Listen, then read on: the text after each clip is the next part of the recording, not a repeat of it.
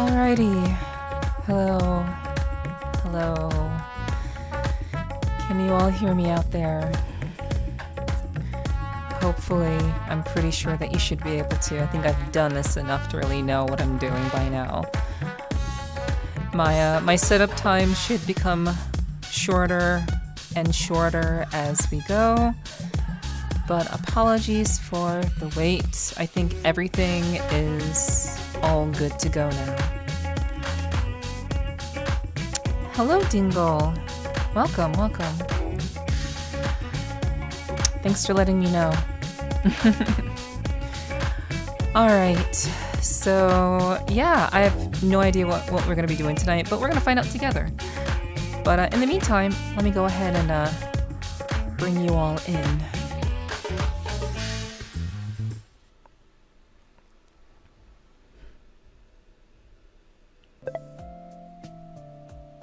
Okay, hopefully that's not too loud. I'm hoping that's not too loud.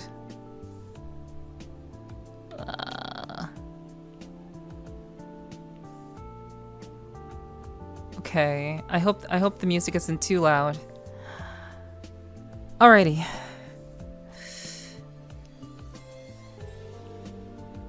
Okay. Whew. Hello. Hello, hello. Welcome to my stream. My small, humble stream. Welcome. It's great to have you here this evening. Hi, my name is Nepherti, if you are new here. And I've just kind of recently gotten into doing a VRChat. Please let me know if the music is up too loud, because it's really, really loud in my ears, and I may have to adjust that. But, yeah. Hi. Welcome. So, I guess, before we go ahead and get started, I suppose I'll go ahead and, do a couple of details. Just a couple of announcements, I guess. So, if you didn't hear already, I did start a Patreon because people have asked me how they can support my streams and the content that I'm trying to produce. And it's readily available for you if you'd like to check it out. It's there for you if you want to. If you don't want to, if not, well, if you do, you do. If you don't, you don't. But basically, I am not going to be able to monetize pretty much anything that I'm doing for the time being because of, music. And basically, I'm not going to take the affiliate. I'm not going to take affiliate on Twitch once I guess if I even get there. But like if I get to affiliate, I'm not going to take Twitch's contract so I can have more creative freedom. And basically all of my VODs on YouTube, which is where all of my VODs can be found, in case you didn't know, since I'm not affiliate, that means I have no VODs on Twitch. So because of, I like to play music in my streams and like have a general, I don't like silence, basically. So because of the music I play, I basically can't monetize my VODs either. So I'm kind of in the situation where basically everything that I want to do is not going to be monetized. So if you'd like to help with what I'm doing and you'd like to see what I'm trying to accomplish, all of that is detailed in the Patreon. You can type !Patreon to go there. Or if you're watching from YouTube, you can the link is right on my channel. So you can definitely find the Patreon like right in my channel. Super, super easy. So I have to talk about that because if I don't talk about it, it's just like nobody will know. So, I don't like talking about money all that much. I just want to create a good experience and have fun with all of you. But, again, people in the past have asked me, oh, Neph, how can I help you? How can I donate to you? So I thought making a Patreon would be the easiest way for people to help if they wanted to. So, yeah, that's there if you want it. And, yeah, just kind of want to let you know about that. Is there anything else I need to talk about tonight? Oh, right, my voice is a little bit bleh tonight. It's not that great tonight, so please forgive me. I'm gonna do my best to have my voice the entire stream. My streams usually go from 4 to 5 hours. So, you know, we'll see what happens. But I'm going to be doing my best. So please forgive the voice tonight. I'm not feeling my best. Yeah, I think that is pretty much everything. And yeah, I suppose with that out of the way, we're gonna go ahead and figure what we're gonna do tonight, which is basically, for the time being, I think we're just gonna kind of like maybe we can go somewhere. Maybe we should go somewhere first, and then like watch a video. Maybe, like, because I want to just kind of chill and watch some videos tonight. Yeah, just kind of chill and watch videos together. Like, you know, that TV that you can see behind me. I thought we can maybe just watch some stuff. But maybe we will go somewhere first, check out what's going on, and we'll see what happens. Because basically every VRChat stream is an adventure for me. I never have a plan, for the most part, of what I'm doing. So, yeah, if you have any suggestions on what I can do, please let me know. Christian asked, can I cuddle with you, please? Well, that's for certain patrons, actually. Well, not actually cuddling, but, you know, that is one of the tiers in my Patreon. So, yeah. At the moment, you know, I'm just kind of here for your entertainment, for your pleasure, if you will. And, you know, whatever happens, happens. So, I just wanted to answer that question. So, let's go ahead and find some place to go. Oh, right. Let me see if any of my friends are on. Okay, so a couple of people are on. I wish there was a way. There's got to be a way to like blur out people's names. Yeah, there must be a way to do that. But I guess, you know, we'll figure it out. Oh, Warfield is streaming? Oh, that's interesting. Okay. I haven't seen Bunny in a while. Where is Bunny? Bunny's in a private world. Damn. But maybe I can see what Bunny's doing.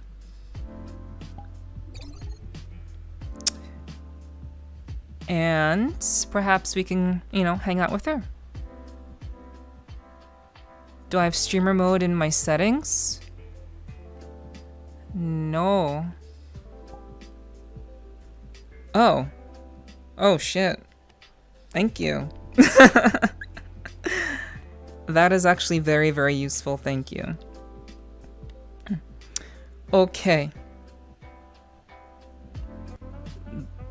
I was like, that actually like was really, really worrisome because I didn't want to like show people's names.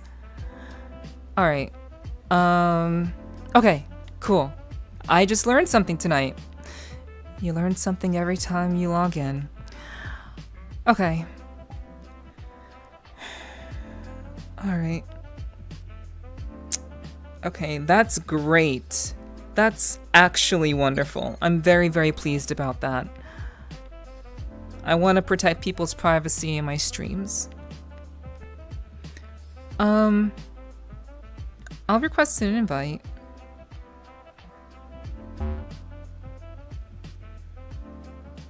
They really need to come up with a better sound effect. Like, the, that sound effect sounds so negative.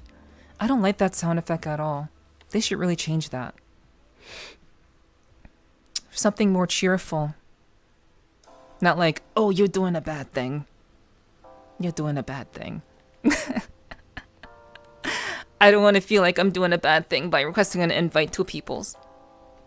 But that's what it makes me feel like. Ay, ay, ay. Okay. So, now we wait. Now we wait. Can I visit a nightclub? I mean, I could. That's so easy to do. If you don't get a reply from Bunny, we'll go ahead and go to some sort of club area. I have one in mind, so we can go there if she doesn't get back to me. But yeah. How are you all doing tonight?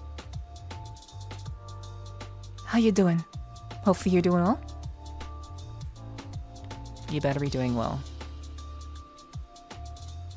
I wouldn't want it any other way.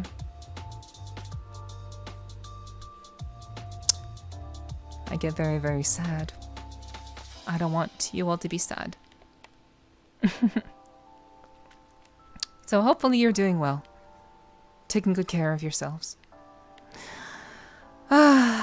You know, I've been thinking about possibly doing like a Half-Life Alyx stream sometime, but I have so much little time in my schedule that it's really hard to be able to do it. I would definitely have to wake up early.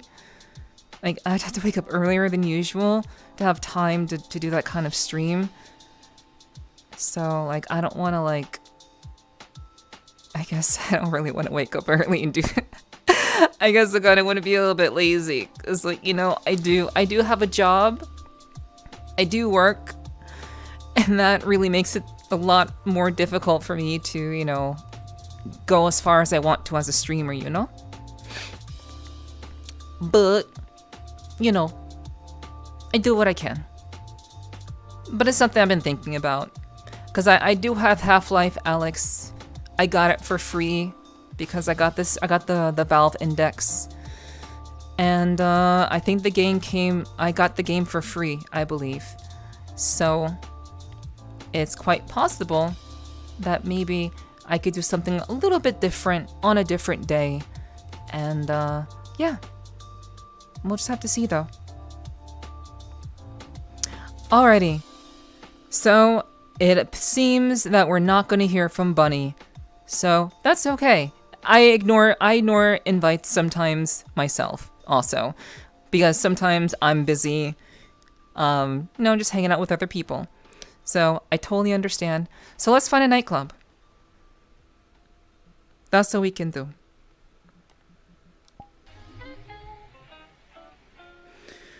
Okay, so I think I have a couple.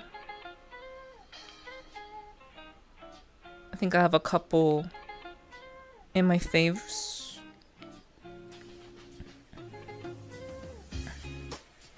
Jellyfish Blue Bar. Oh, can you all tell me if the music's up too loud, by the way? Can you let me know? Is it hard for you to hear me? Do I have to, like, shout? I don't want to have to shout. My voice is weak, like I said. But hopefully the music is, like, in the background. I want it in the background, not too far forward. So, please let me know. Alright, so these are new worlds.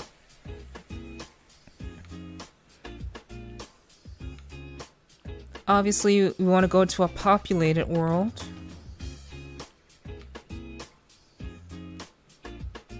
Okay, well, what is Jellyfish Blue Bar? Okay, so kurage no patikur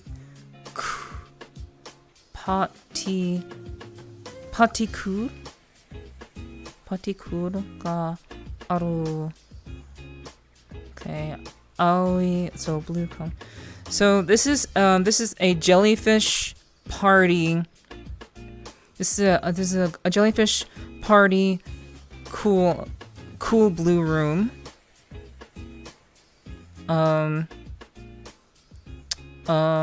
Alcohol. It has an alcohol gimmick that you can purchase alcohol. And yeah. And it has background music. Okay, I see. Sounds perfect. Background cafe jazz type volume, crystal clear over it. Thank you, Orote. Thank you. Thank you, thank you. Appreciate you. Glad you could make it tonight. Thank you. Okay, so this is Japanese themed bar. Most people are in private. I kind of want to go to a crowded place. I don't want to go to a small place because the fewer amount of people, the more difficult it is to kind of find someone random to talk to. So let's take another look. Those are classics.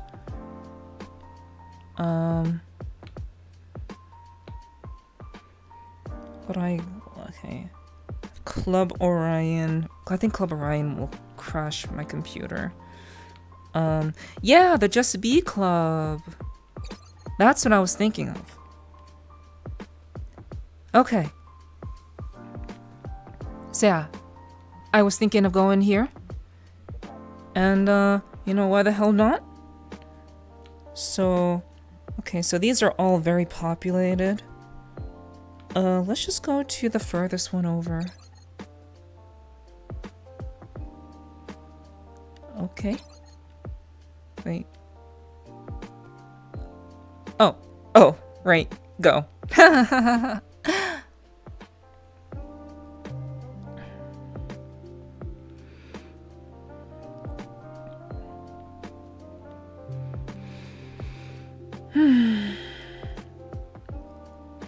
Let's go.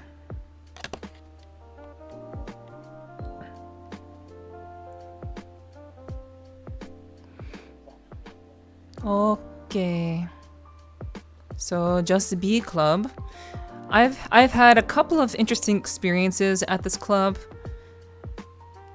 The few times I've gone here. I've gone here once by myself and one time with Cal. Oh wow. Okay. Wait. Okay. Alright. It's already very, very noisy here.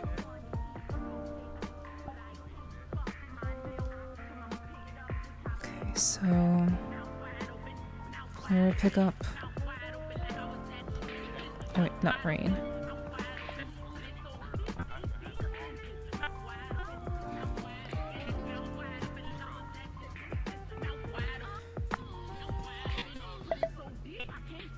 Alright.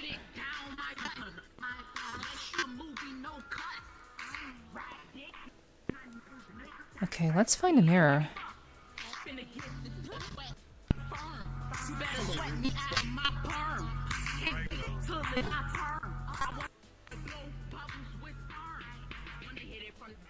Alrighty. Okay, so I am...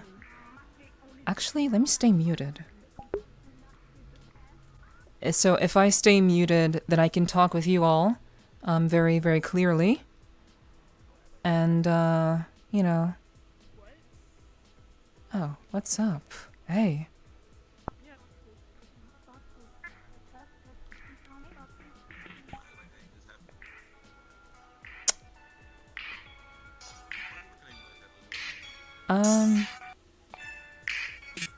Okay. Alright. You're... Oh, you're an AI. You're not real. Okay. My god. I see. My character's has to physical. Talk to you like that. Cool. Mad disrespectful, bro. All right. This one does, though. All right. So Am I not supposed to? that was very, very loud.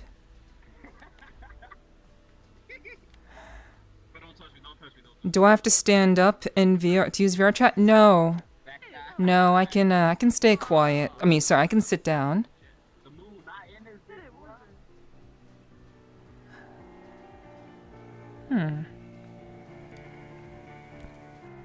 Let's see.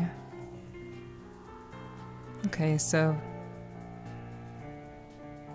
okay, so they're listening to music over there. All right. I imagine people blast their music mainly because they want to, you know, maybe they want to like crash people, or they want to like get people like, I don't know, banned or something. I don't know. I think it's just to be obnoxious. But I haven't been to this part of the bar before. The only thing about going to nightclubs, you guys, is like it's really, really difficult to find people to like chill with. Like for real, because like you need to remember that VRChat is largely filled with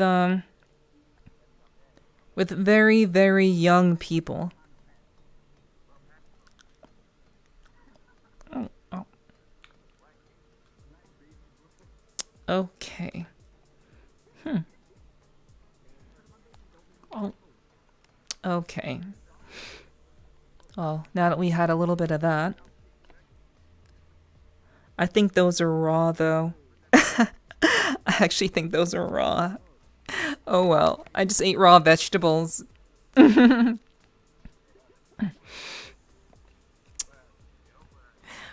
your room is pretty small. Let me talk to this guy. Hello. How are you? こんばんはではないか。フリーテーな体を持っているので元気よけがないよな。君はどう？はい。私は元気です。おう、それは何より嬉しいよ。ちなみに我は異世界から来た魔王だ。何なりの願いを聞いてあげる。何でもできるので。You're just saying random anime lines, my dude. You're not actually saying anything useful. I can understand what you're saying. そうだと思う。Yeah, I そう can. 思うのか。Yeah, you're just saying random anime shit. 自己紹介のいたつもりですけど、自己紹介をつもりでした。まあ、俺の長いをあんまり聞きたいなら、もう一度言ってあげる。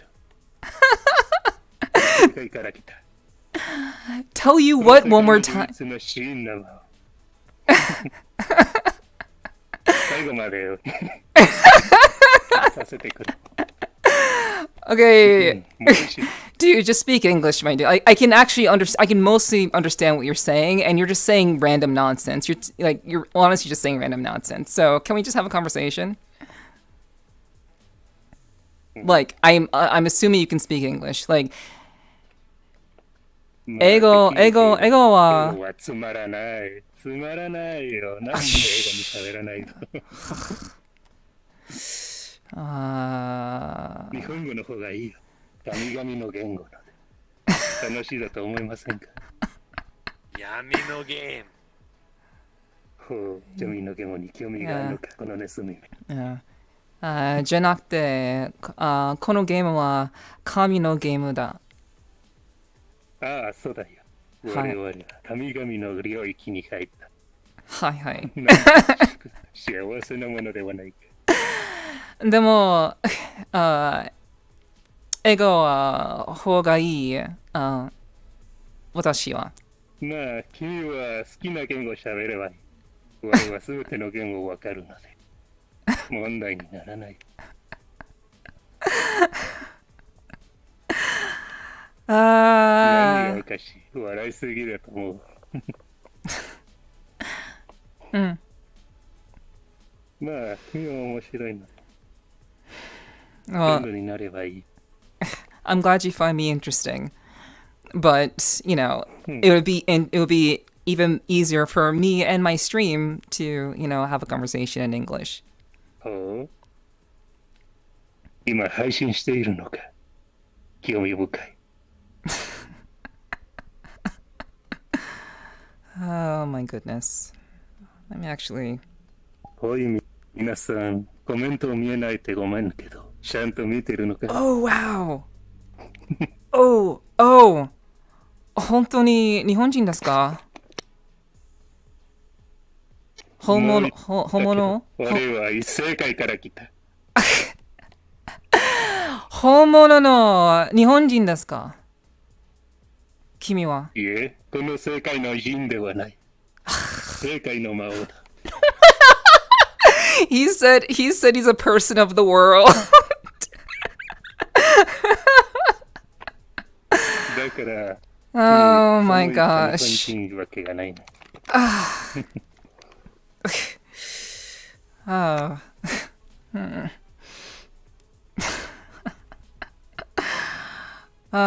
ちょっと。もう一度言うけど、笑いすぎなんで。ちょっと難しい。全部は難しい。この会話は。別に難しいことじゃないっす。とてもシンプルな話。じゃない。それはじゃない。まあ、人間にとっての我々の存在は難しいかもね。多頭的な存在ので。Oh my gosh.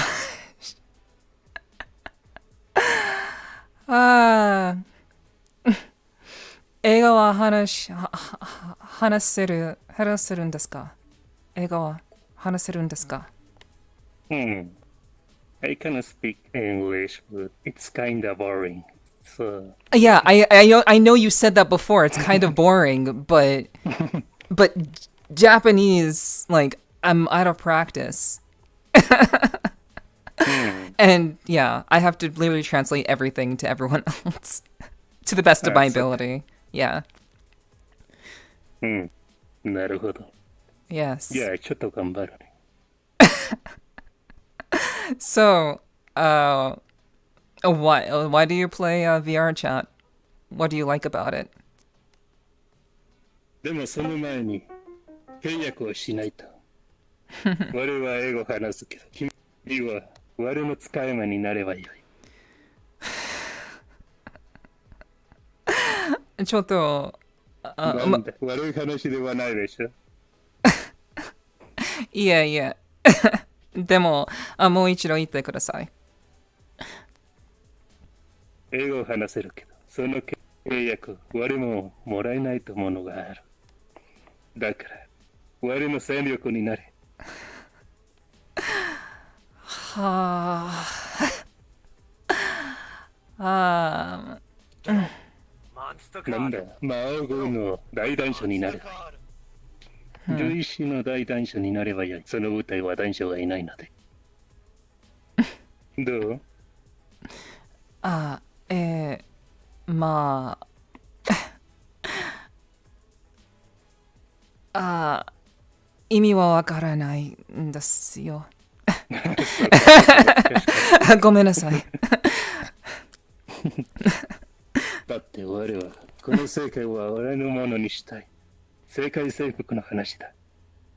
戦力と時間の問題だけだ。だから我の仲間になれ。その代わり貴様の願いを叶えてあげるかも。どう？受け入れるのか？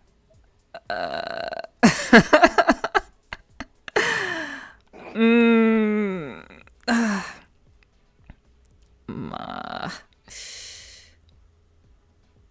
考えすぎ。難しいことやないぜ。I wish I completely understood. 特別。そうか。Yeah, I didn't quite understand you. ああ、それでいい。それで十分ではないか。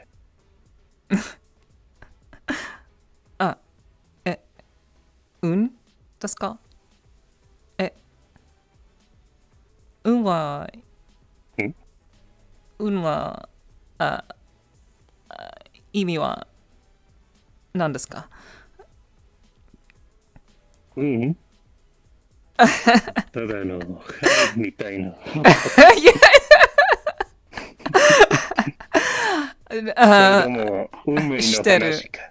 本当にしてる。あ、そうか。いや、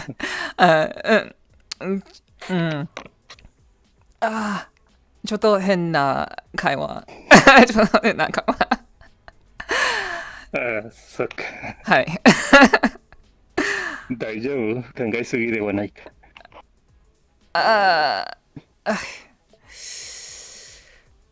考え。Jeez. Fuck. It's been so long since I spoke Japanese. まあ、いずれなれるよ。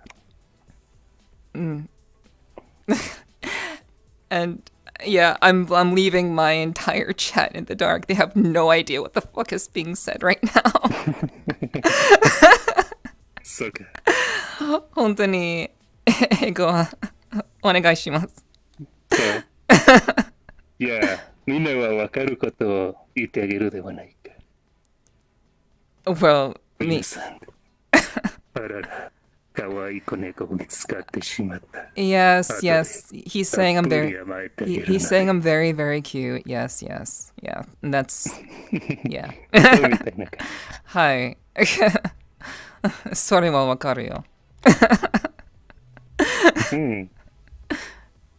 でも、my hearing is わかるなこと。 my hearing is better than my speaking. I don't speak a lot of Japanese, so I can hear and understand sometimes.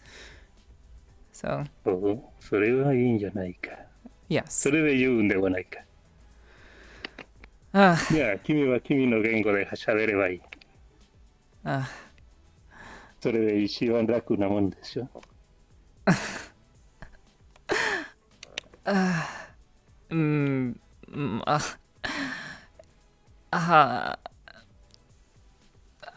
さてと、聞きたかったことがあったね。何なり聞いてはいい。 Yes, I can. Yeah, I can listen. But yeah, but you would just be talking at me.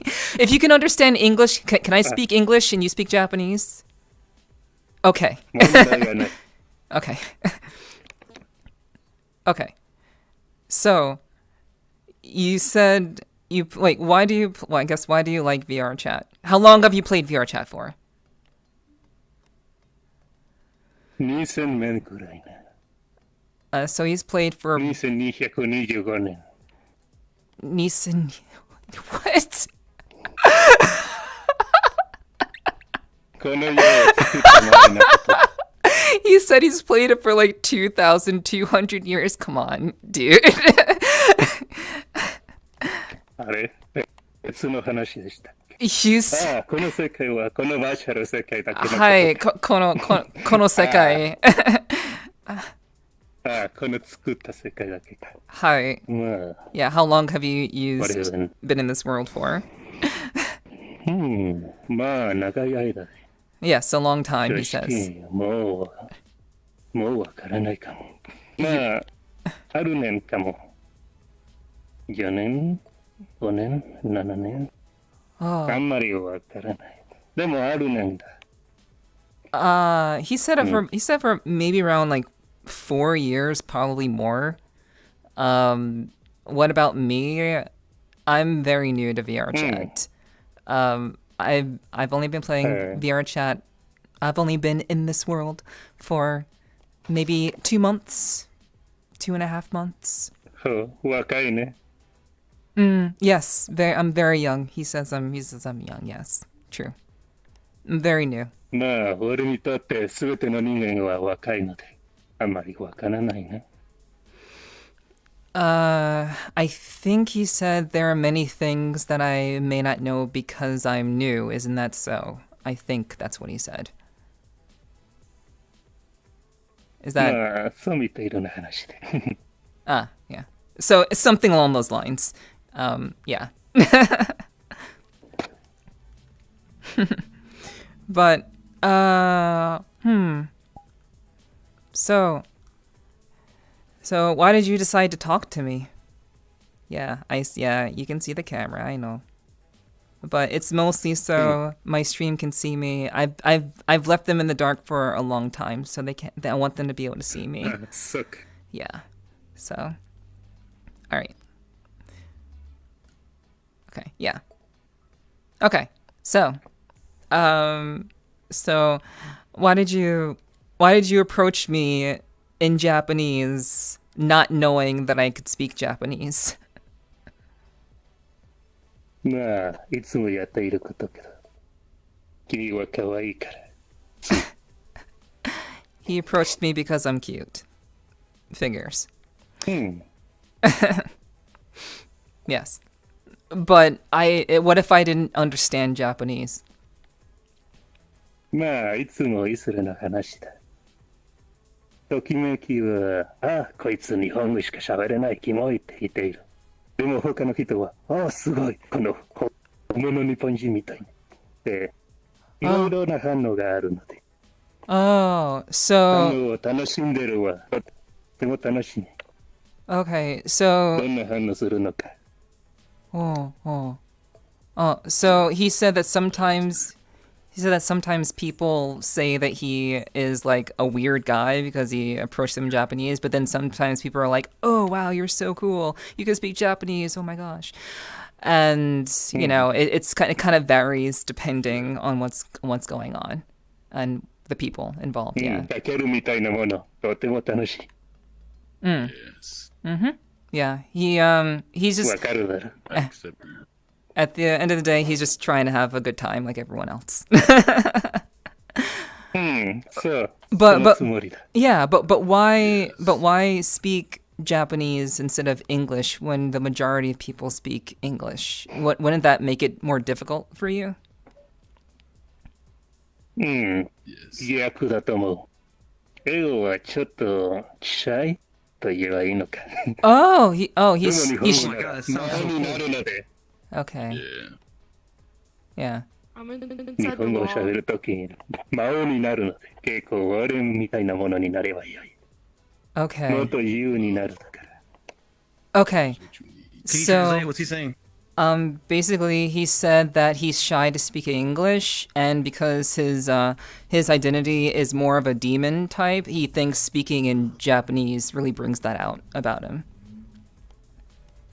うん、 Damn, that そ sounds の really 通 cool. りだ。 Understand. だろ Yes. He said, Well, Bro, yeah, his voice Anthony is Sugoi so making me- badass. yeah, but も wish I sounded like that, bro. まあいい。とても嬉しくなるよ。照れるぜ。 You know English, my child. うん。 yeah, he English. knows English, but That's- he prefers Japanese. He's very happy that people 神 are 々の言語だ。 yeah, he's very happy that people are, you know, willing to talk to him. Yeah. Bro, he sounds so cool, bro. それは I 感 wish 謝 I する sounded like that, dude. そうだと How's 思 your う day going? まあ、とても元気、楽しい。新しい人と出会ったので、 He 配 said 信しているらしい。 he said he's having a good day because he met me, who is a new person. So he's very pleased. Oh, very nice. Yeah.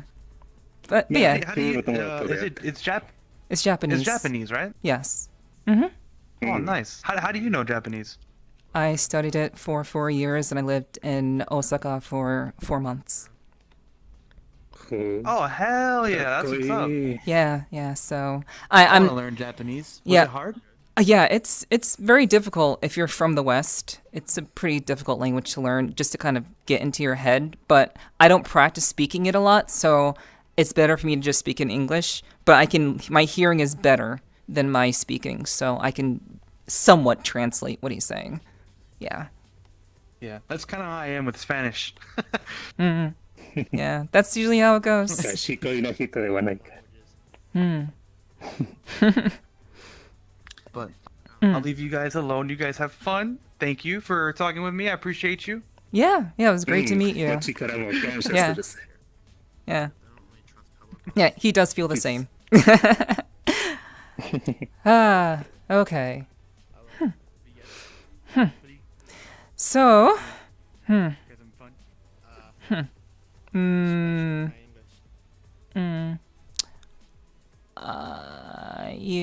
you ワクワク。いや、何が聞きたいって。いろいろ質問がある君に What's there to do for fun? うんああ、最初は何が聞こえばいいって迷ってるのかわかるぜ。 More weird and boring. うんたまにはわからん。 うん There's worlds you could watch shit in So did you understand my question? anime, but there's worlds where you could watch TV shows and stuff. 何のこと Maybe I asked the question wrong. I asked, do you have any questions for me? Playing for ああ、 since う the ん。 2020. この世界に彼氏とか彼女とか手に入れるのことどう思う Do I この prefer 世界で恋愛は可能だと思うのか Yeah, I guess I've made friends here that you said do I prefer this world other than the real world? although I don't いや、そのことしあって恋愛関係のことこの世界に恋愛関係ができるだ可能だと思うのか actually behind me, 恋人の話 but that's because I play with them like every games. Like I know. You guys play other games? Do you 難しすぎるのか Yeah, ちょっと難しい。you said boyfriend. It's like do you have any like もう一度言ってください。 How's he doing that? ごめん。この世界に You're AFK.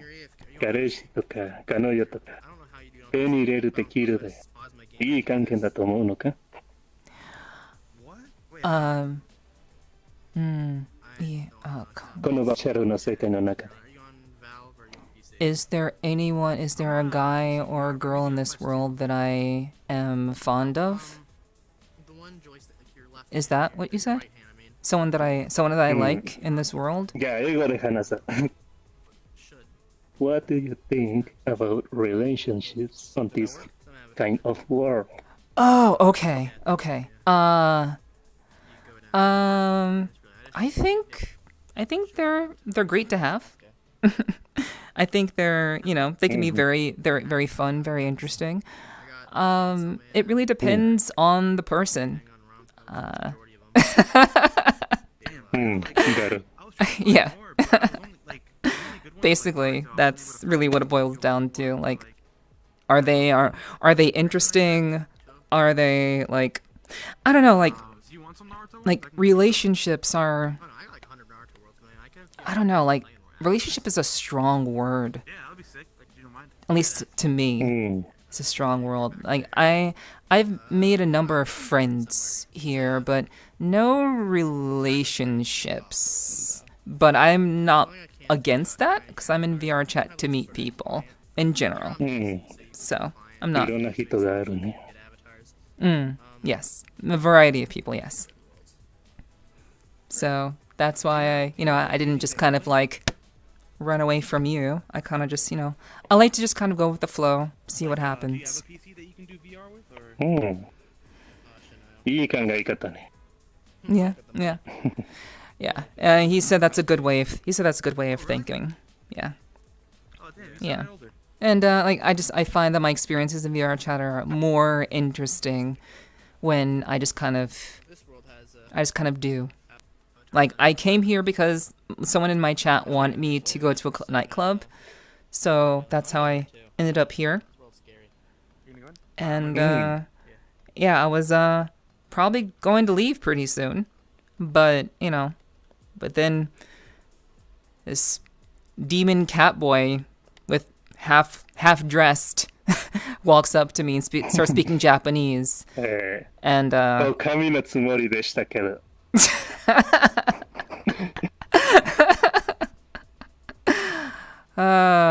but yeah, I mean, yeah, I always run into someone interesting one way or another, and you are 本当にとても面白いな人。それは何よりだ。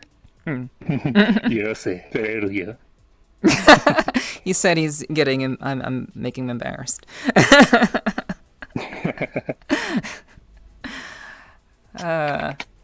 まあちょっとだけね。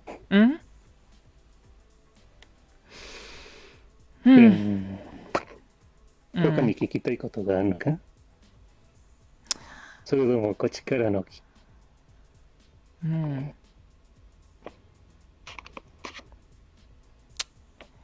So you said, is there anything that I want to ask you? それでもこっちからの質問でいいの。どっちでもいい。Okay. So yeah, either I can ask or he can ask. Yeah.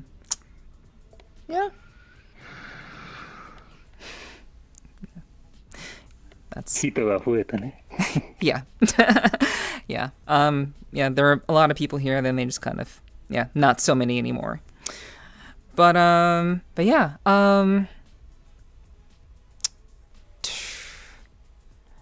I guess what do you think about, and this is a very deep question though. It's going to be very hard for me to understand you in Japanese. I guess what do you think about what do you think about relationships in this world? いけるだと思う。それも経験があるの。もう2つ3つの彼女は手に入れたところ。結構時間のかかったけど、とても嬉しい経験でした。そして何より楽しかったで。まあいろんなまあわかることはリミテーションズが多いので。So you said うまくいくなかった。you said two or three people? You said yeah, 2つ3つ and that would be most enjoyable for you to have, I guess, multiple relationships at once? Is that? いや、同じ時間ではない。Okay. の始まる。なんかが違いしている。Sorry.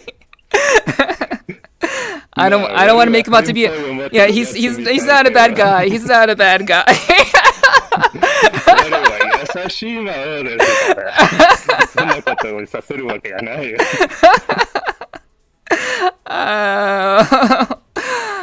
ごめん。わかるならよいさ。経験の話していたけど。いろんな経験があってので。So you like to have a variety of experiences, yeah. でも全ては同じ理由で終わった。だってこれは作った世界ではない。本当に触れると抱きしめるできない。幻だけ。だからそこで終わる。まあちょっと悲しいけど、せめて本家は楽しかったよ。ちょっとわかるかもだけど。いや、どこがわかった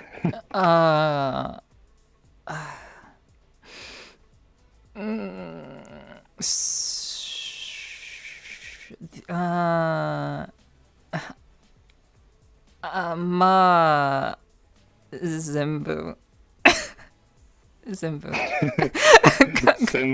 かった？それでも全部わからなかった。全部わからなかった。ごめん。I told you it was a hard question. It was a hard question for me to understand in Japanese, yeah. So, maybe like partial English, maybe? Partial? それやつまらないよ。 Ah. もうちょっと頑張ればいいよ。頑張りましょう。君ならできるよ。はい。じゃあもっとシンプルな言葉を使おう。まあ、我の経験の話。いろんな彼女は手に入れた。ですが、すべての関係はいずれ終わる。Okay. We'll do なぜか。 we'll do one sentence at a time. Okay. So you're looking you're looking for a variety of experiences. Yeah, いろいろな経験. Yeah, はい。And then まあ、話みたいにしよう。昔で、ここで彼女に手に入れた。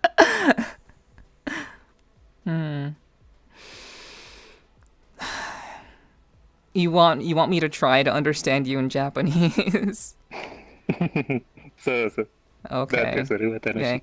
He's cheering me on. He wants me to try to understand him in Japanese rather than him having to speak English. Okay. All right. 大丈夫、君ならできるよ。 He says, it'll be all right. I believe in you. Fuck. Ow. Yeah. そうだ、音でした。 I'm okay. I'm thinking too hard. そっか。わかる。 Okay. Okay. One sentence at a time. もう一度。 Yeah, もう一度。最初から、 Yes. 最初の最初から。 Yes. 昔々、この魔王は彼女に手に入れた。 Okay. Okay.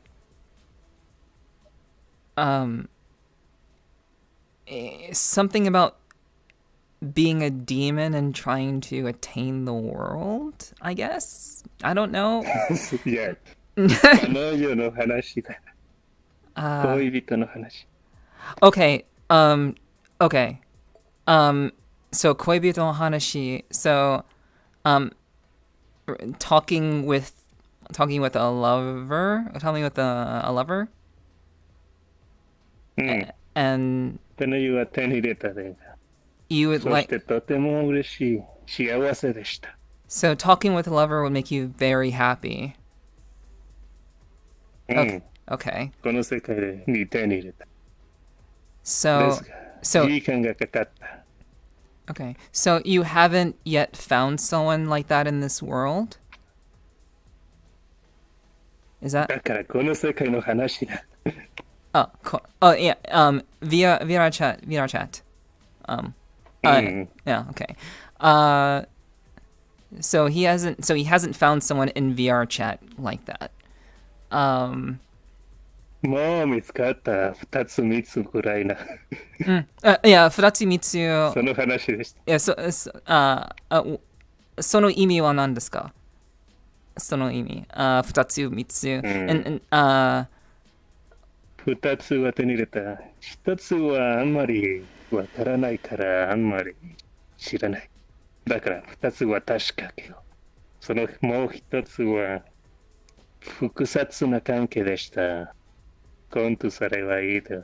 わからないくらいの。まあ2つだけにしよう。 So I'm still misunderstanding you. I'm still thinking you're saying like you want to talk to two people at once. Yeah, that's not. になるよ。 Yeah, not quite.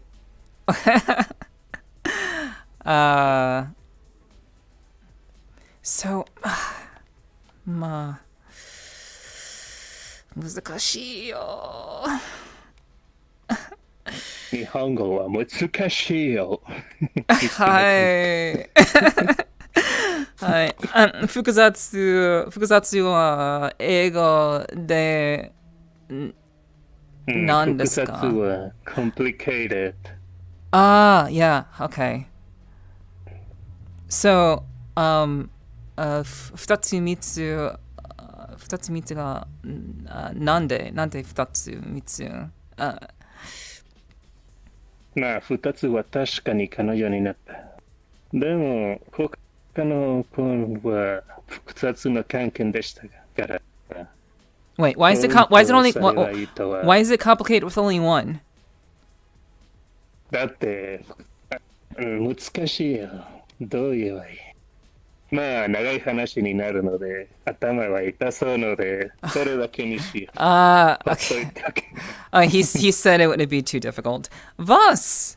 Yo! Hi. Yes. I'm... He says, good evening. How do you say good evening? Konbawa. 君の名前を聞こうではないか。Well, he says, what would you like to be called? Either Voskos, Vos, or Mike. いい名前ではない。いい響きするから。ちなみに我は正解から来た。このような唯一な真の魔王。ベクト様だ。よろしく。It's not too different from my actual. I forgot you're streaming. Yeah, I'm. Okay. Yeah, I'm streaming. Yeah, he basically introduced himself as, he is very much a demon of this world, and yes. Daimao. Avatar is PC only, so I can't see it. But 大魔王。あ、読めるって切るのか。I mean, かっこいい。 I'd seen. Shotokaku. Oh yeah, I had to turn on his avatar too. For a while, he was just a robot to me, but I turned on his avatar and look what I saw. For me, it's PC only, so I can't see it. Oh no. Yeah. If you could pop into my stream, you would be able to see him if you can. Oh, that is true. I could do that. Yeah. Yeah. イケメンではないか。 Okay. He's saying, aren't I really hot? Aren't I a really hot guy? だって事実のことだろ。I mean, yeah, you're not wrong. Yeah, he said, isn't that the truth? Isn't that the truth? Yeah, it is. Yeah. I mean, I can't argue with that. Yeah, you are a pretty hot guy.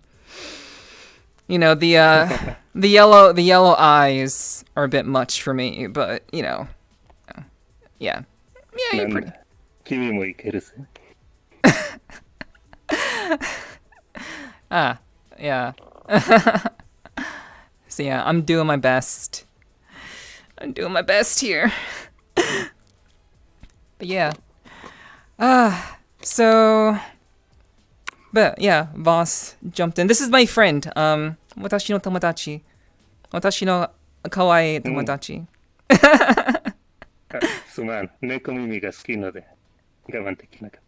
Yeah, he likes Nekomimi, but he's a dog actually. ああ、そ Yeah. っか。Yeah. 猫耳の方がいい。Yes, he prefers cat ears. Clearly. Same. I may be a dog, but I prefer cat ears too. あ、ならいい。I mean, it works because he is a dog, and the dogs, cats, Yes. yeah. And then fox. ちなみに我は狼だ。He says he's a fox. Well, Okami. Ma, Okami. conosco I know. Oh, Okami. Okami. Oh, fuck. That's like a spirit, right? Yeah. 狼はフォックス。It is. 神の話。 Okay. 神は別のことなので。 Okay. 間違えることがある。 Okay, so he says, basically Okami and God are like interchangeable. Basically, they mean the same thing. Right. The only reason why I know that is because of Kami from Dragon Ball Z. Yeah. Yeah, most so people they- most people know what kami means because of anime, but yeah. You know, like hmm? Oh, perdón, なんか perdón. 言ったか Oh. Yo hablo en español. Uh ¿Español? español. I Mm. was learning. No. learning. No hablo español. este mundo. Oh, that's cool. Alright, sorry. You, Un poco. okay, so you Un speak poco. Spanish too. Un poco, okay. すべての言語を分かる。そしてすべての言語を話せる。すべてができる魔王だ。You don't know every language. Don't even act like that. You don't know every fucking language. Liniga. Liniga. Persona mia destino Sarisi scelta. Liniga. Rimani se le risulta parvi of sarete bisproti. Oh my god. It sounded like Russian. いや、そんなことないです。イタリア語でした。わからなかったか。It's Italian apparently. Yeah. Oh, not too far off. I was doing Greek. おう面白いね。 I didn't know you spoke Greek. 後で勉強する。 No, you meant Liniga. Weapon on me about Liniga. You never told me. To be able to speak Greek. You never told me you knew how to speak it. I know very little. I did a lot of self-teaching. My sisters, all my sisters went to Greek school, and it was like provided through our church, where they learned the language more. But I really hated my church and the kids my age at my church. So I was like, no way I'm going to that. My parents were like, that's fair. they agreed with me. They're like, yeah, those kids are demons. I see. Yeah. But that's cool. 面白い話ではないか。 You said that was an interesting story. Interesting story, yes. Do you understand English and just can't speak it, or? 話せるけどつまらないのであんまり使えない。 He can speak English, but he thinks it's boring and it tires him out. I agree. English is boring. Yeah. だろ？この Yeah. 人はわかる。あの国は Oh my god. You know, the really funny thing is like when I first met this guy, like I thought he was just like I could basically understand what he was saying in Japanese, but I'm like, what he was saying just sounded so fucking super weeaboo anime. I'm just like, dude, just speak English. Stop talking like a weeaboo, please. 自己紹介でした。買わないでよ。But then, you know, he told me, and basically, you know, he actually just prefers to speak in Japanese. So, you know, he's not actually maybe he is, but that's besides the point. He actually just prefers speaking それは別 Japanese. の話だ。 Yeah, those are two different things. Yeah. But yeah. I've only met one other person who was Greek on VRChat, and it was really funny because it turned out they were a friend of a friend that I had already made. So I was hanging out with them, and he comes up to me and he's like, "Hey, do you know what your username means?" Because my username's Greek. And I was like, yeah, I could tell from his accent right away that he was Greek. Oh. And so I laughed and I was like, yeah, I know what it means. And I go, Ime Elinas, which means I'm Greek. And he freaked out and he was like, I've been playing VRChat for sorry, I lagged out for a little bit. I was playing VRChat for 5 years and I've never met a Greek guy. And we're sitting there surrounded by a bunch of like Swedish and English people, just speaking Greek. And everybody was just like, what is going on? That's cool. それはリアルシャットの魔法ね。この世界の可能性は無限だから。 I think he said, like things in this world are infinite. There are infinite possibilities in the world to like meet people and such. Yeah. And I recognize Mugen. Oh, cool. I was right. But Mugen means infinity, right? yes, infinite. Yeah, infinity. Same difference. Yeah. Infinite. ガチ恋ね。いい子いい子。 I only know it's. Oh no, he's lagging Discord out. keeps lagging me out. I hate to say that the Japanese that I do know is all from like anime. Yeah, that's pretty common. I'm just impressed with this guy. And then Yeah, yeah. He's very is he impressive. not- I don't know I don't know where he's from, but he definitely knows a lot of languages, and he's very, very good at Japanese. So he must have taught himself, or just, the thing. 褒めてはよいさ。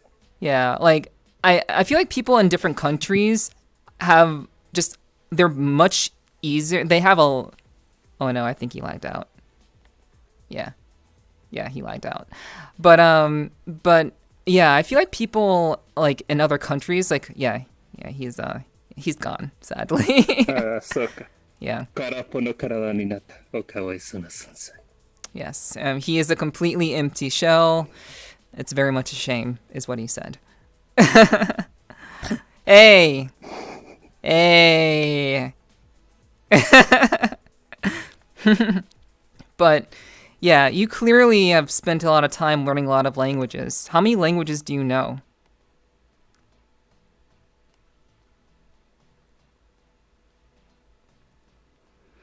Senbu. Oh my god. He said he knows all of the まあ languages. 当たり前のこと。 There's no way you know all of the languages. そうだと思う。 I mean, you could probably know enough to fool most people, but there's no way you know them all. そうだと思う。試してみるのか。 He says, "Do I want to test him?" Arabic. うん。どうしてわからないね。 Yep. See.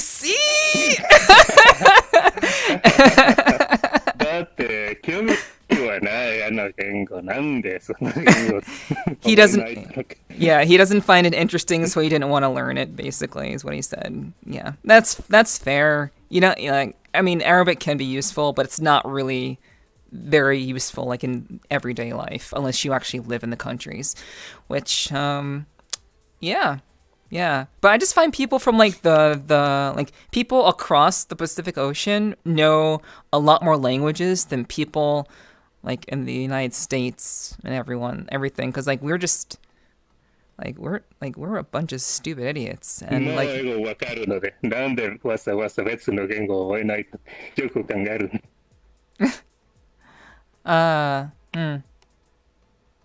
So you know English, but you're not very good at it.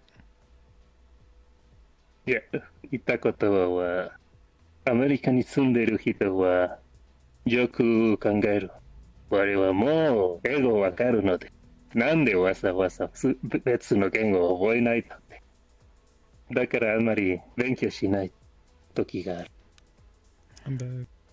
Welcome back. で Uh, 難しかったのか ちょっと難しかった。ちょっとsmaller bits for me to understand. So like, yeah, what do you think about English? Like, do い you や英語を話せる人はあんまり他の言語に興味はない okay? よくある話だ So you haven't found many people who speak English very interesting? いや別の話でしたけどまあそれも否定できないけど Okay. 英語を話せる人はあんまり他の言語に興味がない勉強したくない So you haven't really studied that much English. You didn't. いや別の話 Oh, okay. Ugh, yeah, God, I'm missing. 例えば Yeah. この犬 Yes, この犬の話 yes, この犬は英語をペラペラ喋るの yes. He can speak English Eigo very has well. Yes, he can. Yes. だからこの世界のほとんど全ての人が英語をわかるでしょ Yes, most people in this world know だから English. だからなんで別の言語を覚えないとのか価値はない。英語。だから勉強したくない。英語はもうわかるので、他の言語は価値はない。だから勉強しない。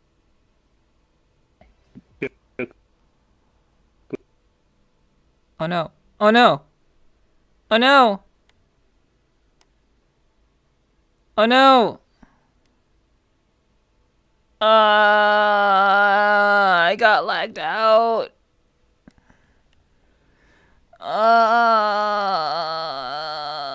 Fuck. No. That's a really bad world. Ugh. I finally got kicked out.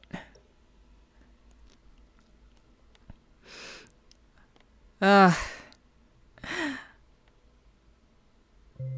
you all still here?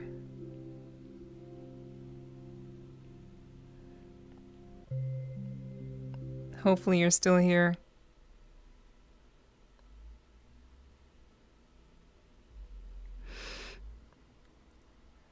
Okay, let me...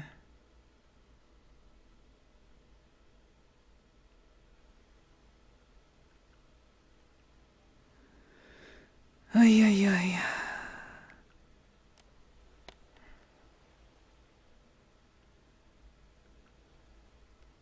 Okay, hold on. Bring to me. Ah, fuck. Alright. Okay, hold on, you guys. Hold on. I got kicked out of VRChat, so I have to make an adjustment. Sorry about this. Okay. I will be back in 2 seconds.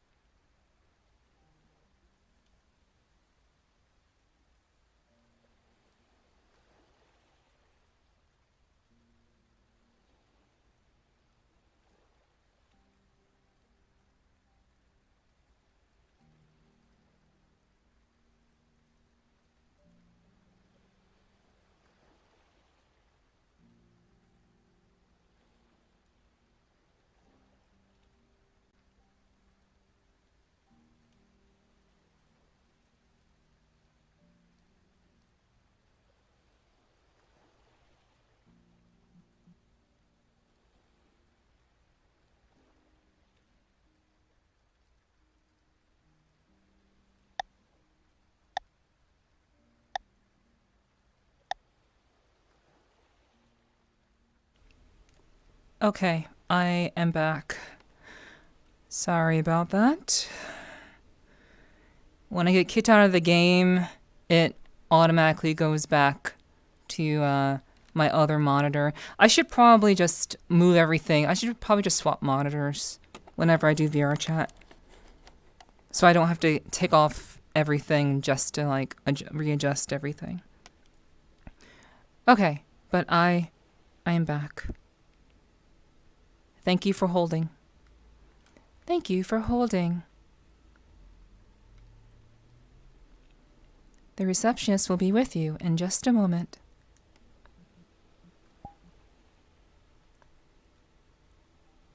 Hello. I'm back. Yeah, being in very populated worlds has a tendency to lag you out if your computer can't handle it. So, even if you're not around the people, it's pretty shitty. But I'm gonna try to go back.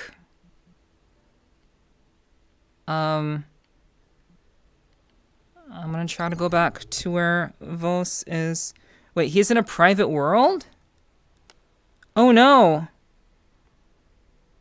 Oh no, Vos is in a private world. That's not good. That means he's not in the same place where we were.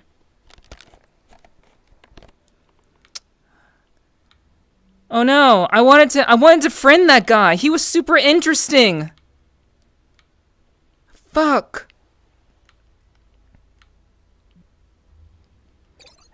Oh fuck, I have no idea where he would be. Damn it, boss. Yeah, I had to restart. Okay. I'm only kidding. But damn. I figured you would be there if you could be there. But now I have no idea what world this guy is in.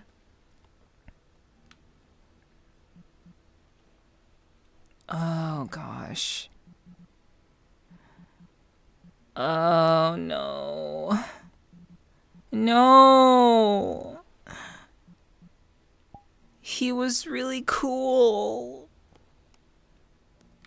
It was hard to talk to him, but like I could go into VRChat and learn Japanese with this guy. Oh, that would have been so nice, but I need to find him again. Is there a way that I can like find someone? He crashed too? Really? No. No.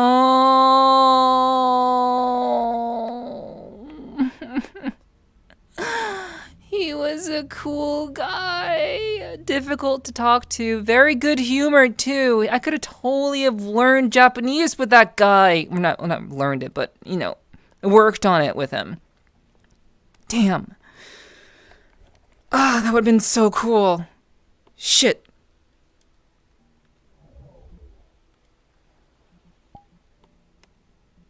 Okay.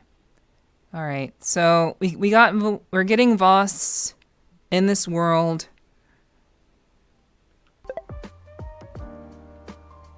I'm so disappointed.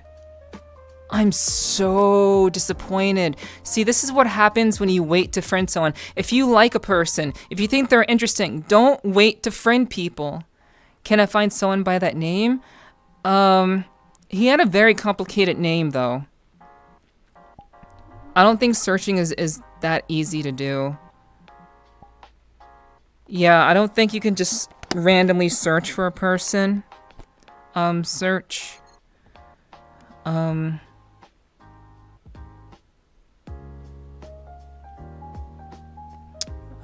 Yeah, I don't remember the name that he used. His name had the kanji for Daimao in his name, but I don't remember the entire name. You would think that I'd be able to remember that.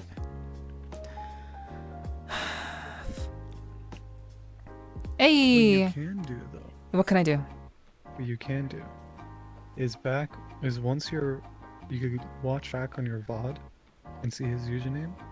And so in your social tab, in the search, you can search people by name. Right, online. Just, like, while you're watching, while you're watching the VOD, just type in his name, and then you can friend him too.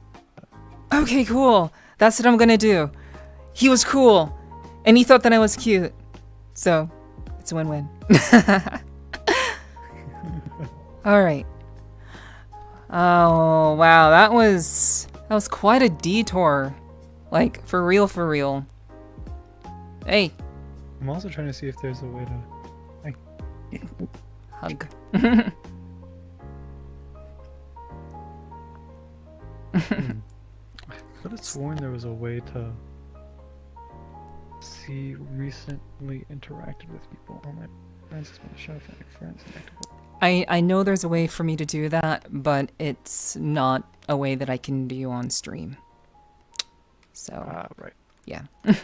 Yeah, no, either that way you're thinking, just watch your VOD and type in his username. Mm-hmm. And yeah. Yep, that is exactly what I'm going to do. He was a cool dude. All right. So yeah, basically to kind of catch you up, Voss. Basically, I started the stream, blah blah blah, and I sent an invite to one of my friends. She didn't respond, but that's okay. It happens. I don't know why my arm is being wonky, but it is. But anyway, someone in my chat suggested that we go to a nightclub, and that's how we went to the B Club, because it's been a while since I've been there. And while I was wandering around, I was in that lower level, and that very, very interesting character came around and started talking to me. So yeah. He had a lot of what's the positive thing? And so I'm trying to find a good word to his. Like, I feel like eccentric has a negative connotation. That might just be me. He has a very like extravagant way of speaking, and I liked it. Yes. But, like, the way he's, yeah, I like it. It's cool. Yeah. Theatrical in a good way. Yeah. His style of speech is actually pretty typical with, rulers. The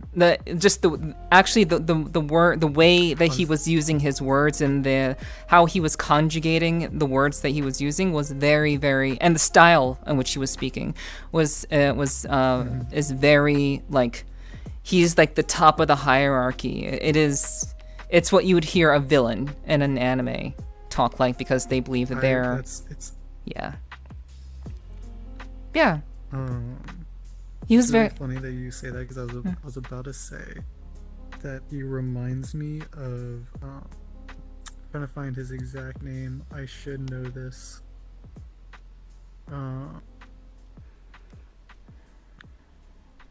But he reminds me of like the main leader of the bad guys from Gundam, like the Xeon leaders. Oh, like What's his, I know I'm forgetting his name too. What are you talking about the Red Comet? Yeah. Shar Aznavour. Shar Aznavour. Yes.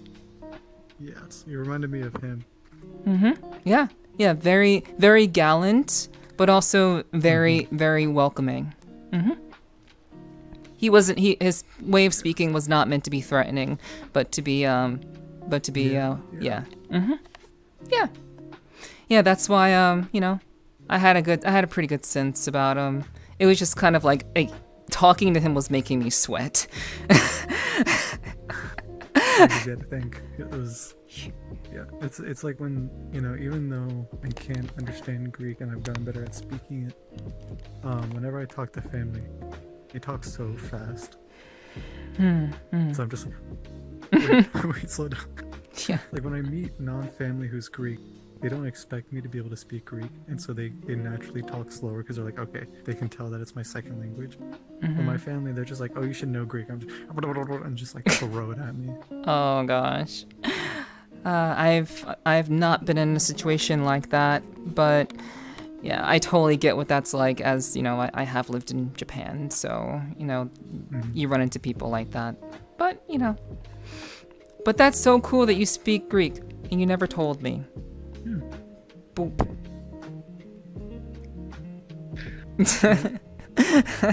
Well, it's never come up. That's true. That is very, very true. So, since I got you here, how about you did say that you'd be willing to have a one-on-one talk with me. Yeah. All right. I'm willing to do whatever. Cool. So, yeah, let's go downstairs and let's do that. Sure. After I turn off the crab so I don't run into any. I don't want to run in. Are being your way of fighting fears. What was that? The way you slowly turned around. Okay.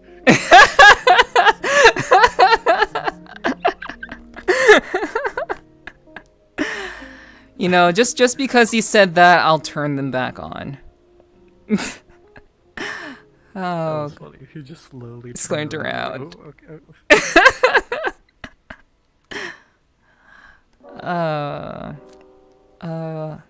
let's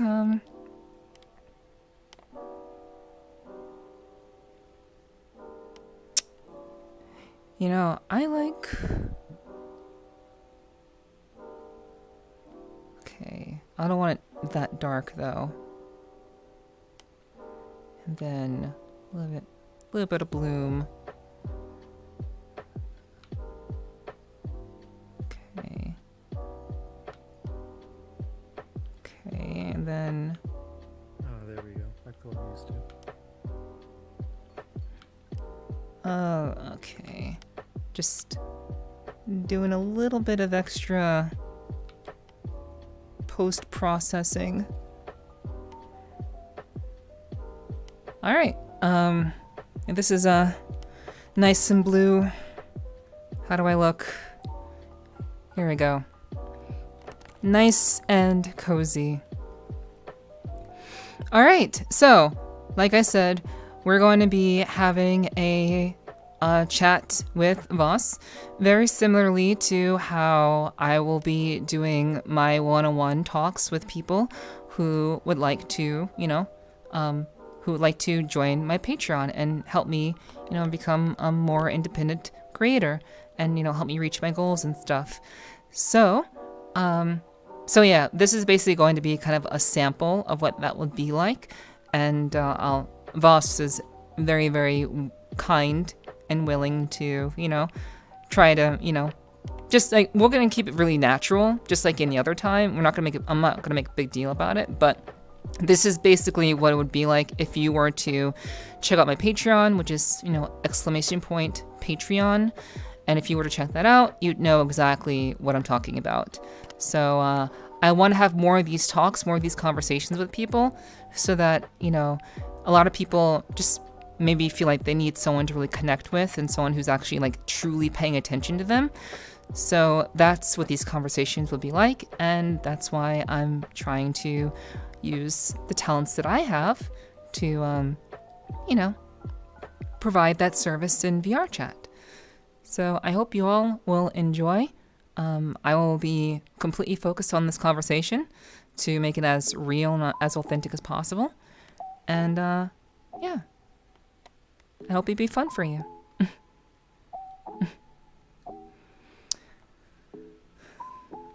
All right, so we can head downstairs.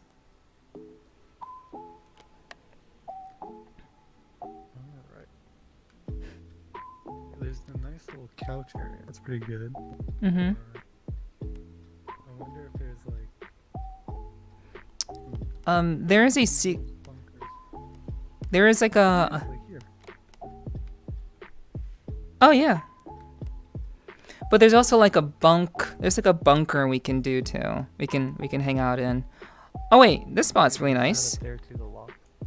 Oh wait, there is a loft. And it's got. How do we get up there? Oh right, this is. Oh right, okay.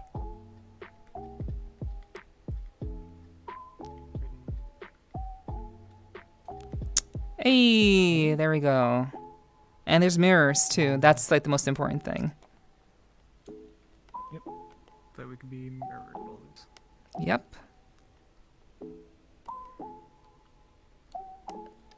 Alrighty.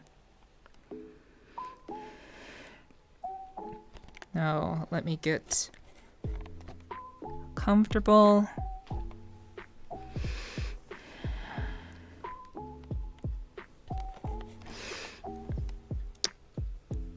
Now, actually sitting down IRL. And, yeah. Yeah, I think this will do. Well, maybe I'll change it around, but, you know, for now, this works. Okay.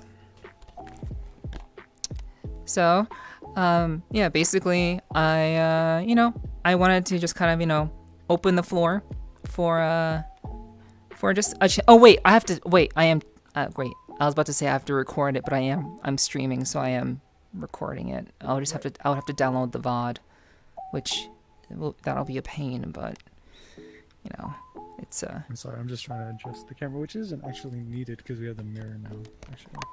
yeah. I think so. There we go. Actually, let's move closer to the mirror. That's probably better. Okay.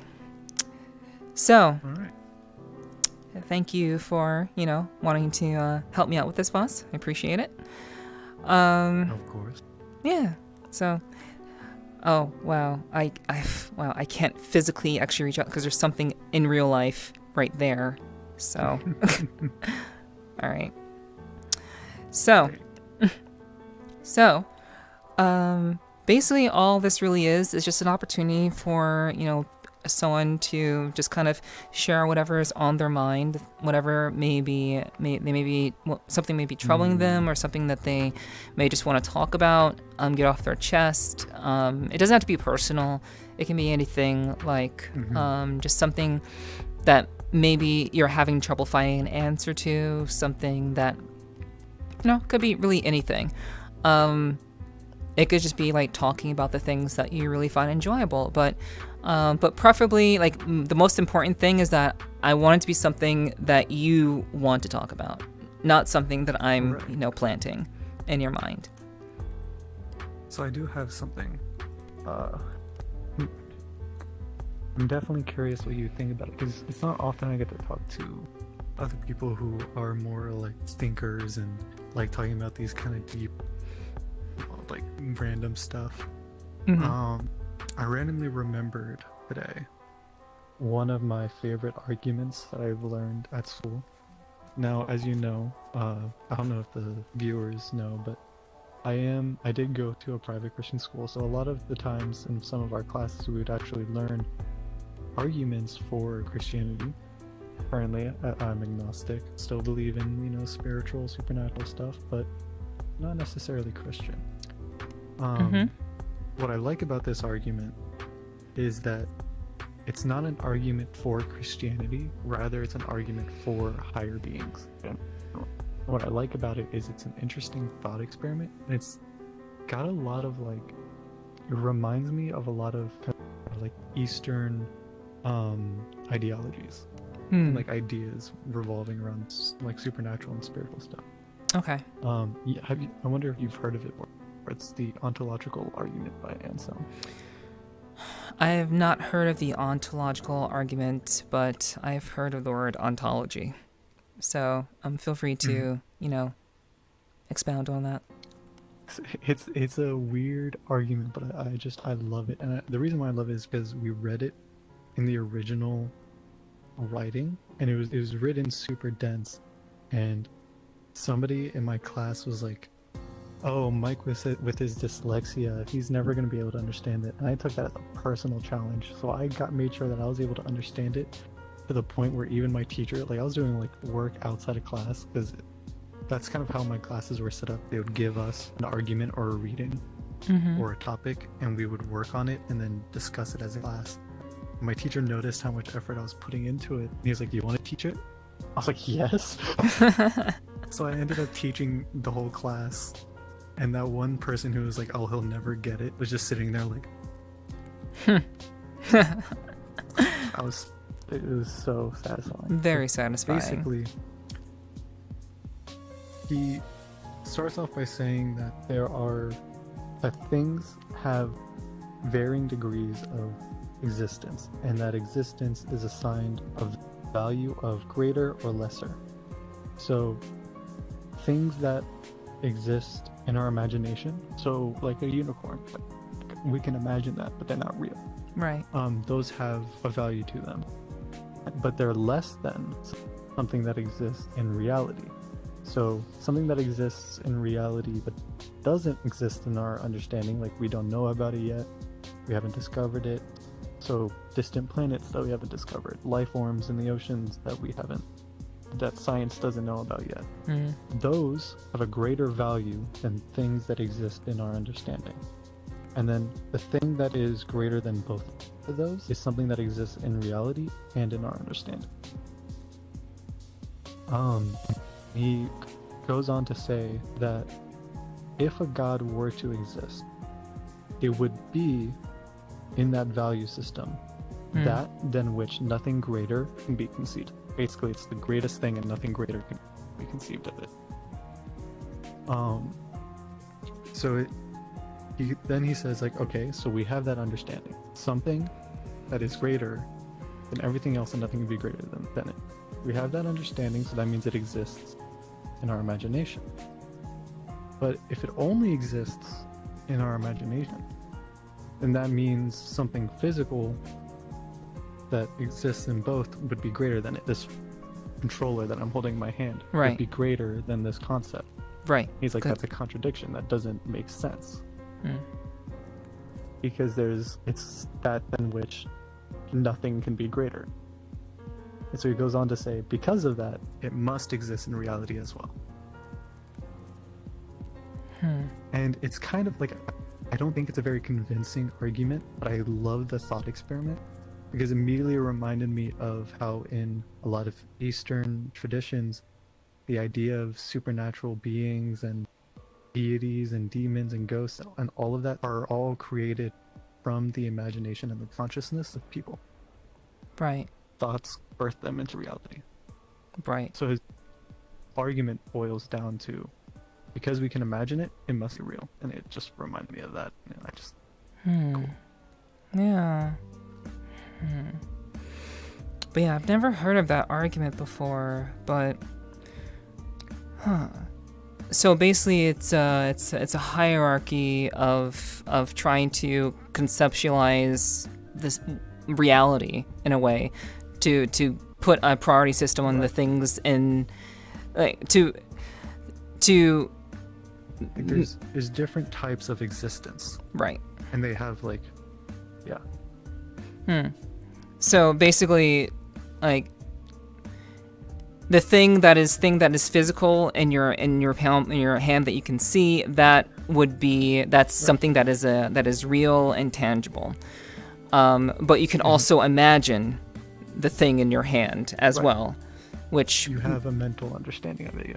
Right, which puts it at a higher plane than, say, I guess perhaps a black hole, or I guess God or whatever, if you want to use that example. Right. So anything fiction or anything that exists only in the imagination. So the thing that came to mind was the idea of like, what about like animated characters? Because like they're birthed from the mind, from the imagination, but then they're essentially brought to life, not as something that is tangible, but as something that essentially does exist. Right, and that's, it becomes even more interesting when you think about VR. Because it all comes down to how you define physical. Like, yes, we're living in a virtual world, but a lot of the definitions, it comes down to semantics, but it reminds me of Descartes and his how he was doubting everything, doubting his senses, and he was trying to find the original truth, the definitive truth, and he just didn't. He proved that you basically could not trust your senses at all. But a lot of what people identify as reality or proof of their existence is through their senses. And virtual reality, sight, hearing, a lot of technology is innovating where you can feel the things that you're touching or picking up. Yeah. And it's like, if you can get to the point where you can definingly say that it's physical, then what does that say about its existence? Because right now, like, I am talking to you, I am sitting next to you. In my mind, I think of it that way. Even though physically I'm not. Even though, like, in reality, yes, I'm sitting on my bed by myself. But in this space, how my brain is conceiving at the moment, my current reality, based off of that interpretation, is that you're right here sitting next to me. And it's weird. So that could bring to mind, like, well, I guess that kind of bleeds into the idea of what is reality. Because I mean, like, I guess we could argue into the cows come home of like if there's a God or not. Like, there's like, like like I said, the ontological argument is not a very persuasive argument. has a bunch of holes in it, and even if you go back and read the original text, you can see the points where it's like, right, this is a really cool thought experiment. Okay, it's starting to break down, and then as soon as he finishes by saying, "Oh, this thing exists in our mind, and it must exist in reality in order to not contradict itself," he then goes on to argue that it must be the Christian God, and it is the most. This man was an Olympic jumper. How he jumped to conclusions with that one. Honest to God, it was hilarious. It was just. So it's not a very good argument, but it's a great thought experiment, in my opinion. Yeah, I can see how that is. Like, yeah, there are a variety of ways to approach that. Like I've had conversations like we can either stay on the topic of God, or we can move into like reality, like how we interpret reality. Reality, yeah. However you want to bring it. Nope. Well, I mean, okay. Well, well, you are leading the interview. True. Yeah. So I guess we could say, well, I think talking about reality is more interesting given where we are currently. Yeah. So the idea of like conceptualizing like what is reality is something I've personally have really thought about a lot. And just trying to make sense of like to what degree is reality, to what degree is, you know, being in a space where your senses are basically, you know, reduced to like a virtual space. Like, to what extent can reality be reality? Like, to a lot of people, VRChat is very, very real to them. The experiences that they have are very, very real, and they're more real to them than reality, what we would consider reality. And like that's really the paradox where, you know, what if, you know, like the concept of living in a simulation is like something that's kind of like, ever since I've seen The Matrix when I was younger, I was enthralled with the idea of like, well, what if this is all just a simulation? What if this is all just something that is very intricately planned? And to what degree should I live? Because like, what is like how can I best live my life? And the conclusion that I personally reached is that you could strive to be the most interesting person ever. And this is based on like things that I've heard from many people, my own thoughts about it and everything. So like I've kind of like I've listened to a lot of perspectives, and I've had my own, but I feel like the best way to really approach the idea of like even VRChat, like when I'm in VRChat, like I generally just kind of want to be here. I want to stay in this space as if it were my reality. I want to remove the headset and, you know, feel like I am in a dream or like, right. And I guess vice versa also. Step back into another world, Yeah. And I guess that really comes down to like just how important our corporeal bodies in reality, actually how much that matters to a person, and what do they have anything there? Yeah.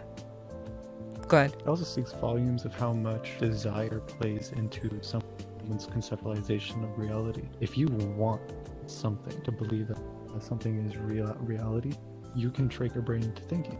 Yes. People have, like, it's very easy for people to just, not very easy, but there are cases of people who are like, I know that this isn't the way it is, but I'm choosing to believe that, and like, I know I've heard of cases of people who had traumatic experiences, and their brain kind of just like, as a coping mechanism, changed their perception of reality. Like, and because their desire for that reality to be true, for them, that is what's true. And any proof or argument against it isn't there. So like, you know, it's almost as if, and it kind of going back to what what you were saying about, you know, when you're in VRChat, you want to be in it. It's interesting because, like, I can scale how much my reality is being taken up by VR. So, like, if I'm focusing purely on the situation now and on what I'm seeing and what I'm doing in VR, then my senses kind of like loosen on my corporeal being and on what's going on around me. I forget that I'm feeling the weight of the bed push against me as gravity pushes down on it. And I forget that, you know, my phone is sitting next to me and I have a nightstand there. But now as I'm describing it, that reality becomes more apparent. Right.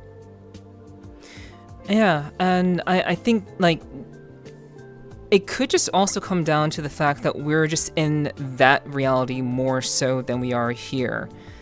And True. yeah, and like I know it's a very simple conclusion to draw. It's not like anything intellectual to any degree, but it makes me think because, like, I'm very, very new to VRChat. Like all things considered, I've only been using VRChat for approximately around 2 months, and I've learned so much just in the time that I've been on this platform. But like, I treat every experience in VRChat as something that is genuinely, like, meant to be an experience. Every time I log in, it's meant to be just like, I'm here to talk to people. I'm here to just kind of be in this space and not worry about anything on the outside. And but my struggle, or I'm not gonna make this about me. This is about you. But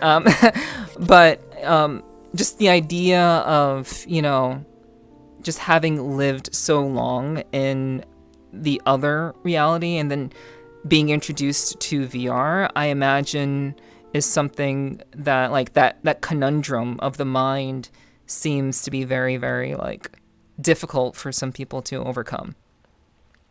How has it been for you? I mean, you've been in VRChat for 4 years, so, like, how has that been for you in terms of you, like, I guess, distancing? Oh, I've only been in VRChat since March, but when I originally joined VRChat, it was on PC. So when I got my VR headset, that was in May. I've only actually been in VR since like May of last year. So I'm still fairly new. No, this year. You said May? But like the week of the 18th. Really? But it's June. Yeah. I keep forgetting that I didn't, like, I guess I keep forgetting that I haven't met you that long ago, but it just feels like I've known you forever at this point. Well, we have talked a lot. True. Yeah. So, that's hard to believe. Like, so when I met you, you had just gotten into VR, or got the VR headset? Like, Oh yeah. Wow. Huh. Yeah, it was still very new to me. Interesting. But you was very new to me. Yeah. But so do you think there's a distinct difference between being in having the headset and being on PC? I imagine. I mean, obviously there would be, but to the degree of, you know, maintaining a sense of reality and just kind of getting lost in it, like, I guess, how would you compare the two?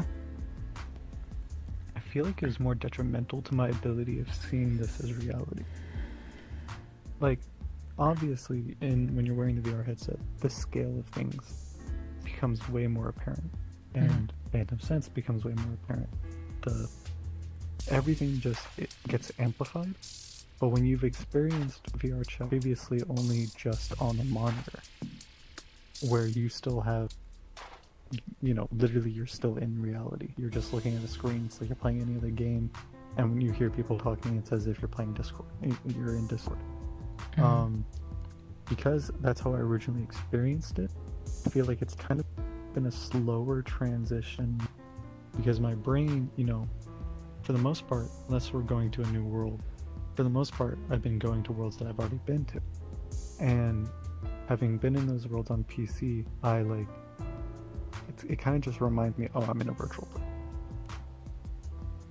But the interesting thing is when I do go to new worlds, especially worlds that are big in scale, like I went to a world with Kaze the other day, and she was exercising, so she always goes to these massive worlds, and she went to this massive sci-fi world where literally the whole like skybox, like the whole, so like there's this huge city that you could explore. The past part where you could explore were huge skyscrapers that completely filled the vision completely around, and they were super tall, so they took up most of the skybox too. And just the absolute sheer scale of it, like the fact that it took me 10 minutes just to walk down one street, and there were several streets, like it felt very real. Yeah. More real than when I go to Sovereign's Chill or something, because that's a world I've been to many times when I'm just on desktop. When I go to that world, I'm just like, oh, it's like when I played it on PC. So it's been weird. Yeah. So I guess your perspectives of, I guess your ability to get lost in VR is dependent on, one, how often you've been to a world, and two, how large in scale the world is.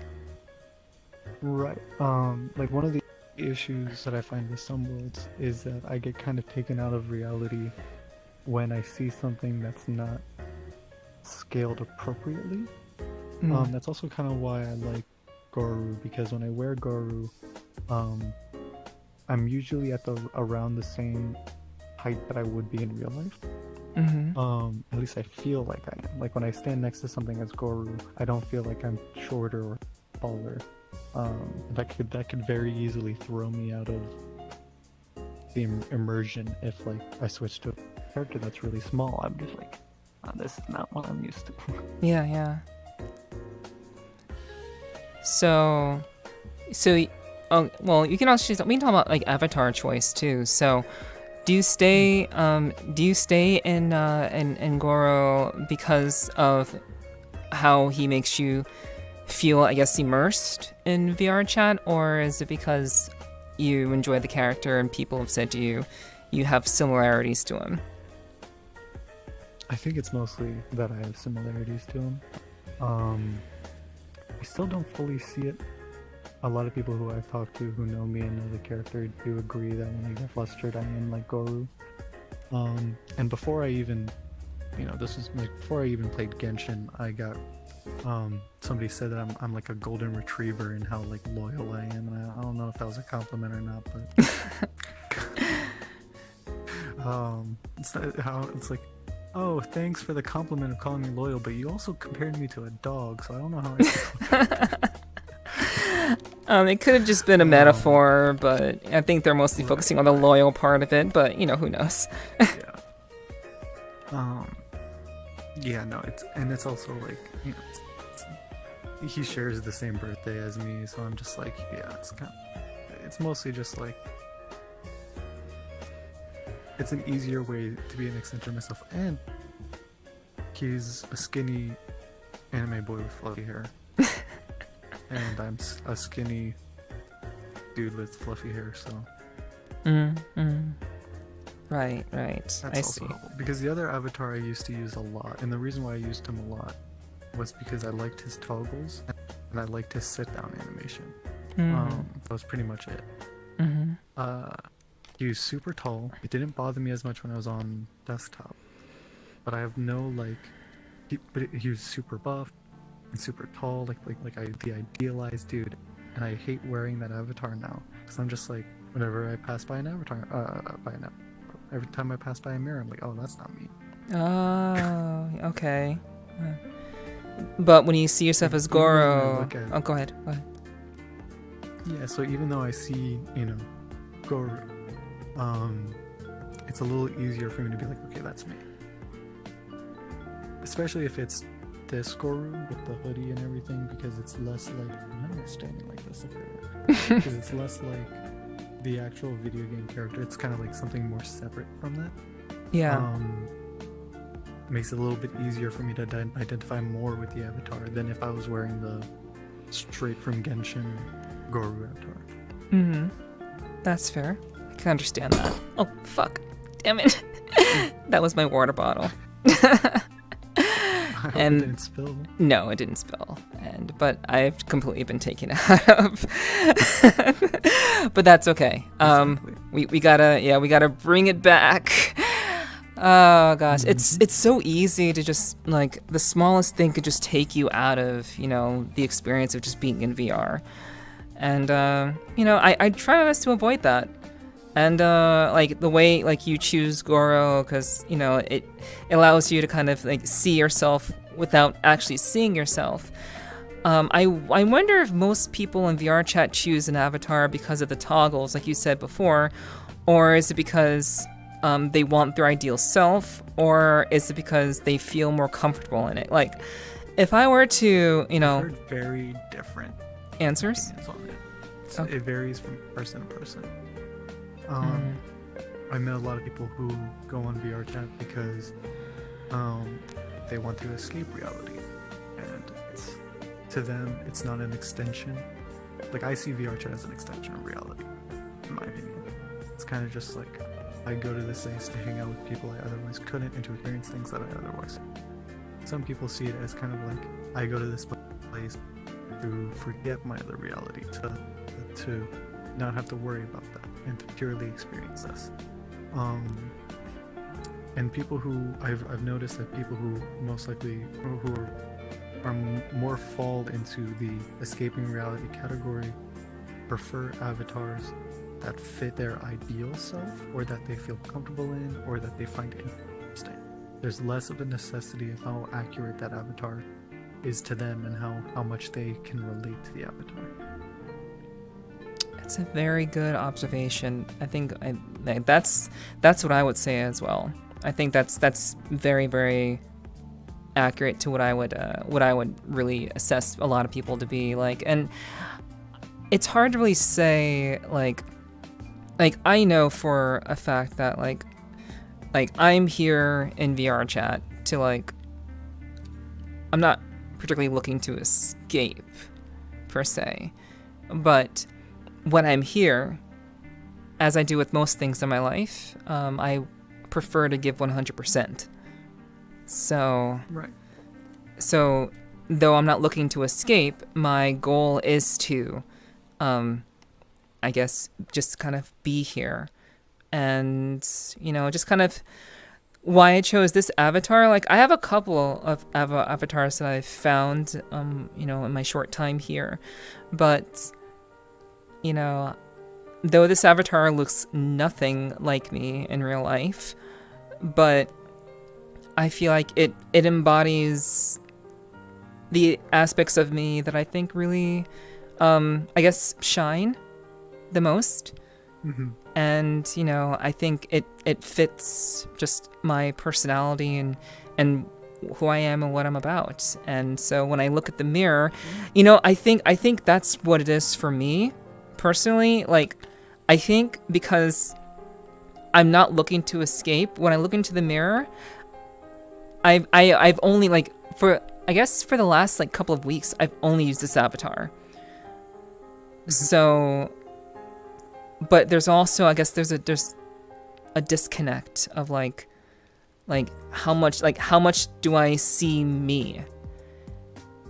Right. And I think that interferes with my perspective on reality. Like, I guess what do you? The more you use the avatar, the more that connection will strengthen, I feel. Yeah.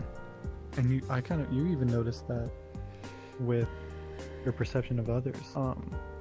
If I have a few friends who purely stick to like one avatar, and occasionally they'll change, or they'll change the toggles on their avatar, but almost always I can see them using one avatar and one set of toggles. And that's it. And I've just grown to associate them. Even people who I have one friend. Most of the friends I made on VRChat are people who I've purely met on VRChat, and that's it. But I haven't played with him on here in a while. I don't know if he plays VRChat anymore. But I used to play a bunch of different games with him on Discord. So my understanding of him was his name, username, and his voice, right? But when we started playing VRChat, he started using one avatar and that's it. And it was like a small little Lego stormtrooper. And he would always use that avatar. And so whenever I see him, That's as what you the associate. stormtrooper, right? I could, like, if I had usernames disabled, which I don't, I have them on. It does help with the immersion if you have them turned off. But I just like knowing what people's usernames are. I'm Yeah. not good at remembering. Yeah, same So here. it's like, so when but I could have it turned off and I could pick him out in a crowd because I know, oh, there's the stormtrooper. There's my friend. Yeah, yeah. Yeah. Do you think, so using the same avatar can definitely help with just kind of association, and that's why I've chosen to really stick with this avatar because I really, really love it. I've loved it since the moment I saw it, and yeah, so I've just kind of stuck with it. But do you think there's like a little bit? There's like another layer of like, just I guess personal understanding of like. You should use an avatar because well, actually, fuck, I lost my train of thought. I hate when that happens. Yeah, that's not great. But what was I saying? Yeah, go ahead. I feel as though it all depends on your intentions. If you want to feel fully immersed, then it fully depends on what helps you. I feel like it's different for every person. Sometimes it helps them to not have any, like, I know of some people who any like resemblance to their reality takes them out of the immersion. So like they try and go for things that are completely opposite of them, or completely, like an avatar that's like a full-on mech, or an avatar that's completely like fictitious, because it allows them to more easily suspend disbelief. Yes. Yeah, so it all depends. Yeah, and that's really interesting thing about VRChat for me. Like, many people use this platform for a variety of different reasons, and that's really what I find most fascinating. Like, everyone has their own reason for being here. Everyone has their own motivations for using this platform, and I think a lot of people also have their own challenges and their own demons to conquer. Just kind of be frank about it. Like, and I think a lot of people who use VRChat have really found a place where they can feel like, they can be themselves, or just kind of get away from, the difficulty of reality. I guess, like, so what does that look like for you? Like, why did you start using VRChat in the first place, and how has your reasoning evolved over the years? So originally, I think I told this story first time you streamed. I think so. It was back the most recent time I had COVID. I had gotten over the actual sickness for like pretty early on, but because the area I was in was getting a lot of high numbers, and school and work, they want to be really safe, and so I was really struggling with getting the right tests. And to make things worse, my mother also ended up getting COVID. Even though I was okay, she was sick, and I could still carry those germs, so I still had to self-isolate and everything. But because of that, I was at home, perfectly healthy, bored out of my mind. And I was getting tired of the social interaction that I was used to, which was just Discord, sitting and listening to my friends play video games. Because I don't really play most of the games they play. I usually just sit in there and join the conversation every once in a while. And I was getting very tired of it. I wanted more. Yeah. With school and work, I'm constantly interacting with people, and even if it's not, conversations that go beyond small talk, it's still social interaction, and it kind of like checked off that box and filled that need. But because I wasn't getting that, I was like, I need to talk to people. I tried Omegle. It was fun, but the atmosphere on Omegle is extremely different. Omegle? What is that? You don't know what Omegle is? No. Oh, okay.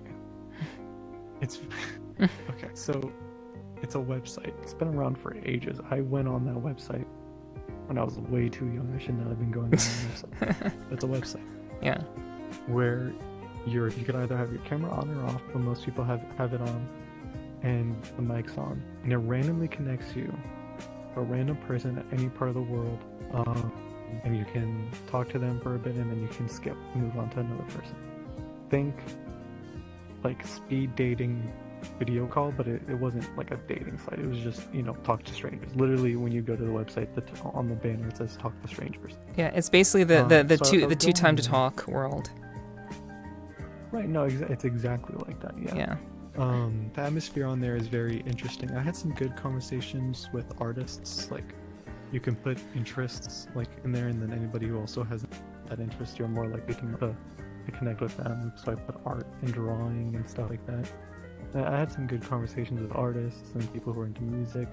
Like, you can meet a lot of cool people on there, but you could also meet a lot of trolls and stuff like that. It's funny how you could, a lot of the personalities that you see on Omegle, anyone in your chat who's been on Omegle, like, the best way I could describe VRChat, think of Omegle but way more intimate and way more immersive. There's more to do. There's more like in Omegle, you see your own camera, and then you see their camera, and you could tell that you're both sitting in a chair, and it's like a video call. VRChat, you get similar personalities, similar experiences at times, but it's like this person is physically here. You're in a room with them. You're in a building. Like, it's weird. So I tried Omegle, and it wasn't satisfying.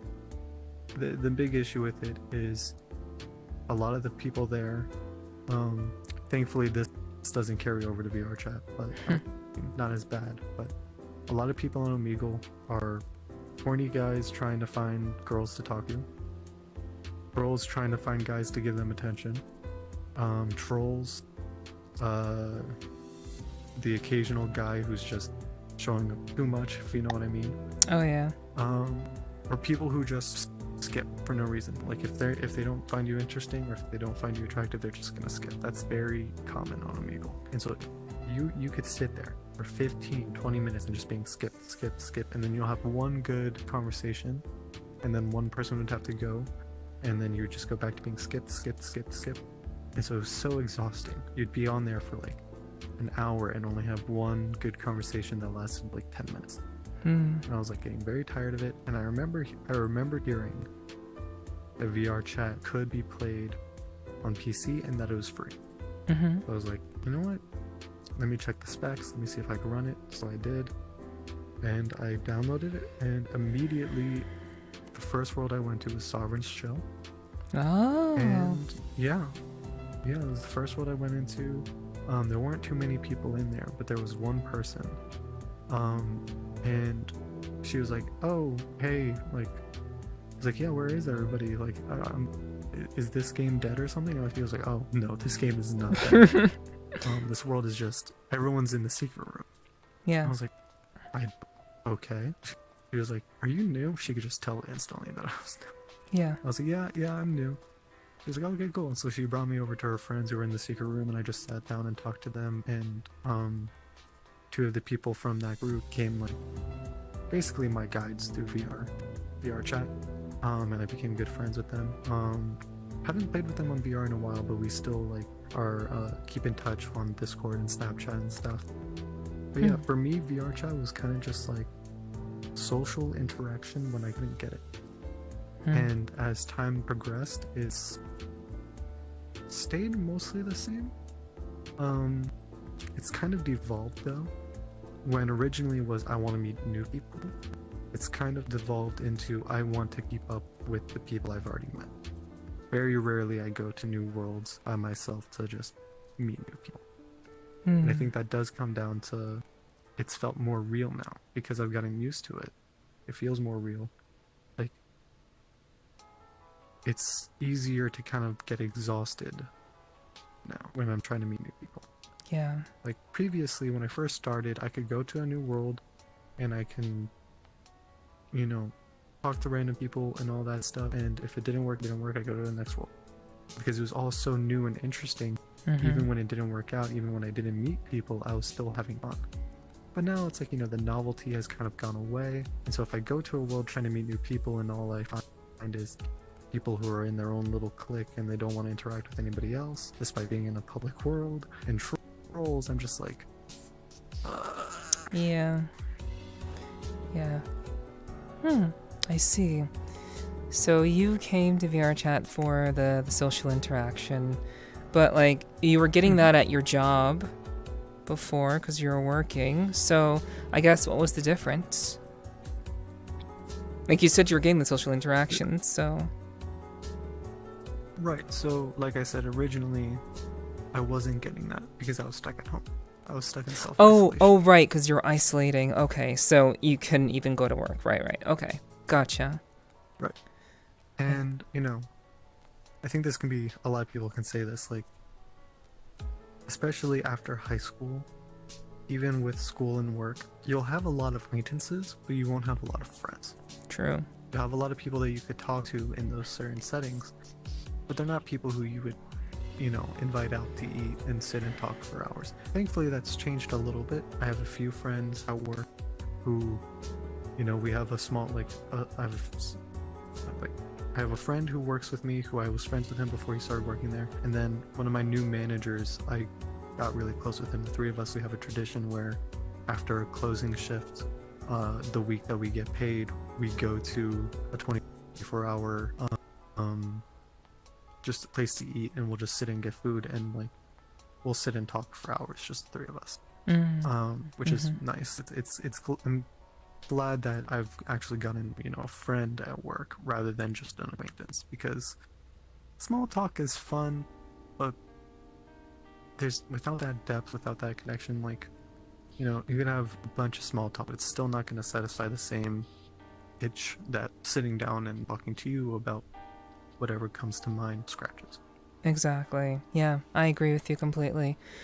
Like, and that's generally like why like this is like doing this is something that I would like to do, because I feel like there's that depth that's missing. I think a lot of people are just missing that opportunity to really kind of dig in and have those meaningful conversations with one another, because, you know, even though the novelty for a lot of people may have worn off, there's still that.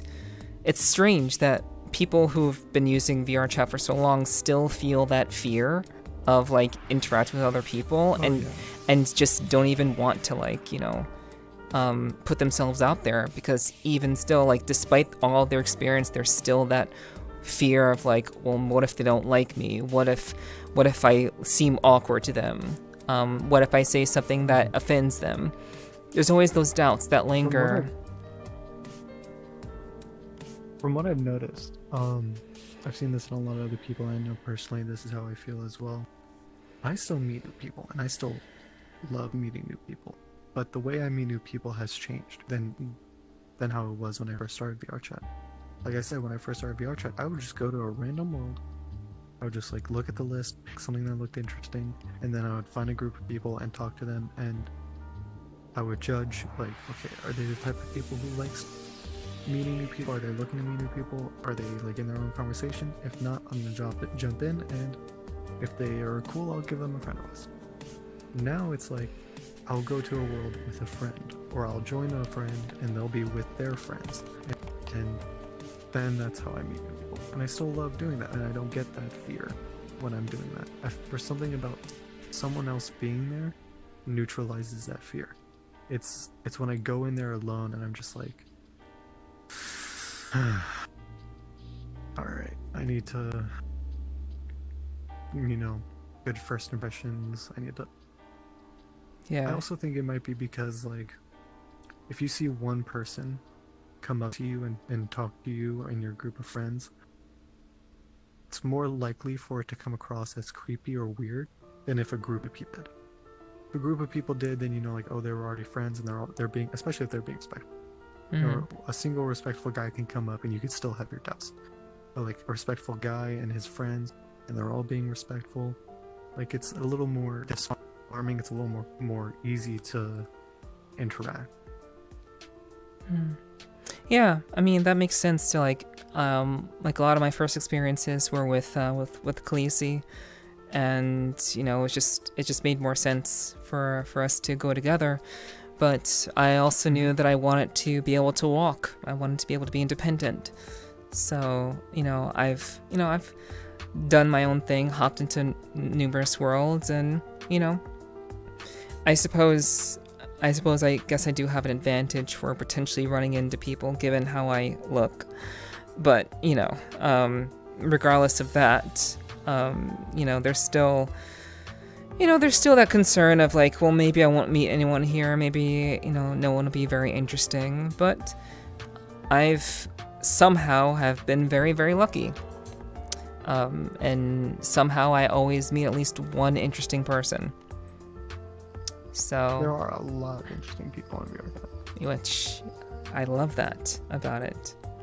It's super, super cool. There's never a lack of interesting people. You just need if you can't find them in the place you're at, you just need to go somewhere different. Sometimes it's even like, sometimes I'll go from like one instance of a world to another instance of the same world. Just because like maybe the people in that world are less interesting. And I'm just, yeah.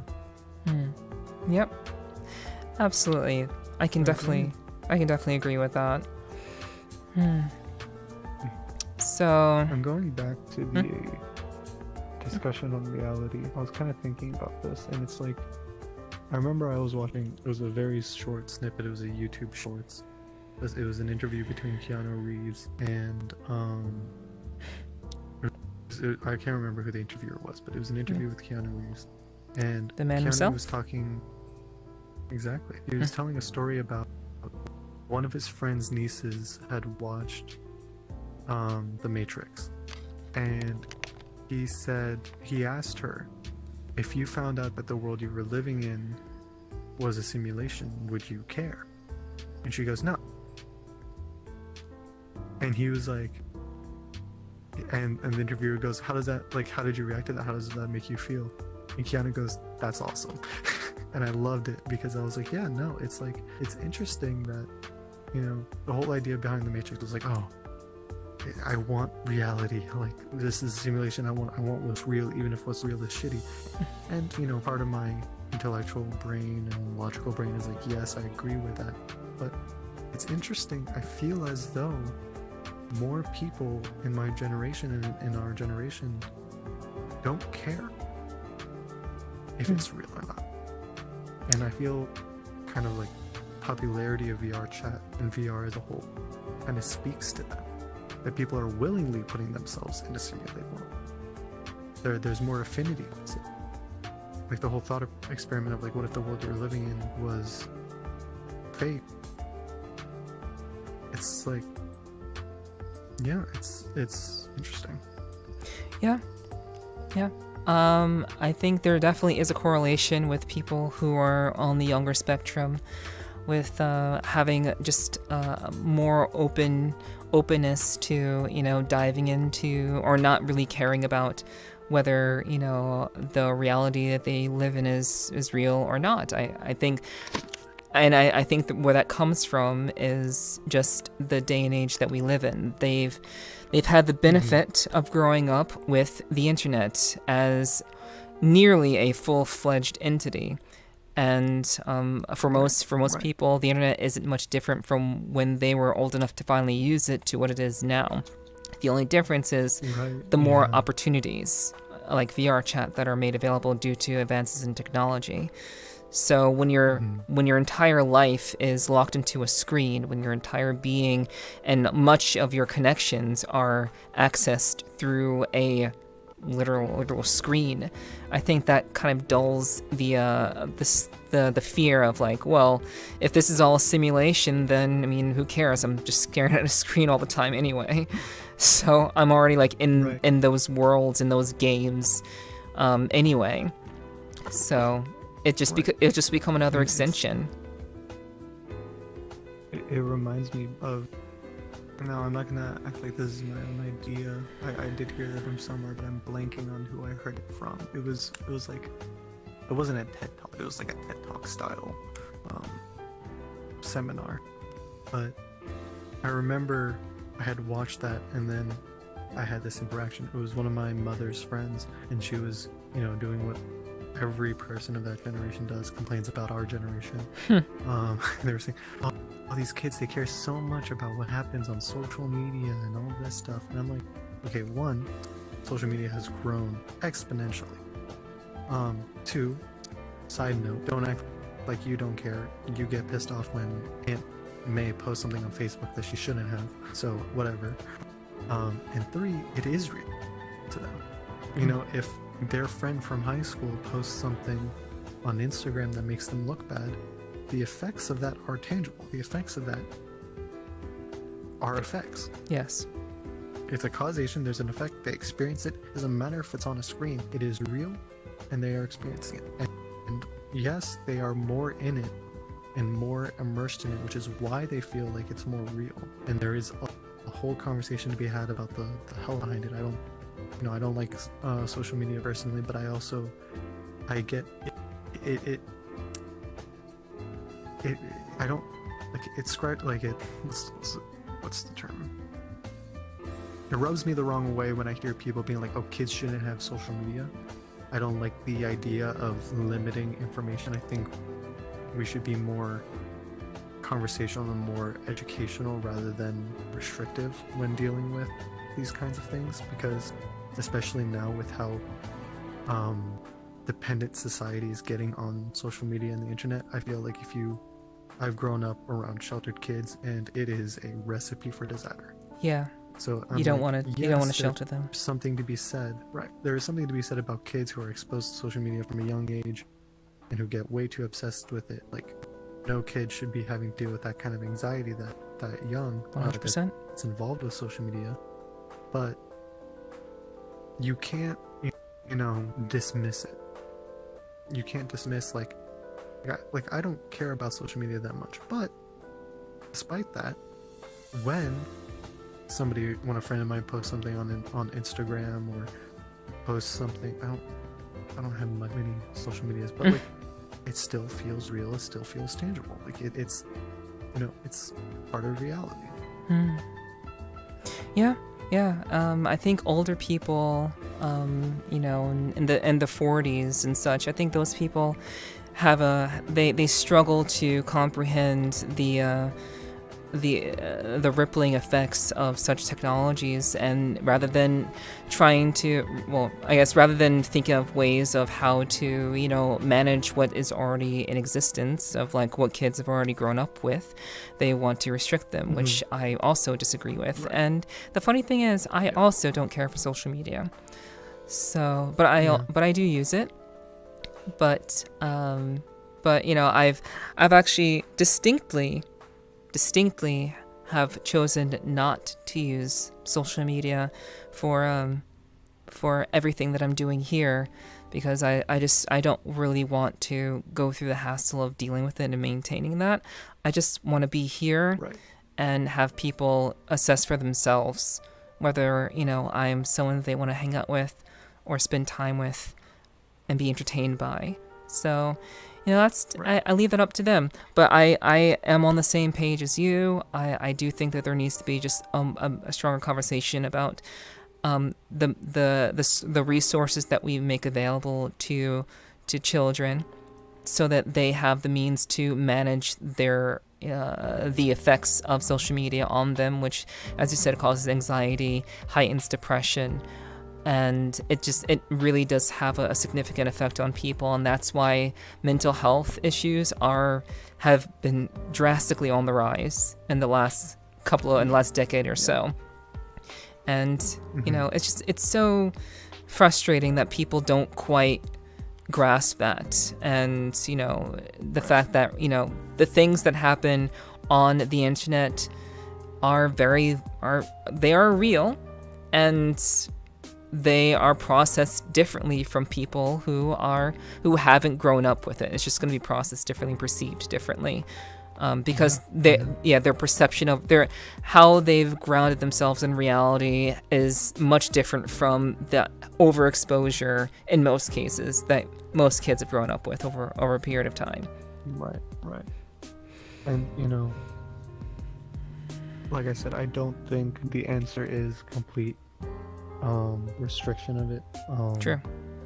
You know, again, going to private school, you experience a lot of people with varying levels of strict parents. You know, I had somebody who didn't even have a phone. We graduated high school and he didn't have a phone.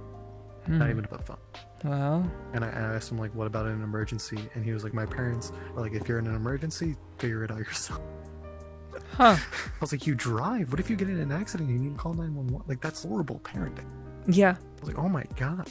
Yeah. And I was just like, you know, and with when you have a small school like I did, there was 400 kids in the entire school. My grade was 30 people. When you have a small school like that, you meet the parents, and I met his parents, and I was like, you guys are terrified. Like, they didn't want him having a phone because they were scared that the second he got a phone, he was gonna get into drugs and into sexting and all that stuff. And I was like, I was just, have some more trust in your kid, or have some more trust in your parenting. Like, if you've raised him well, then he's not going to do that stuff. Like, I mean, it's you've just already so sheltered him forever, like for his entire life. Like, what do you expect him to do with his lack of knowledge already? Yeah. Right, yeah, and that's, you know, I feel like that's even more dangerous. Like, you know, I sometimes still, when I talk about having friends that I only know online, even to this point now, my parents are still like iffy about it. Like, oh, what if they're catfishing you, or what if this? And I was like, Ma, I've been dealing with people online since like 6th grade when I got my Xbox and started playing online games. Over the years, I've learned how to tell if someone's being genuine or not. Like, I can, like, especially if it's, you know, something a bit more intimate, like voice calls or VRChat, you could tell when somebody's faking, or when somebody's fishing for something. Like I've gotten good at reading those intentions, and that purely comes from getting a little too close to the people who had bad intentions. Purely because, you know, I was learning, and that's just what happens when you're on the internet. If I had, you know, without that knowledge, you know, preferably, like, if I had kids, I wouldn't want them learning that lesson from experiencing it. I would want to tell them, like, hey, these are the kind of things to look out for. This is what be careful of. These are the type of people to stay away from, and these are ways to know if they're that kind of person. Go do your thing on the internet. There's bound to be new shit that I don't know about, and you'll learn about it. Just be smart. Use your common sense. Don't talk to people if you don't like talking to them. If they make you feel uncomfortable, don't agree to anything you don't want to agree to, and just go and be you, and we're good. If you have any questions, concerns, don't be afraid to tell me. And like, that's all I would do. Well, that's not all I would do, but that's how I would handle it. I'd be like, hey, like, rather than just saying, here, give me your phone, I'm taking this, you're not getting it back until you're 20 or some shit. They need to learn those skills eventually.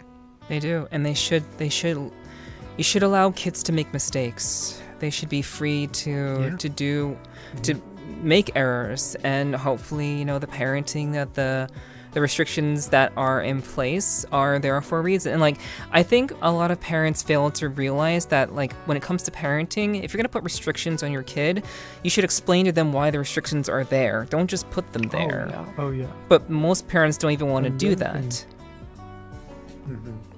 The other thing, I know it's like,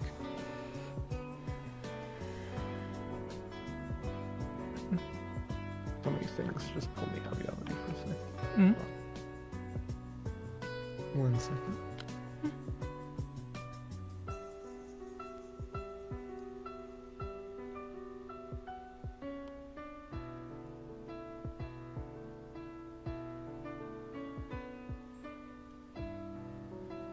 Okay.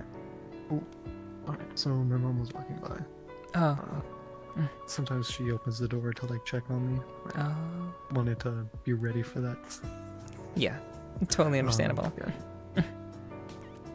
But right, one thing that always kind of like bothers me is that, like, I get it, you know, respect, talking back, but like, there's a difference between being disrespectful and just asking to know.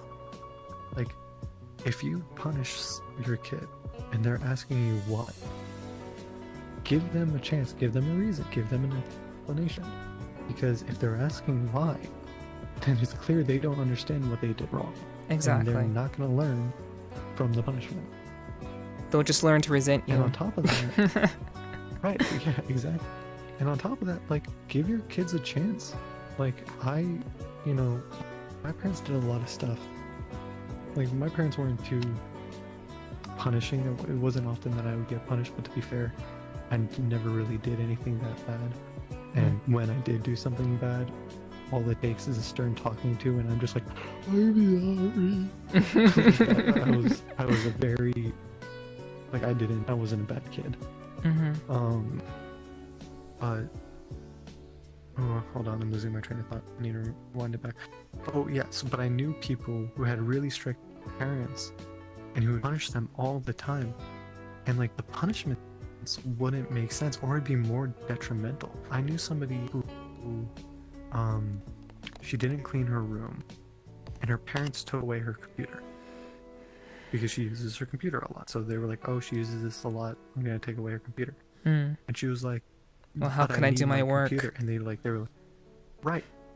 And they would not listen to her. And they're like, we don't care. I'm just like, they wouldn't let her speak. That was the thing. They were like, no talking back to us, go to your room. And like anytime she tried to speak, they would just like take another thing away.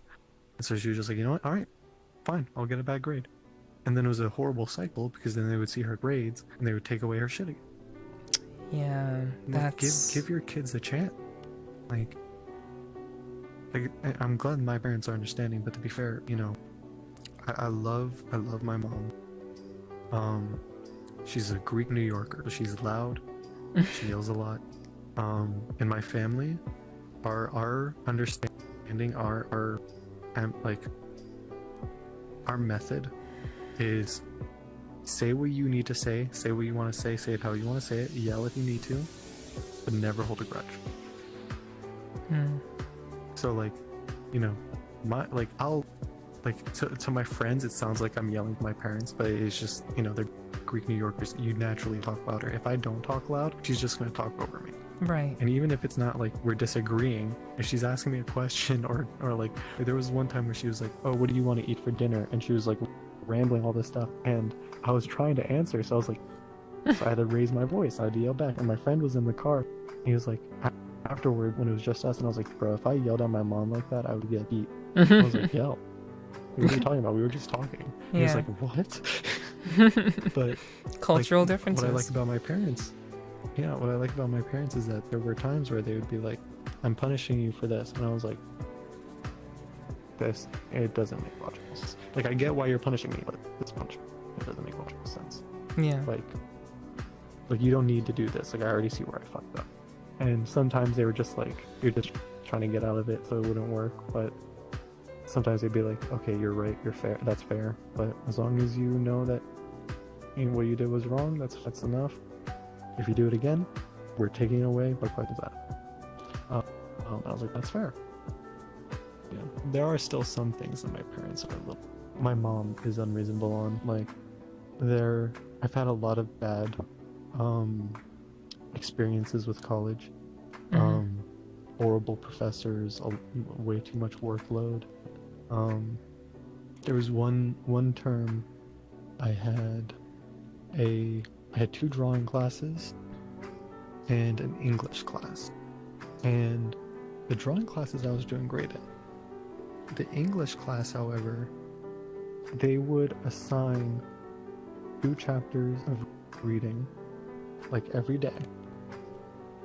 On top of the 2 chapters of reading that we had to do every day, we would have to respond 3 times to a discussion post and propose our own question. And they couldn't be short one-answer responses. They had to be 6 to 12 sentences responses. Yeesh. Every day.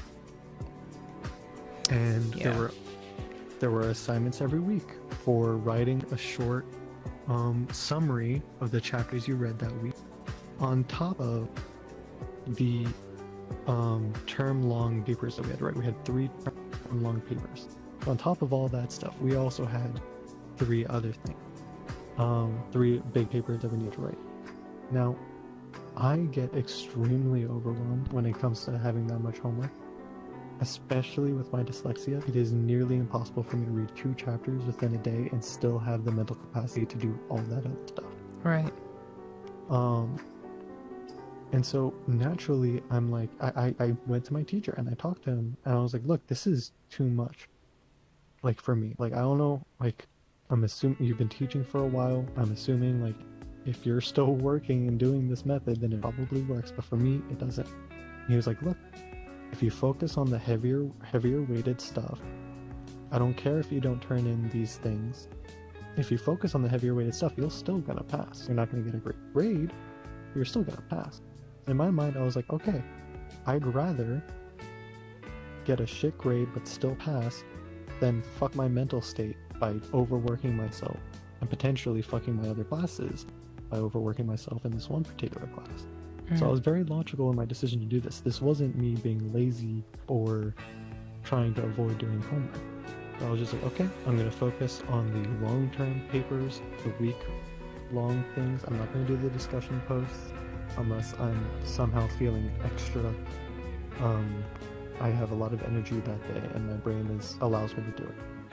And so by the time the class ended, all my grades for the big essays were good, and I passed.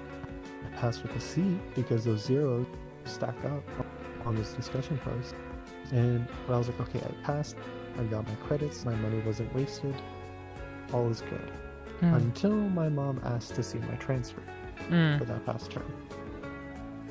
And like, you know, I've heard people make arguments of like, oh, why do parents need to see their kids' grades? And I'm like, look, she paid for that term. She paid for those classes. Yes. Even if, you know, like, she has a right to see them. It's her money. She has a right to see them. So I was like, alright. Like, I knew what shithole I was getting myself into, but I was alright, here you go. And she was looking at them and was like, incomplete, incomplete, incomplete. And I was like, she was like, what is all this? And I tried to explain to her, but she was just so furious. So I was like, I got my credits. But she was like, oh, it's not enough. But she's still locked in that whole thing of like grades mean something. In college, grades don't really mean shit. As long as you get your degree. Like, yeah, mostly, unless you're shooting to like be valedictorian, right. sum cum laude. Yeah, Exactly. It doesn't really matter. especially when you're going for an art major like me.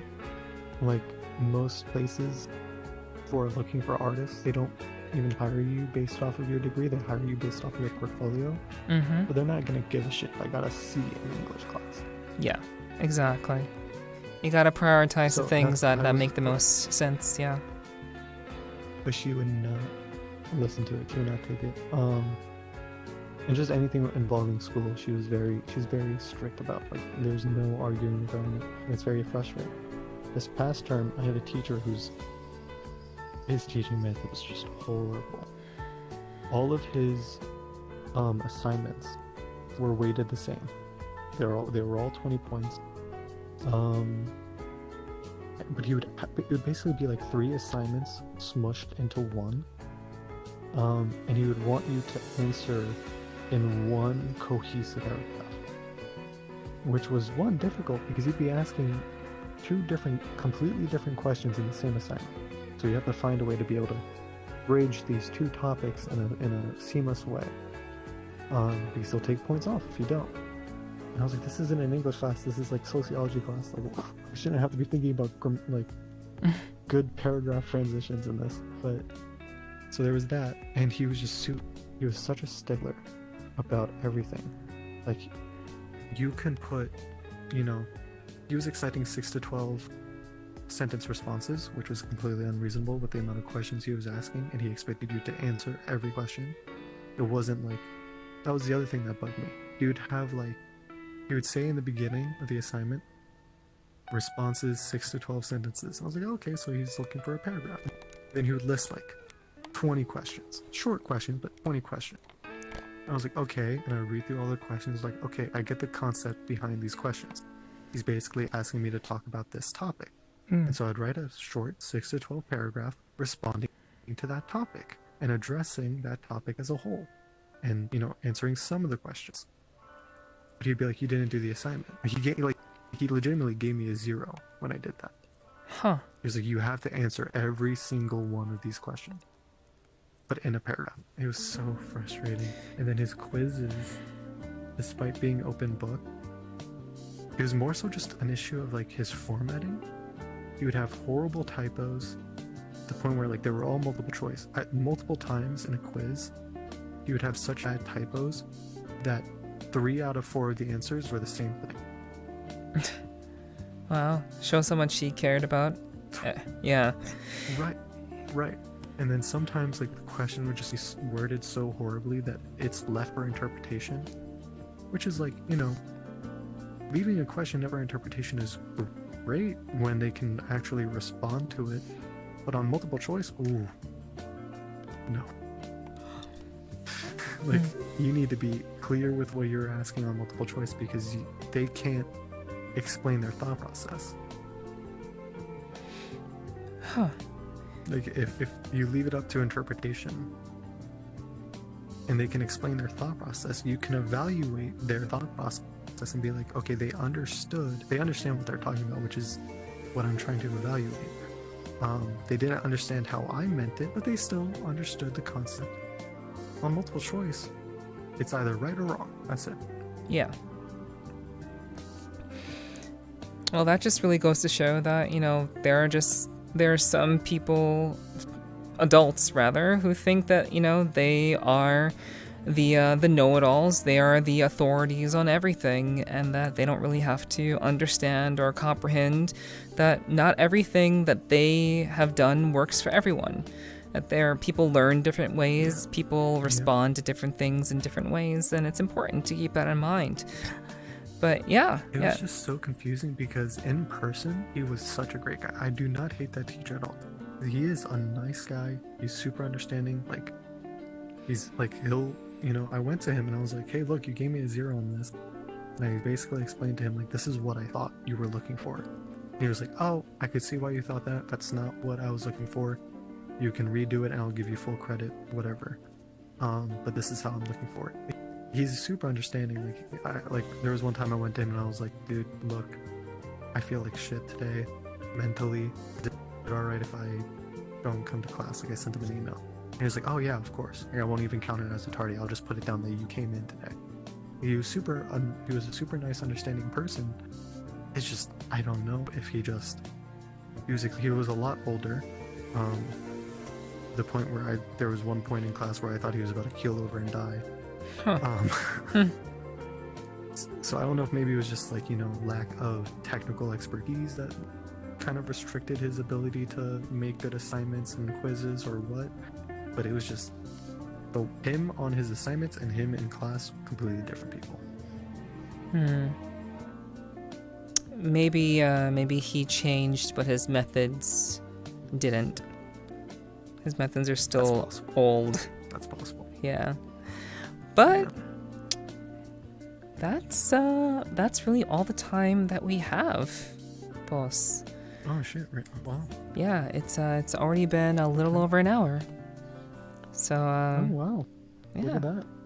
Yeah, time just flew. Mm-hmm.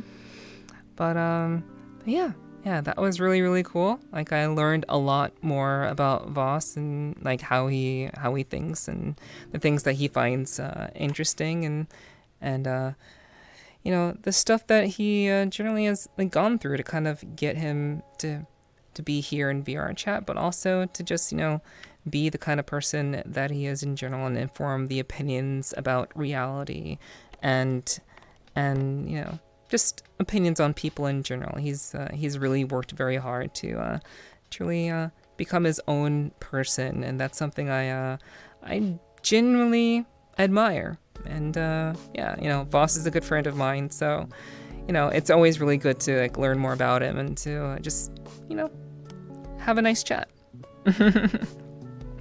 But yeah, this is just kind of a sample of like what I'd like to do. And though this was an authentic one-on-one with Voss, he basically did this as a favor for me. But basically, if this is something you'd like to do with me, if you'd just like someone to really talk to and, share your thoughts and concerns with, just someone who's like genuinely listening and thinking as well, this is what you can get if you decide to become one of my patrons. So if that's interesting to you, you can type in !patron in the chat if you're on Twitch, and if you're on YouTube, the link to my Patreon is right on my main page. You really can't miss it. And yeah, if you are interested in this, you can definitely go ahead and engage with that. If not, that's okay. And yeah, hopefully, this was a good experience, and hopefully you all enjoyed the chat. And yeah, I'll be looking forward to the next time I have a chance to chat with either someone who is a patron or a friend of mine. I think I will be having another conversation with a friend of mine next Tuesday. So I'll probably be talking to that person on Tuesday, and I won't be streaming it, but I'll be recording it, so it will go on YouTube, and this will also be cut separately and put on YouTube. So hopefully, you enjoyed it, and yeah, I'm looking forward to next time. So I just wanted to say, What's if up? you are interested in doing this, you don't have to talk as much as I did. Like, you don't need, don't feel pressured into talking as much as I did about some of the stuff. Like, if you're a little more, if you just want to come and propose something and then talk back and forth or whatever, it is a very fluid and natural thing. So you don't be too scared that you're like, oh, if I do this, I'm gonna have to sit and talk. Exactly. Yeah. This is meant to be just a chance for you to be open and just share your thoughts. And you, again, like Boss said, that was actually a very good point, Boss. Yeah, don't feel pressured to have to talk a lot. This is really just a time for you to be open and get some of your thoughts and ideas and things that keep you up at night, or just maybe just interaction that you had on VRChat that you really can't figure out or make sense of. It's just a good chance to have a genuine conversation with someone who is genuinely listening, and regardless of how much you want to talk about it. So yeah, we'll figure it out, and that's the beauty of these. So yeah, thanks for tuning in. I'm gonna keep streaming though. I'm not gonna end the stream just yet, but I did kind of want to properly wrap up what the video would be. So yeah. All right, so now what we can do is let me see. I feel attacked. I'm looking at the chat.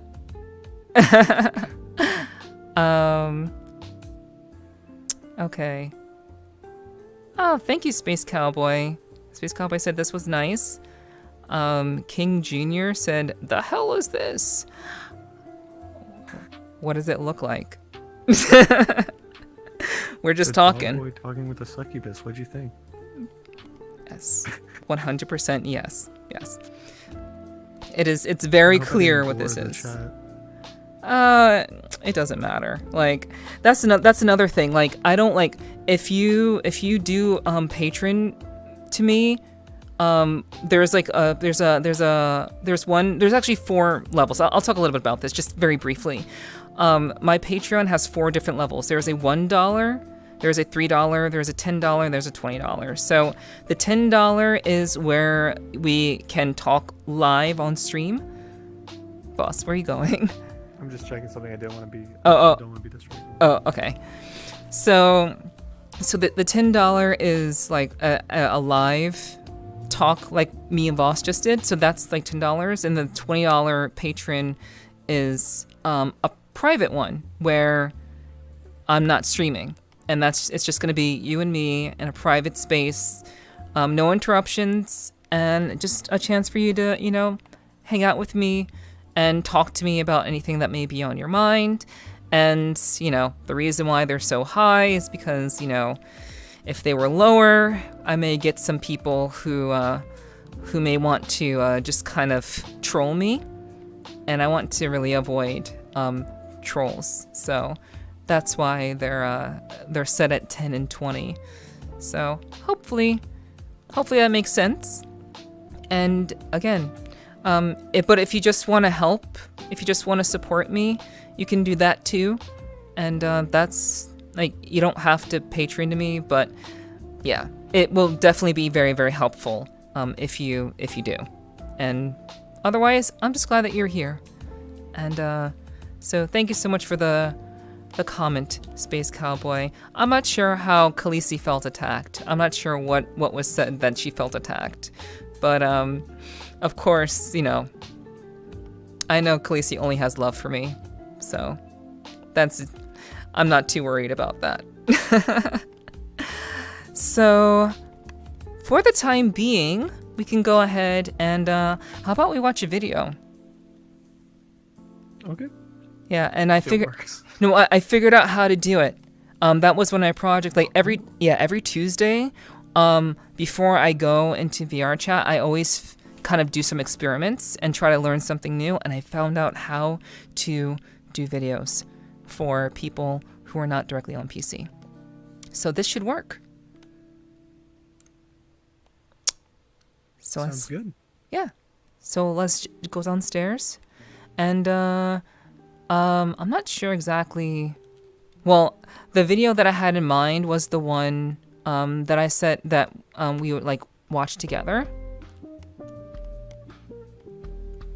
Oh, okay. Like that series that we were watching. Yeah, the video essay.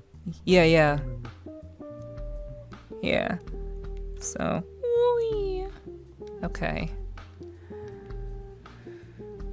All right. How do I get back upstairs? testing.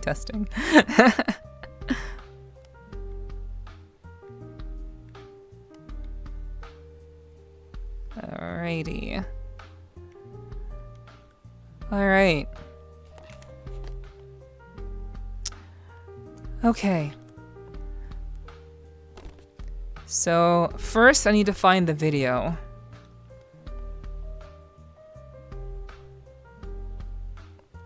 And once I do that, let's see. I'm a bit worried though that. Because you know how when you're watching somebody who's in VR, it's all jittery and stuff. It might be hard for chat to see the video. Oh well. Keep your head like really still. Yeah. My head can. Yeah. Okay. I will just have to choose my head motions properly. Okay. So let's see. This is gonna take a little bit, you guys. So just kind of just sit tight for a little bit.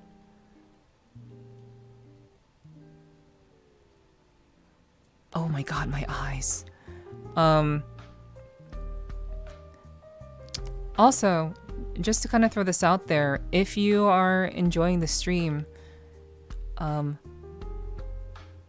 glad that you are. And don't forget to follow, because I would really love to see you again.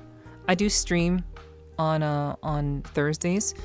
I have Tuesdays open just in case for those for these one-on-one talks, but mostly I stream on Thursdays because I like to keep my 2 days of VRChat. I like to have 1 day of VRChat for myself and another VRChat day for other things.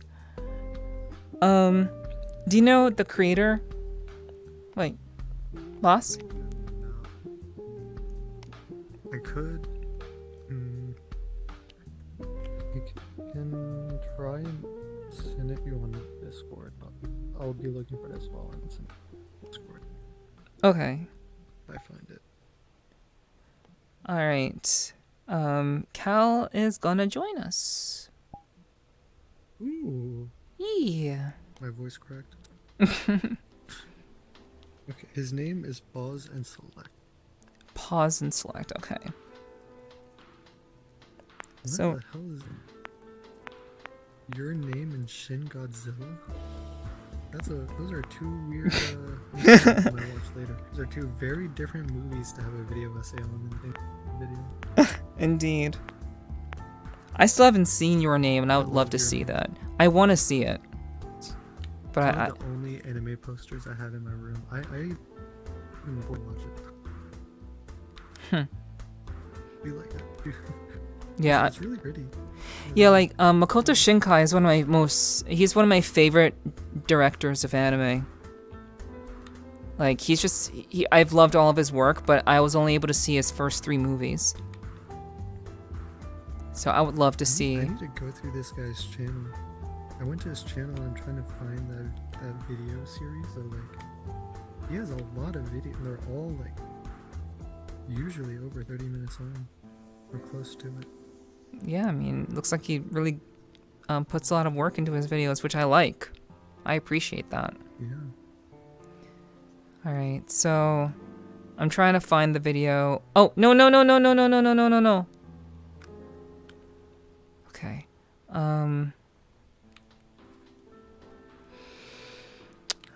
So I'm on his channel. I'm trying to find him. I found the original video that we watched, like the Yokohama one, but I can't find. Maybe he has a playlist. Yeah, it's probably in a playlist, but I'm just gonna go to the videos and just kind of scroll through. Okay, understanding so part. it's his... Yeah, there you go. Yeah. Yeah, Okay. you found it. Yeah, so, okay, I found it. Understanding Disaster Part 1. Okay. Alright, so... Alright, we're gonna grab that.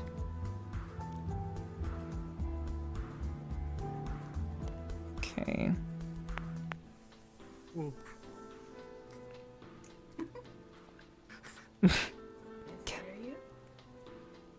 What? No.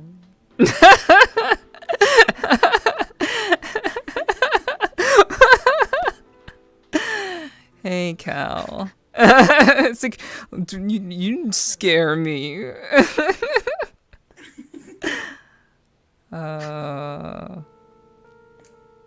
Alright. Okay.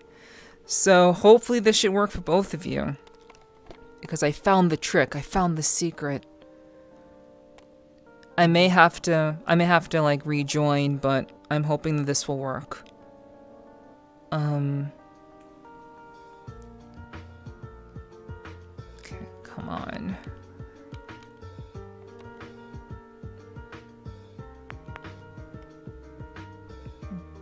I might need to turn up my world volume. Otherwise I don't even hear the video that's playing. Okay. Let me see.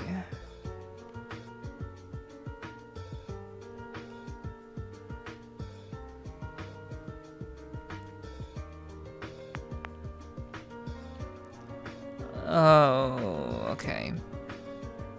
All right. Okay. I know how I can do this. Okay. So what I need to do is change this screen over. Actually, no, I won't change it over. I'll just pop out a new one. Yeah. Yeah, I'll just spawn a new window. There we go. Okay. Okay, alright. Oh my goodness, the lag.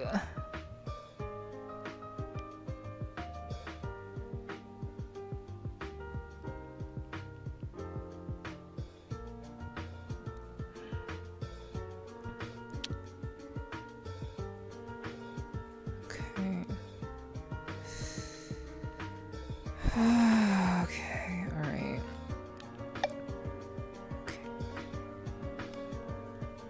Okay. So, stop. Okay. Go there.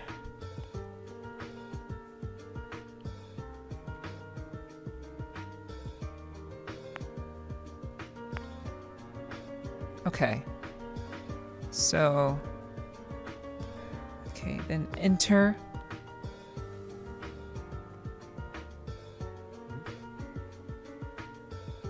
Okay.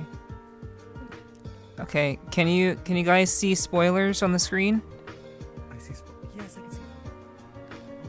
Okay, you too, Cal? Yay, it worked! Okay, cool. I paused it. Is there sound? Yeah, there should be. Just give me like a second. I gotta just close this out. Okay. So yeah, there should be sound. I gotta like. Oh wait. No. Okay. So I gotta pause this. Pause.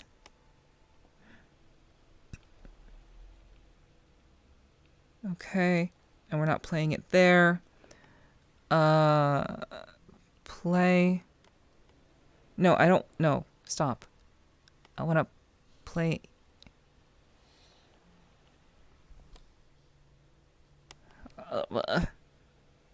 Shit. I hope I didn't ruin it. Play.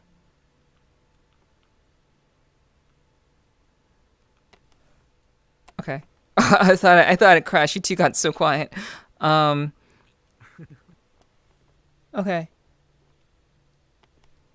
Can you see it moving? I can see it moving. Do you hear anything? Okay. Okay. There's world sound. There's world sound that you can turn up over here. I can hear my Oh, that's really interesting.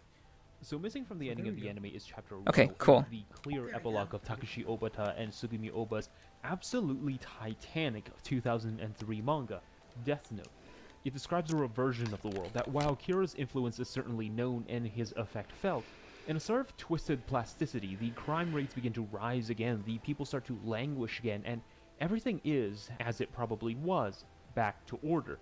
But in its last few panels, there's a particularly haunting, somber, and short scene that depicts a few people, loyal followers of Kira, that, in highly ritualistic group behavior, pray for what seems to be his return.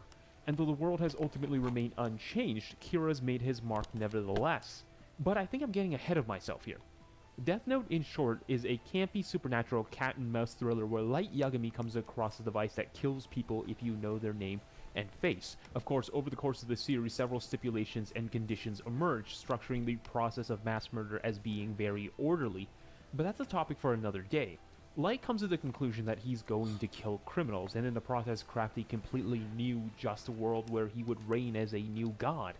This prompts a concerted effort by Interpol with the help of an eccentric super detective known as L, and the preceding episodes are a continuous string of characters attempting to outwit each other. Now, the reason why the differences between the ending of the anime and the manga Sorry, are guys. really interesting I realized that I had to really get simple some concept that my water, underlines but a lot I'm of watching its now. social and visual media. Apocalypticism. And through an incredibly complex and hybridized use of apocalyptic signals, Death Note mimetically constructs a very peculiar, but at the same time, very accurate social malaise ongoing in Japanese society. This connection is sort of a really strange thing, because we usually associate apocalyptic fiction with visible catastrophe. For instance, the ruinous Neo-Tokyo of Katsuhiro Otomo's Akira is the most famous example of apocalypse in anime. We can see apocalypticism in there, almost as if it were a completely tangible thing. In Death Note, destruction is hard to gauge, especially at the beginning, if only because of how it depicts social orders. The governments don't collapse, not really, but simply shift and try to adapt to what Kira is doing. Light still goes to school, Light still works, Light still has friends and obligations, but we have to disengage apocalypticism from simply an understanding of destruction. In fact, Death Note's dependence on apocalypticism is a little bit more classical. Originally, the term apocalypse was used as a revelation to disclose information to certain people that was, to quote Motoko Tanaka, unseen by others. The Shinigami themselves are revelatory devices, and Light confiding in Misa and Mikami is itself a parallel to disclosure. From the 2nd century AD, however, the idea, notably in Judeo-Christian communities, shifted through various dialogues. Sometimes it would mean the unveiling, sometimes it would be the final war between good and evil, and sometimes it would be an allegory for oppression. But what threads through most of these doctrines is the duality of apocalypticism's audience. Not only did it become an element for those privy to unseen knowledge, it also became a social release for those unchosen. And if we remember Light's sanctimonious speech, he will become the god of a new world, but at the same time he's also the voice of justice, a beacon of hope for those downtrodden and incapable of defending themselves. Here we see the duality, and whether it's true or not isn't that important, but rather that Light is drawing upon rhetoric that's highly recollective of this sort of fiction. Furthermore, Light's declaration of his more perverse intentions to Ryuk, starkly emblazoned behind sun rays, is itself highly Kyolistic. Light cropping himself up as a ruler of a new world through his own doctrinal sense of justice that, as every episode continues to degrade in nuance, really underpins the hugely dichotomous Judeo-Christian black and white, righteous and sinful narrative that's dominated Western apocalypticism. And you can find the same Judeo-Christian sensibility in some of its art. For instance, in the first opening, Light and Ryuk are positioned in a way that references Michelangelo's The Creation of Adam. Later on, Naomi Misora is shown to be holding Ray Penbar's body in a way reminiscent of Pieta, also by Michelangelo. In fact, the first thing Light says in the series is, "Follow the teachings of God and receive his blessings. And so it shall be that the seas will once again become bountiful, the raging storms will subside." And to judge someone so permanently as to kill them without any chance of repentance is highly recollective of Revelations. But what makes the differences in the ending so interesting then, if Death Note is just depending on a Judeo-Christian sense of the apocalypse? Well, the thing is, it's not. Not entirely. Dennis Frolic, in an article titled "Evil Must Be Punished, Apocalyptic Religion in the Television Series Death Note," an article that's hugely influenced my understanding of the show's use of apocalyptic language, states that the work incorporates but never really strongly engages with its apocalyptic symbolism. And he's right. Light never really gets punished for his actions. He's wildly successful throughout most of the series, and there's no real catharsis, since it's implied that he doesn't really go to meet any punishment. And Frolic goes on to conclude that since Obata and Oba both have a hands-off approach to their symbolism, which is accurate, we can really only engage with the work on how it stands by itself, as well as how people respond to it. By foregrounding what the work says within a sort of epistemological vacuum, Frolic concludes that Death Note's apocalypticism without any serious punishment is likely supporting the ideas it professes. But this is where I disagree. This is where the ending differences matter and why these panels in this chapter is so unbelievably interesting. We have to remember the context of cultural apocalypticism. Multiple Tanakas noted that apocalypticism in the West versus the East, and for this case, Japan, are very different when it comes to the treatment of eschatological time. She states that a Western apocalypse has traditionally been associated with linear ends, that when it's over, it's, well, over. But that's not the ending we see in Death Note. Instead, the manga reverts society, if only marginally changed to it before. And the words of the people who still believe in Kira underline a central tenet in classical Japanese apocalypticism that Frolic ignores: cyclicality. The world reverts, the world goes back, the world restarts. In this context, the meaning of Shinsekai, New World, isn't likely a Kyolistic one where divine rulership over 1,000 years precedes a definitive end, but a hybridization. Death Note's apocalyptic language is split into two major distinctions: visual and allegorical. Visually, it draws upon Judeo-Christian elements to crop up its story. But in terms of its ending, its structure, it's more akin to the cyclicality of Buddhist apocalypticism. And it's really only that ending that really depicts a nakedly classical Eastern approach to apocalyptic narrative. But if we're talking about eschatology, then understanding the end is, in fact, ipso facto important. And in Death Note, the end is implied to depend on archetypes of transhistoricity. Just as how this Kira was defeated, the hanging thread of Oba and Obata's last panels and the mundanity of Light's ascension to notoriety crops up the idea that another Kira may emerge, that another Kira will likely emerge. In short, Death Note draws upon a visual and surface language that's very Judeo-Christian, but its ending is notably non-Judeo-Christian. It's a hybrid. But why is this hybridization important? What does it seek to accomplish? Well, if we look at it from the perspective of this work incorporating two distinct elements of the end, then we can find a highly abstract but incredibly important element to understanding Death Note, and in many ways Japan's implementation of apocalypticism. But I think just Death Note alone isn't enough. We have to get a better idea of the literature, of the history. Death Note isn't the only show that depicts apocalypticism. And frankly, while it's an astoundingly interesting case study, it's simply scaffolding for a society with a highly complex history with calamity and revelation. So, to get a better idea of these messages, and how something like apocalypticism could creep into and still succeed in a modern show like Death Note, let's go back a bit further. Let's go back to 1945. Ooh. Wait, no, it was that short? It was the first one in the series. Yeah, that's true. Still interesting nonetheless. I like. It's a very. I love the idea of cyclicality. Everything always goes back to the way it once was, even if the influence was drastically changed how the world functioned before. People like normalcy, and people shrug away from change. But people will adapt to change if they're forced to. But once it has been purged, people tend to just kind of revert back, which is interesting. We are creatures of habit in many ways. Cal, you awake? I am awake. Okay. Sorry there.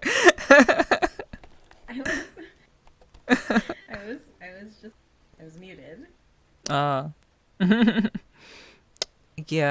Yes, this was on YouTube, Christian. So I've What's his name? So that anybody in the chat, if they're interested in checking out his other stuff. His name is Pause and Select if you're interested in checking out his channel. Yeah, the chat. Yeah. So, do we have any other? Do any of you have any videos that you would like to see? I mean, we could continue on this path, but is there anything that you guys are interested in seeing, watching, for shits and giggles, or for mental stimulation? Doesn't matter. I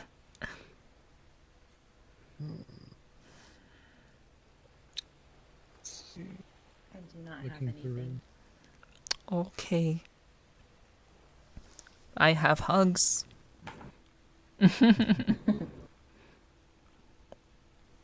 I didn't want to forget to give you hugs. Thank you. It is good to see you.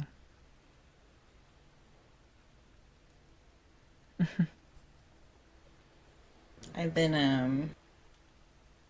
MIA in VRChat for a while, so figured I better come in. Yeah. No worries. How's your head feeling? The headache haven't stopped. It was brought to my attention that I might have sleep apnea. I need to get that checked. That might be why I'm having headaches. Just I had suddenly, a though? killer headache earlier today.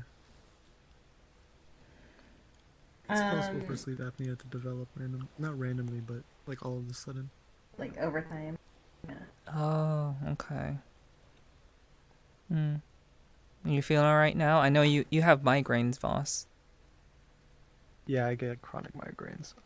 Yeah, no, today was, I think it was like stress headache. It was such a busy day at work. And I already had a headache, and so it kind of just, it wasn't anything I couldn't handle, but because I already had a headache and wasn't feeling well, it just made the headache worse. I ended up going home early and like passed out in my bed. It was so bad. Oh, wow. Yeah. But I am better now, yeah. I'm glad to hear it. I'm glad I didn't drag you out of your bed.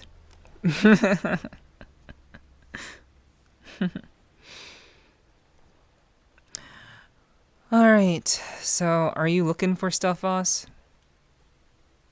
Yeah, I don't really have anything too interesting. I was trying to see if maybe I had anything. It's been a while since I sat down and watched like video essays or anything interesting.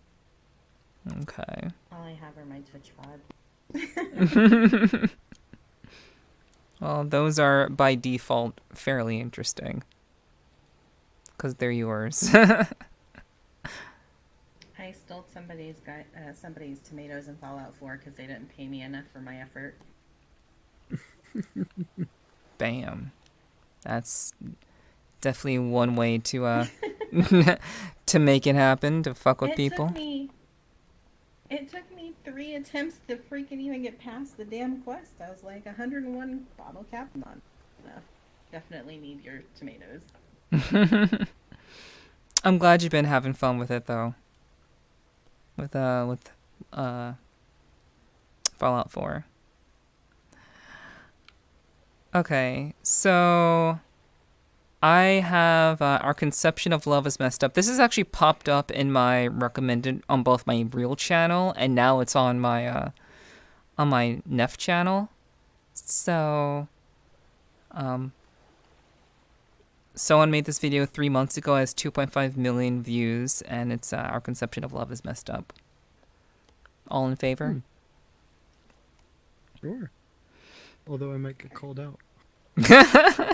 I think by the way, I think somehow we may all get called out. What's up? I felt attacked because you were talking about a certain age group at one point. Oh yeah. Like, wow. Oh, I'm sorry, Kyle. Like, you know I never think of you like in that age group. So. No, I know. I was just sitting there. I was like, wow. Yeah. My bad. All right. Cal, have you ever used Omegle? No. I haven't. See, I'm not the only one who hasn't. I don't like being on cam. That's why I'm a VTuber. And yeah. Yeah, no, and it's if you get skipped so much in Omegle, if you don't have a camera on, it's like you might as well not even go on there. Like you might as well not even exist on there. Yeah. I wonder if I can probably put my VTuber on there, right? Maybe. Probably, yeah. Well, no, I've seen people go on there with their VTuber, yeah.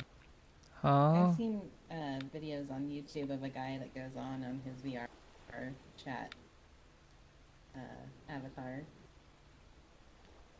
I saw one video, it was a VTuber with like full body tracking, and they went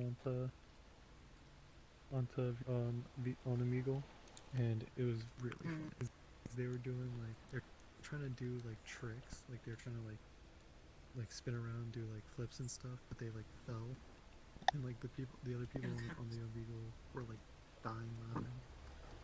I don't know. It's weird. Like I can stream and be perfectly fine talking to people, but like stuff like that. Like I don't like people. I don't like to talk to people. Does that make sense? It's really nice to talk to me. I feel like that's my fear. Like I've always kind of wanted to get into streaming, but the only thing that's stopping me is I'm concerned about my ability to like fill what's the term? A niche? Like dead air. Fill dead air. Oh, okay. I don't know. I don't worry about dead air. If I had any recommendation for you, it would be to always be talking about your thoughts. Like if it really comes down to it, just constantly be talking about whatever is in your head at any given point in time. Like You don't want me to talk about what's in my head. yeah, I do. Yeah, I do actually. Because I know the secrets that I cannot share with anyone else because I'm bound by duty. You do know some secrets. Okay. I'm trying to do this, but this is very tricky in VR, so please bear with me, you guys. But yeah, dead air is often handled simply by, just being willing to say the thoughts in your mind, or responding directly to something that may be happening, like immediately in your immediately in the moment. It's really about staying in the moment. I just be bad at game. See, I feel like it would be easier if I streamed playing a game, because then like I could talk about the game. This video is sponsored by Ren. By talking about my thoughts and stuff like that. Love in art. I kind of want to stream then art. It requires knowledge and effort. And so that might be a little more difficult. Pleasant sensation, which to experience is Okay. a matter of chance. Wait, can you guys see the video? If one is lucky. This Yeah. little book is based Okay. on the former premise, while undoubtedly the majority of people today This is a very quiet video. Let me turn it up. Yeah, I was thinking the same thing. they are starved for it. They watch endless numbers of films and happy and unhappy love stories.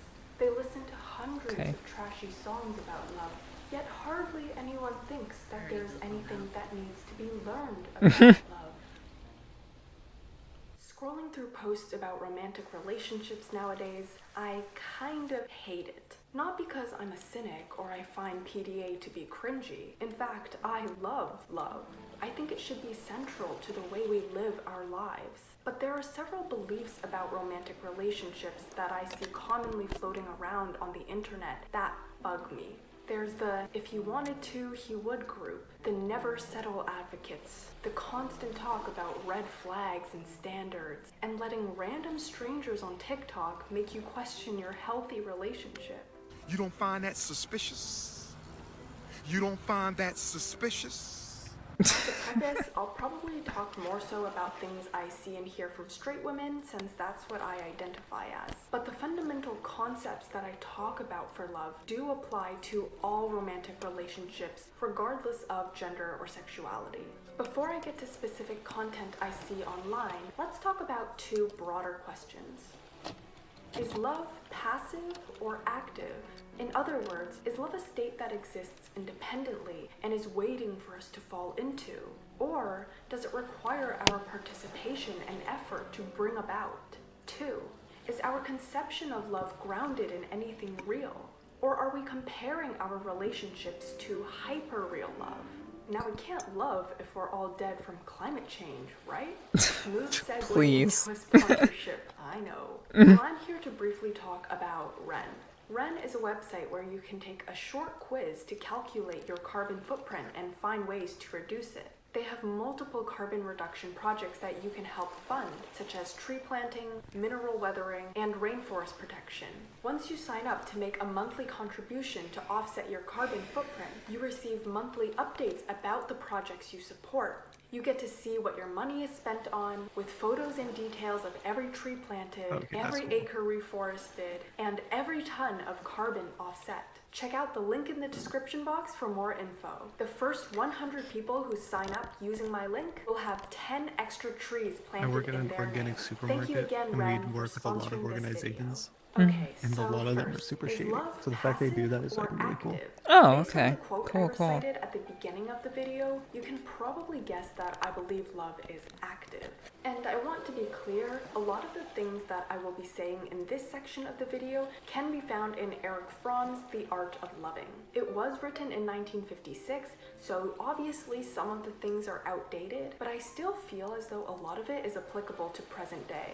See, Fromm notices that most people view love through a passive lens. Love is somehow out there, waiting for us to stumble upon. You hear phrases such as, true love comes to those who wait. Do not chase love. It will just find you when the time is right. And so people focus on making themselves as lovable as possible rather than loving. Fromm likens dating to modern capitalism. Modern capitalism works on the premise of mutually beneficial. Going right for the throat. And you get my money.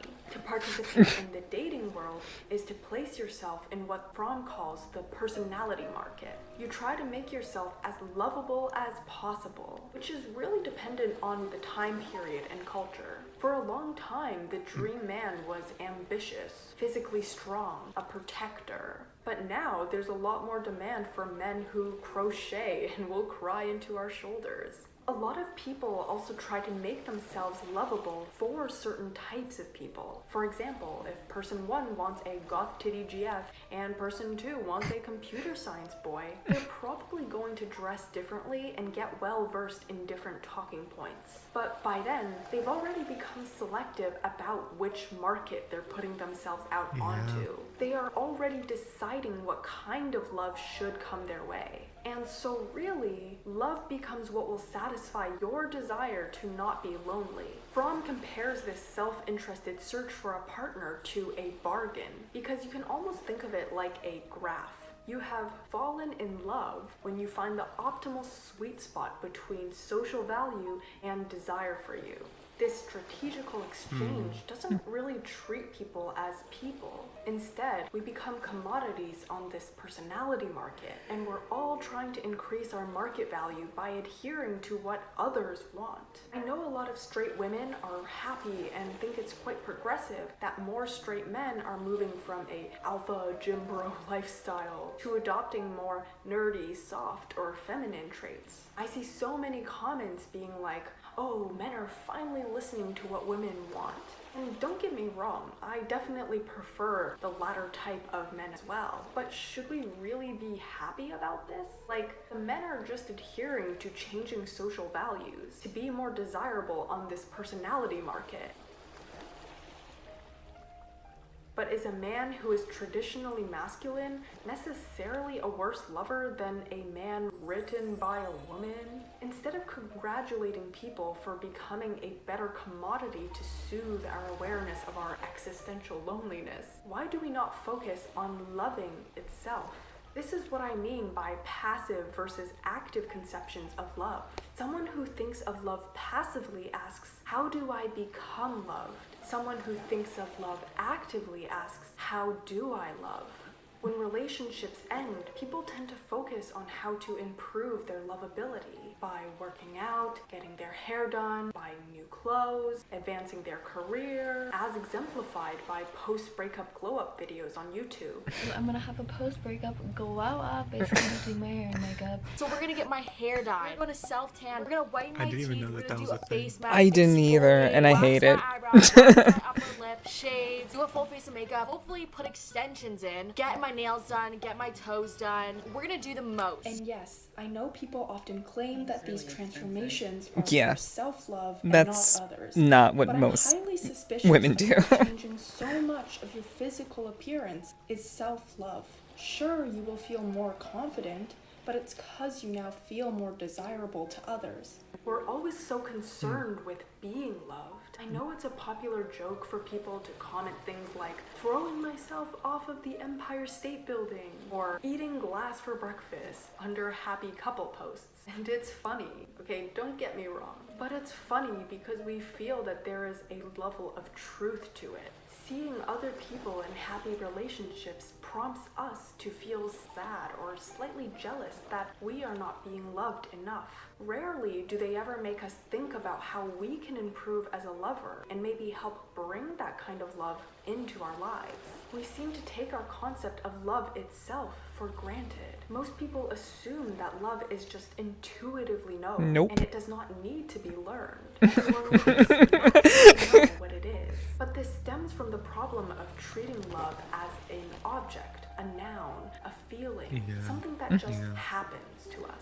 Fromm and also bell hooks, rest in peace queen, say we need to shift our perspective and understand love as an activity. Fromm actually calls love an art. And just like being good at any art, such as playing an instrument, dancing, painting, it requires constant practice, dedication, and faith. Just as how you can't be a good piano player by only playing when you feel like it, you can't be good at love if you only choose to love when it is convenient and enjoyable for you. Fromm also says that an art requires faith. Yes. When you practice an art and you run into a difficult skill, rather than give up because it's hard, you have to have faith in eventually succeeding and dedicate effort to that art until you succeed. The same is with love. I'll get more into this later on with the overuse of the term red flags, but I feel like people start to doubt their whole relationship just because they saw one random person on TikTok say something. Of course, if there's constant cheating, lying, abuse, etc., these are clear signs to leave. Wiring our brains to think about love as something active rather than passive is actually really helpful in separating love from abuse and dishonesty. I want to read a passage from Bell Hooks' All About Love that I really like. To begin by always thinking of love as an action rather than a feeling is one way in which anyone using the word in this manner automatically assumes accountability and responsibility. We are often taught we have no control over our feelings. Yet most of us accept that we choose our actions, that intention and will inform what we do. We also accept that our actions have consequences. To think of actions shaping feelings is one way we rid ourselves of conventionally accepted assumptions, such as that one simply falls in love, without exercising will or choice, that there are such things as crimes of passion, i.e. he killed her because he loved her so much. If we were constantly remembering that love is as love does, we would not use the word in a manner that devalues and degrades its meaning. I think that most importantly, when you work on an art, creating a wonderful result is what leaves you with fulfillment, right? For instance, by finishing a beautiful painting, an artist bestows meaning upon their life because the painting, as a product of the artist's efforts, reflects their incredible abilities back onto themselves. The artist realizes that they are the reason why this canvas is so beautiful. Thus, love is to nurture the flourishing of someone else, and you recognize your own worth through their flourishing. If we treat love as an active art rather than a thing, love is about giving rather than receiving. A lot of people think that giving equals sacrifice, and that's why it's so honorable to do it. But Fromm says that giving does not have to require us sacrificing anything. When done for the sake of giving and not some other goal, giving is actually the best way to combat our existential loneliness. When you give, you experience your own strength, energy, and aliveness. This is true when you give anything, such as giving money or giving food to your children. But this is especially true in giving love. Because when you give love, you give all the things that make up you. Your interests, your emotions, your passions, your knowledge. Quote, he enhances the other's sense of aliveness by enhancing his own sense of aliveness. Sadly, in heterosexual relationships, I still think this idea of the man being the giver and the woman being the receiver is present. And a lot of women happily endorse this idea because it's nice and easy to be the receiver. My man should ask me to be his Valentine. He should be giving me flowers. My man should be doing this and that for me. I see this sentiment get worse because of social media, portraying perfect images of people's boyfriends. You know, the ones where a girl shows off all the sweet things her boyfriend does for her, and the comments are filled with stuff like, my standards just got higher. Why doesn't my boyfriend do this for me? If he wanted to, he would. Again, the dominant narrative here is that love equals being loved, which equals getting stuff. Of course, it feels nice to receive things, and it's important to have a lover that gives things as symbols of love. But ladies, basing love on what you receive makes love a passive commodity. You gotta focus on love as an action and give back. And giving love is not about giving material objects. It's about giving you as a person, sharing your thoughts, your humor, your joy, and your sadness. That's what giving love is. One of the most loving couples I've come across are Hannah and Shane. They talk about how so many people pity Hannah as some poor sacrificial giver because they think she just gives without receiving things we typically associate with love back, such as traditional forms of pleasure. One time, a woman who asked if I was Shane's cousin. Yeah. And he said, no, this is my girlfriend. And she came up to me and took my hands and began to cry. And was like, that's the most beautiful thing I've ever heard, like, you're an angel. Which was super uncomfortable because that insinuates that I'm an angel because Shane is a terrible choice. People wonder why Hannah, who has high social value as a pretty woman, would partake in this unfair exchange. It goes back to this dominant idea of love being finding the best bargain on the market. But Shane and Hannah don't care about this dominant conception of love. They love each other because they give their personhood to each other, and they love the person they each are, without primarily focused on what's in it for them. At this point, maybe you're like, okay, Olivia, good job on becoming the most idealistic lover girl with zero connection to reality. As romantic as giving for the sake of giving sounds, without care about receiving material gifts, we all want to feel love. Doing the loving is so much effort, and I'm too insecure to not crave being loved. Plus, you can't just erase the value that material gifts have in our capitalist culture. And to all that I say, you are right. You are 100% right.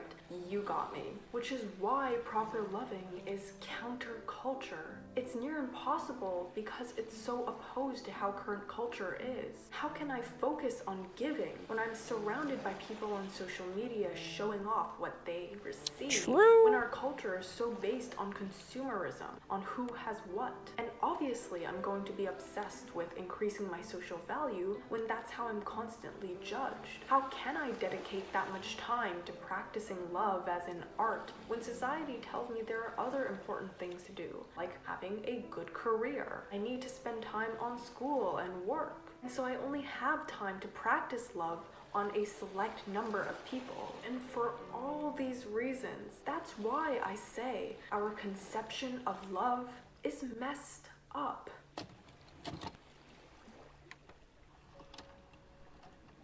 According to Jean Baudrillard, we interact more with what he calls hyperreality than reality itself. To explain what hyperreality is, I think it's best to just dive into one of Baudrillard's examples. Consider the movie Apocalypse Now, a film about the Vietnam War. The acting, the special effects, the sets, the editing, everything about the film is made so that when we watch it on our screen, it feels as real as possible. Heck, it becomes more real than the real war. Most of our understanding of the real Vietnam War comes from brief video clips online, some news articles documenting the big highlights, maybe a speech from some politician, but we have no real experience of the real Vietnam War. And the little bits and pieces we get from the news is an extremely watered down version of the war. They tell us how many people died, show short clips of soldiers fighting and innocent residents harmed, but what about the thousands of stories that go unheard? The film Apocalypse Now ends up actually feeling more real than the real war. When people talk about the Vietnam War, they picture scenes from the movie rather than the actual war. The media, that was originally an imitation of reality, ends up being more real, thus hyperreal.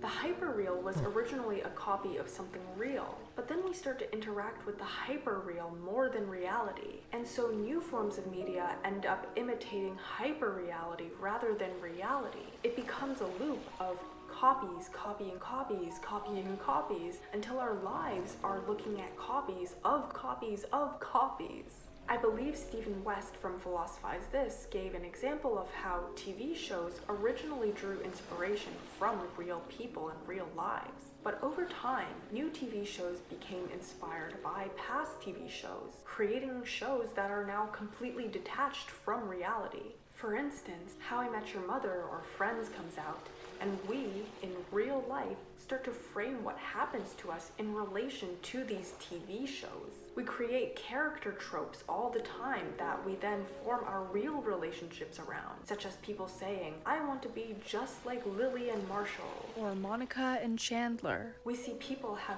magical love at first sight moments on screen and then build expectations of having the same magical feeling in real life. I would be forever wed to The imaginary dictates reality. These expectations and tropes constrain us in thinking love needs to be a certain way, or that if we start off as the hyper girlfriend, calm boyfriend trope, we need to maintain that trope. But the thing is, these expectations and tropes are not based in reality. Now, how does everything we've talked about apply to common phrases online? Let's start with, if he wanted to, he would.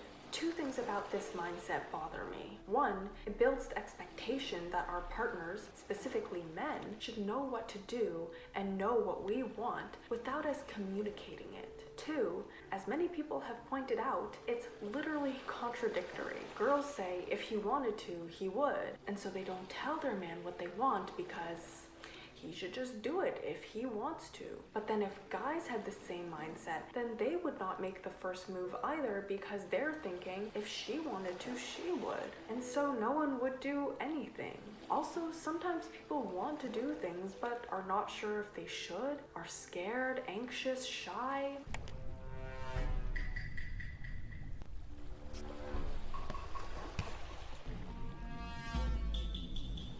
Or maybe they value your input, which I really hope they do.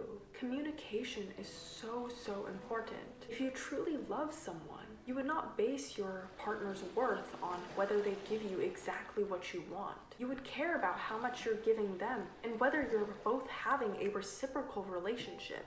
Before Valentine's Day, I saw quite a few TikToks talking about how women in heterosexual relationships should wait to see if their man does something romantic for them without saying anything. Or if you do say something, you should only mention it once. If your man doesn't do anything or forgets that thing you had said once, it's a sign to end the relationship. And they know that it's important to My you. bad memory could You would never. only have had to say it once, right? Because if they loved you, they would remember things that were important to you, and it would be important to them too. Move in silence on Valentine's Day. Don't say anything. Hide the That gift you're big getting gold them. bowl Hide of the salad things that speaks you're doing volumes for of her them. personality. Not in a particular Yeah. way, just wait. If you walk away from that day disappointed, feeling unappreciated, Ugh. feeling alone, feeling like, ugh, they're right. It's just a day. It's commercialized. It doesn't mean anything. They show me they love me every day, so it doesn't really matter. And I do care about them, and I do... Stop. Okay? The thing that bugged me the most is that these TikToks would say, even if he shows you that he loves you every other day, if he misses the mark on this one commercialized, arbitrary day, then sorry, he clearly doesn't love you. There is so much concern around what can my man do for me? Can he meet my standards? That this one day can determine the trajectory of the rest of your relationship? I know it's different for everyone. Maybe your boyfriend has amazing memory and grew up in a loving environment. But for my boyfriend and I, we both have a lot going on in our lives. And so it's unreasonable to expect us to remember something someone said once. Just because I forget that he wanted a poke bowl today for dinner does not mean he's not important to me. My boyfriend also grew up in a household without much celebratory spirit. He didn't receive gifts for his birthday, for Christmas. Him and his friends never even exchange gifts on special occasions. And so, is it really fair for me to judge his love based on what he gives me if he has never been taught to give material gifts? Even as I'm saying this, I understand how hard it can be to not let these little things affect you. We are surrounded by people who post picture-perfect moments of their relationship, and it constantly makes us fixate on how good the love we receive is. We are convinced that we should never settle, that there is some person out there who will give us a love as perfect as the ones we see in films and TV shows. I experience this sometimes too. Okay, that was a lie. I actually experience this all the time. One of my greatest fears is not being loved. So honestly, this whole video is almost like a lecture to myself.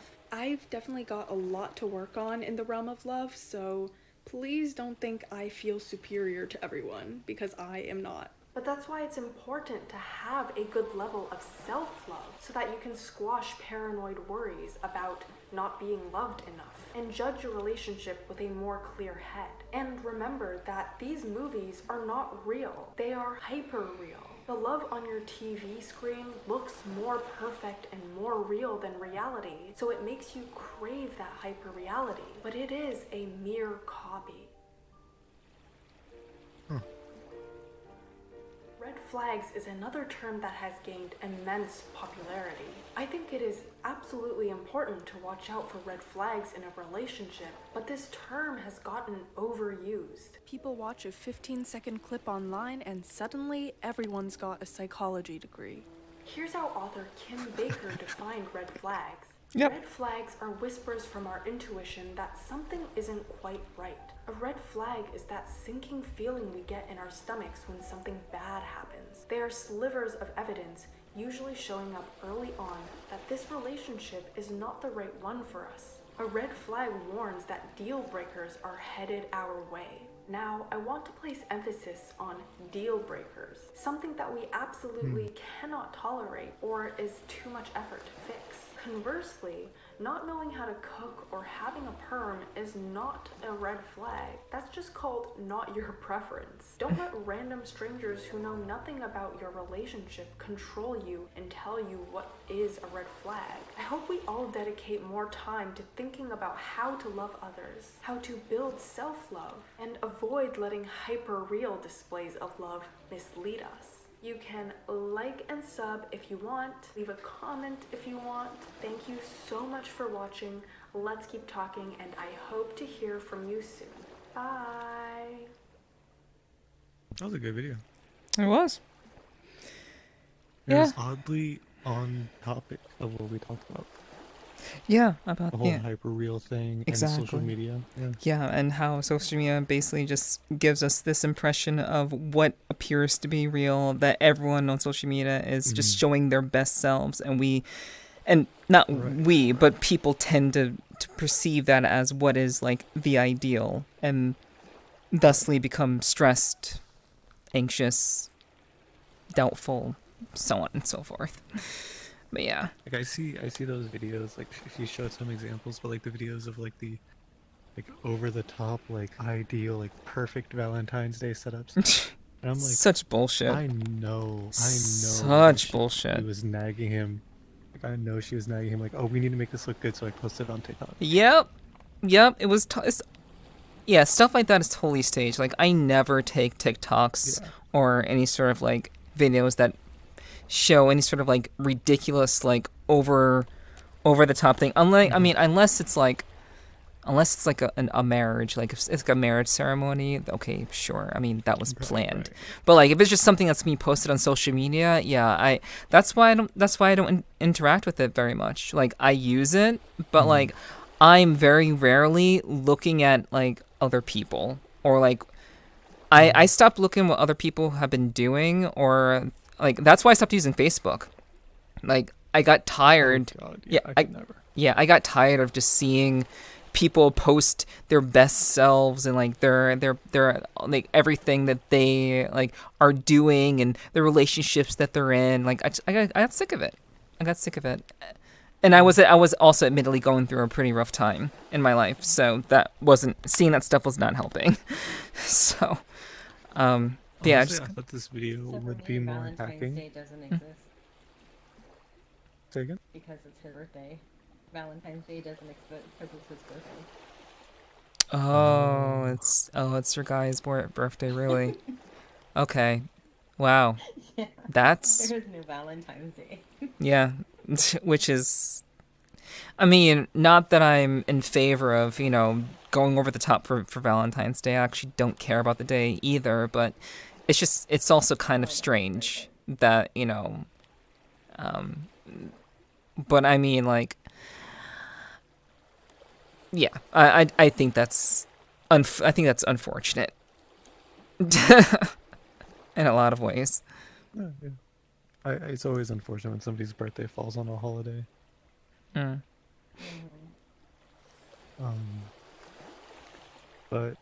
what was it? Yeah, no, I thought this video was gonna be way more attacking. I thought I was gonna walk away from this being like, oh my god. I've been thinking about this all along, but it was honestly kind of like reassuring, because like a lot of the things that he was talking about, I kind of like grew to understand on my own. Yeah, no, it's definitely, but it's she's right though. It is, that whole like desire to be loved, like that is kind of like a very innate thing. It's almost like impossible to avoid.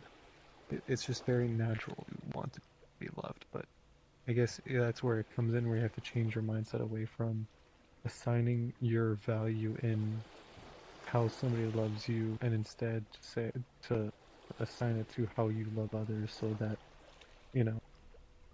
that can grow. Yeah, and be mindful of being able to love yourself, because if you can't do that, there's no way that you'll have anything to give to anyone else. Right. Yeah, that's something I had to learn. Yeah, that's it's definitely something I had to learn. And, that's why I'm the person I am today, because I learned how to do that. And I know there's still a lot of stuff that I have to learn, I'm sure. But it is a nice reminder to just be aware of, hey, it's better to be mindful of giving the love rather than, looking for it, like just looking for it to receive it. Right. Yeah. And the understanding of love as an action rather than an object. Yeah. Mm-hmm. I remember I asked my mom. So now, okay, she's talking about hyper real love and like seeing it on the big screens and stuff. Yep. My parents, the way they met and the way they fell in love, it was like something out of a movie. I swear to God.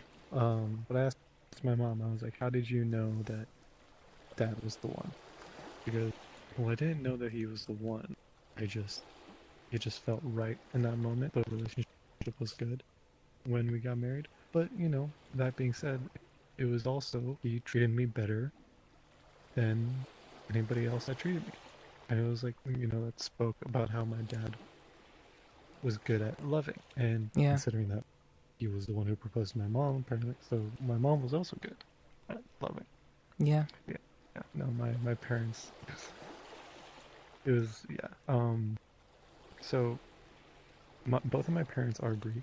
Mm-hmm. And my mom moved to New York. No, my mom grew up in New York. My grandparents on my mom's side moved to New York when they were like 18 or something and opened up a diner. But the area that they were originally from is where my dad grew up. And during the summers, my mom would go and visit at times. And one summer when she was 19, she was visiting that part of Greece with her grandmother at the time, so it was just them. And down the street from our house in Greece is very small little and she was standing right at the entrance about to go in, and my dad pulls up on his motorcycle, and he lives in that, like, literally they were next door neighbors. And so they had kind of known each other, but because she lives in America, they weren't really close. He recognized her. He was like, "Oh, you're our next door neighbor." He was like, "Do you wanna go around town? You wanna like hop on and like go around town?" So she was visiting Greece while he was living there. Mm-hmm. So she was visiting from America. Yeah. Okay, because she had family in Greece. And so. Okay. Yeah. Gotcha. And so he randomly pulls up on his motorcycle and was like, "Hop on, let's go around town." He was like, "All right." And they spent that few months of that summer vacation together. And before she leaves, he proposes. Wow. She's like, I can't say yes yet. I have to go back and like get my father's approval and all this stuff. He was like, "Okay, then go back, get your father's approval, and yeah." And so the part of Greece that we're from is down by. Have you seen, like, if you've seen Greece on the map, you know how like it's got those fingers at the bottom, kind of like the coast, like right against the. It's been a while since I've actually seen Greece, but yeah. Yeah. So we're very far down at the bottom, and Athens is more north in the mainland. And because of where we're from, it's a very small town. There isn't an airport. Only just recently they started working on an airport. So if you wanted to fly there, you had to land in Athens. So she was flying home, so she had driven all the way up to Athens and was staying in a hotel room with her grandmother. And all of a sudden, in the middle of the night, the night before their flight, she hears a knock on her door, and she opens it, and it was my dad, and he says, and I quote, in his broken English, I cannot stand the idea of you spending another night in Greece and me not spending it with you. Wow. I was like, Dad. And she was 19 at the time. And she goes home, gets permission to marry. They send letters back and forth, and she comes back to Greece and they get married. It was very much something out of like a cheesy like love story. Life story, yeah. I mean, but yeah, like, you know, speaking of hyper real, like, you know, these things can happen, but to expect that to be the standard is unrealistic. But these things can actually happen, and that's the kind of the give and take of just accepting that, you know, sometimes things just kind of occur when you least expect them to, and they're not. It's not. Punch my wall. Yeah, I've done that. But yeah, it's just important to keep in mind that, you know, just because it's possible for love to materialize that way, it's not always going to. And to think that it's ultimately, it has to be one way is unrealistic and will just basically leave you kind of like starved, because like I think persons should, like what she said, be looking to just be available to be loved, but also to, you know, love someone else, however, whatever shape that takes, because, you know, you never know what'll happen. So yeah, it's also important to know that it's not going to be perfect all the time. And True. Right off the bat. Yeah, absolutely I don't not. think it'll ever be perfect. It doesn't matter how much work you put into it.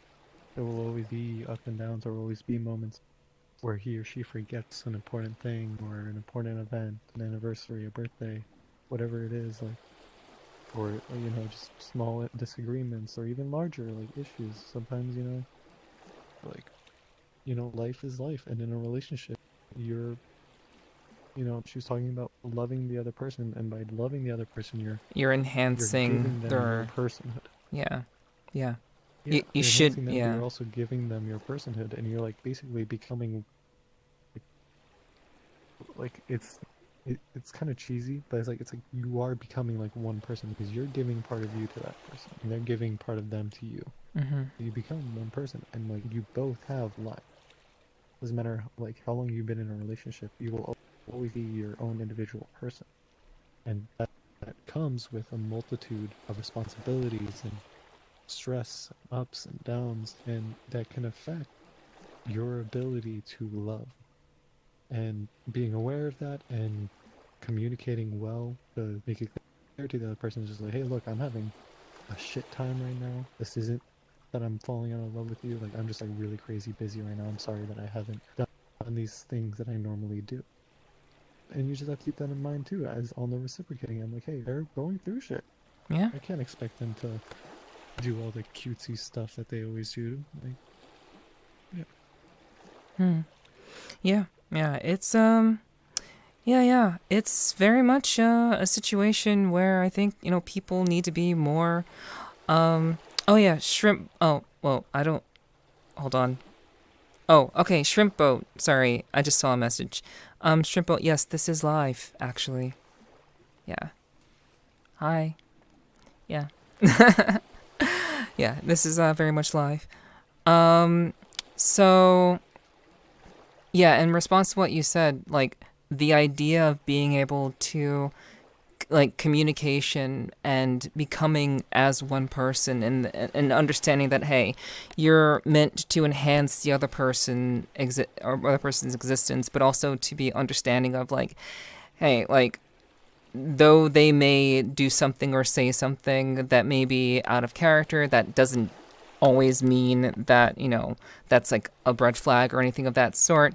But Right. just the major important factor of communication and being open to just things not going the way you want them to is, I think it's very important, because like things aren't always going to go the way that a person will want them to go, even if, you know, the other person is aware of that. And, you know, the most important thing is to be able to feel comfortable to talk to them about it and not feel like they're going to, like, you know, consider you someone that's crazy or gaslight you into making you feel in a certain way, rather than like you would hope that that person who supposedly loves you would be willing to listen to you and hear you out, and just kind of, if you can agree to disagree, but at least you're having a conversation, and there's enough comfort there to be able to have that conversation.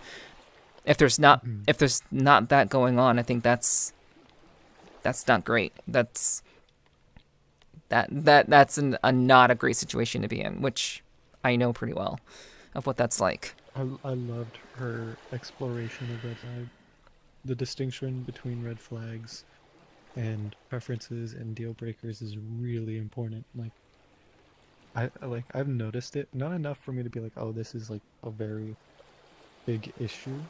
I didn't realize it was I'm taking it from a YouTube video, like who knows how bad it really is, but yeah, even I picked up on it despite not using social media much and not looking into this kind of stuff much. But yeah, like the talk about red flags, some things that people mention as red flags, no, that's just a preference. Like a guy who can't cook being a red flag, no, that's just a preference. You prefer guys who cook, yeah. Or like a red flag, like, oh, he gets quiet when, like, he gets distant when he's stressed. Like, that's not a red flag. That's, that's potentially something that might lead to a deal breaker, but that in itself isn't always a deal breaker. Or maybe it is. If maybe, you can't handle a relationship where he gets distant if he's stressed out, especially if he does something that's really stressed, and that's, that is important stuff to realize. But it is, you have to think about red flags less of like, if they exist, it's a no. It's more of like tools.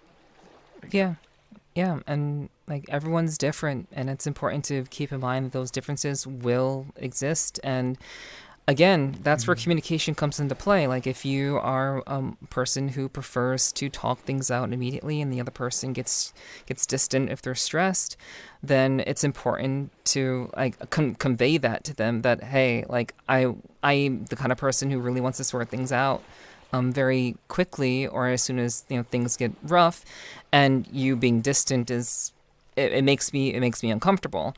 And for there to be some sort of like understanding that like even if you have to agree to like, okay, well, you still want your distance to be able to have that, but at least you have that reassurance, because they, hopefully they'll tell you that, they'll communicate to you that I don't do that because I don't like you, or I'm just or because of anything that you've done, but it's just because I need that space to kind of think, and or whatever the reason may be. I've oh my god, I had trouble speaking there. I've actually had that happen recently. It wasn't in a relationship, but it was with a friend. We had gone from talking all the time to me being super stressed, so I barely interacted with anyone, and they thought I ghosted them. Yep, I've gotten that too. Yeah. Yeah. They were fully convinced that I was just like didn't want anything to do with them anymore, and that I had fully ghosted them. And I was just like, when I was talking to them, they were like, "Yeah, I'm surprised you messaged me. I thought you ghosted me and didn't want anything to do with me." And it was like, because that wasn't my intention. I didn't think about that at all. I was just stressed and wasn't trying to talk to anyone. I didn't realize how that could possibly be interpreted. Yeah. I was just like so taken aback that I was like, oh, "What? No, like what?" Like, yeah. I was so like surprised by it. I was like, yeah, no, I should have communicated that, because I should have communicated to them that I was stressed out, and that's why I wasn't talking, because they had reached out. That's part of the issue, is that they had reached out and been like, hey, you're being kind of distant, and I didn't go too into detail why. Because when you're stressed out, you don't really want to talk that much, right? I was like, I should have gotten out of my shell a bit more and explained my situation, rather than doing my cliche thing where I keep everything inside. Like, yeah. I'm sorry for that, but yeah, no, I was going to defend you. I was 100% going to defend you, but then you said they reached out to you, and yeah. I would agree with your reassessment there. Yeah. But Cal has gone AFK. I'm actually gonna go. I'm gonna go to the restroom real quick. So I also will be right back. So. Okay. But yeah, you hopefully you don't have to go. No, I still got some time. Let me see. Before I actually don't even know what time it is. It's 2:17. I have a car ride tomorrow, so I'll be able to sleep during the car ride. Okay. Traveling, family, so yeah. Alright. Well, let me run to the bathroom real quick. Do let Cal know that I will be back, and if she comes back, hopefully she will. Alright. Boop. And those of you who are in chat, I will be back as soon as I can. But I'm going to the restroom. So don't worry. I'll be back soon. Let me go ahead and mute myself though. And also, let me do the thing. Alright. I'll see you guys in a bit.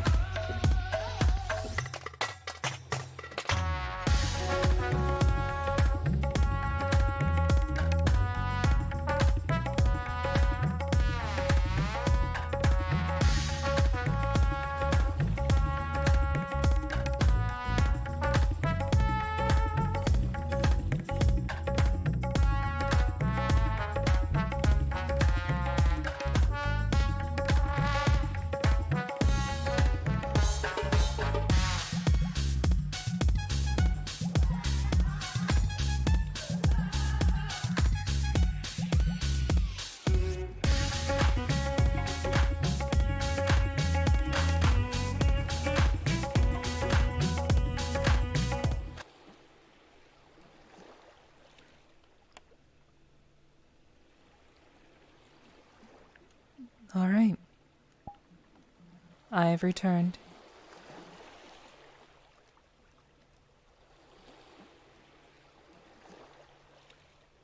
Hello? Wait, very poor? What the hell? Have I been kicked?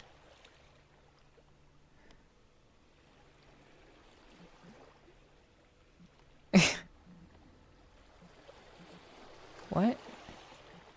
No, my bit rate's okay. That's very, very weird. Why are they saying very poor? And why is my name VRChat user? That makes no sense. I'm very concerned.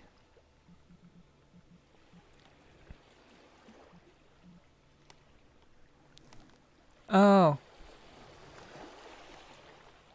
I think Voss lagged out. So very poor on the models is because there's a lot of stuff on the model.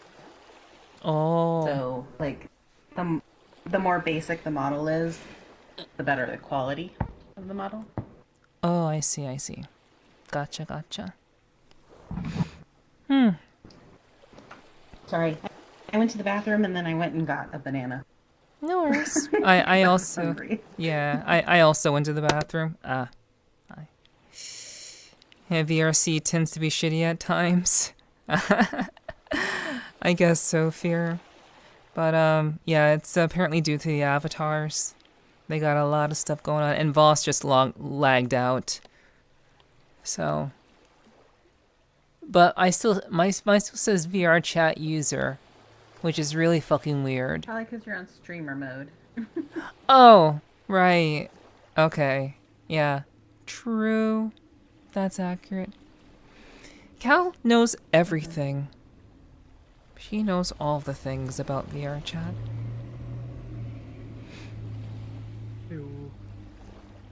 Hey. Hello. You came back, Voss.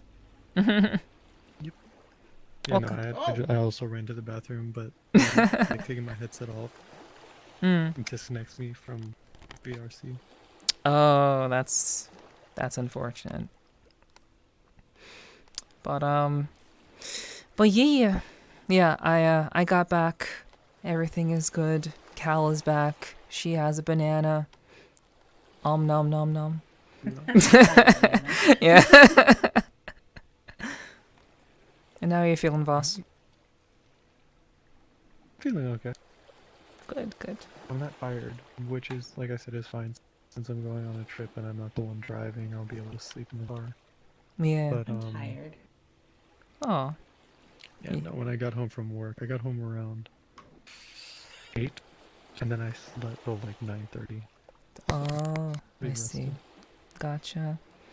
Do you need to head to bed, Cal?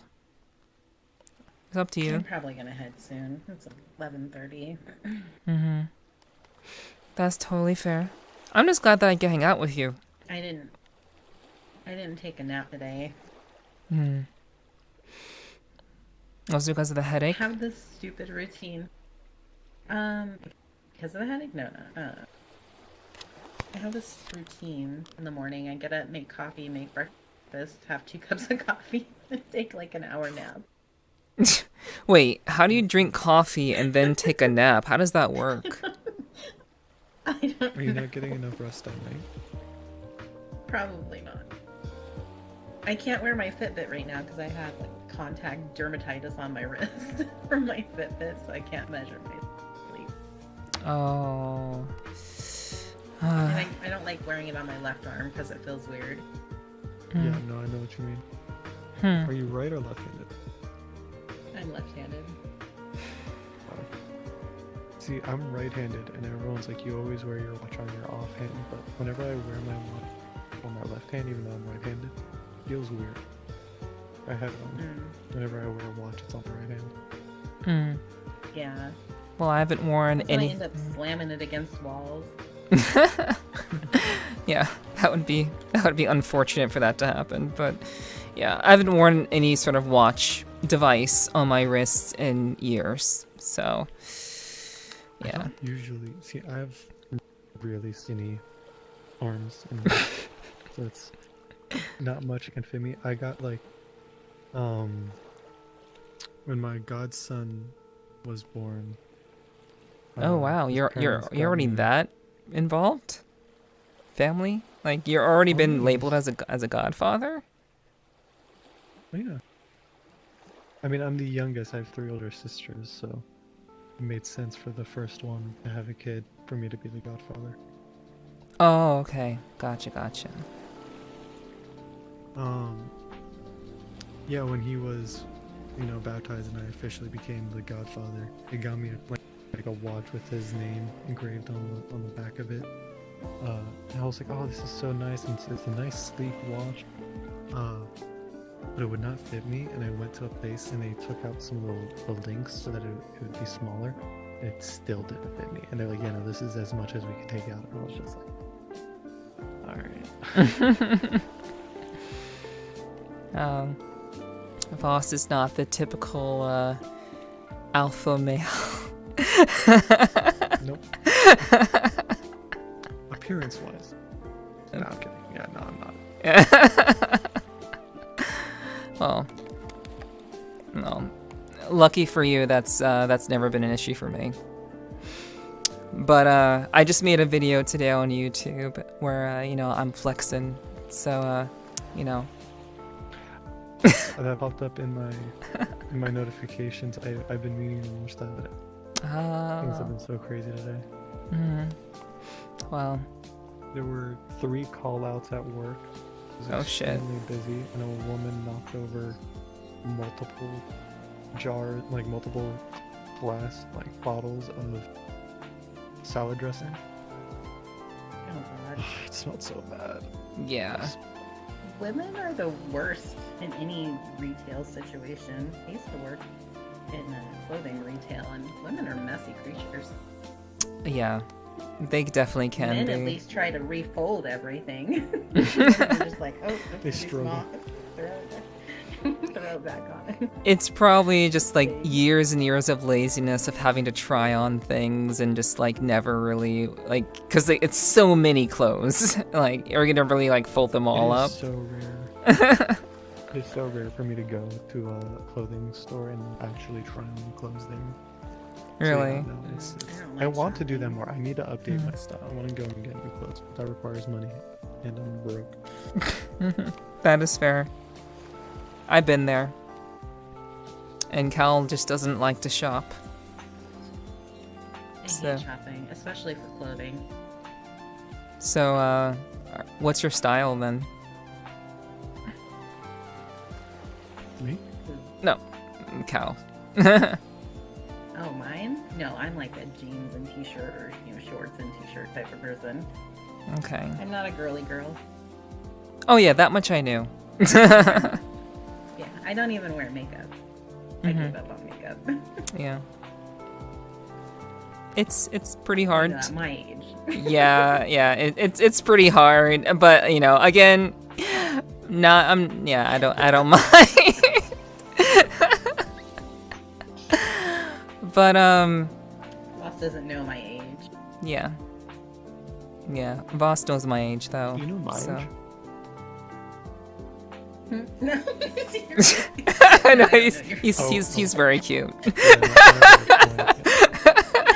How old do you think I am? Either late 20s or early 30s. It's the voice. and your breadth of knowledge. And your level-headedness. That's what it is. Probably, yeah.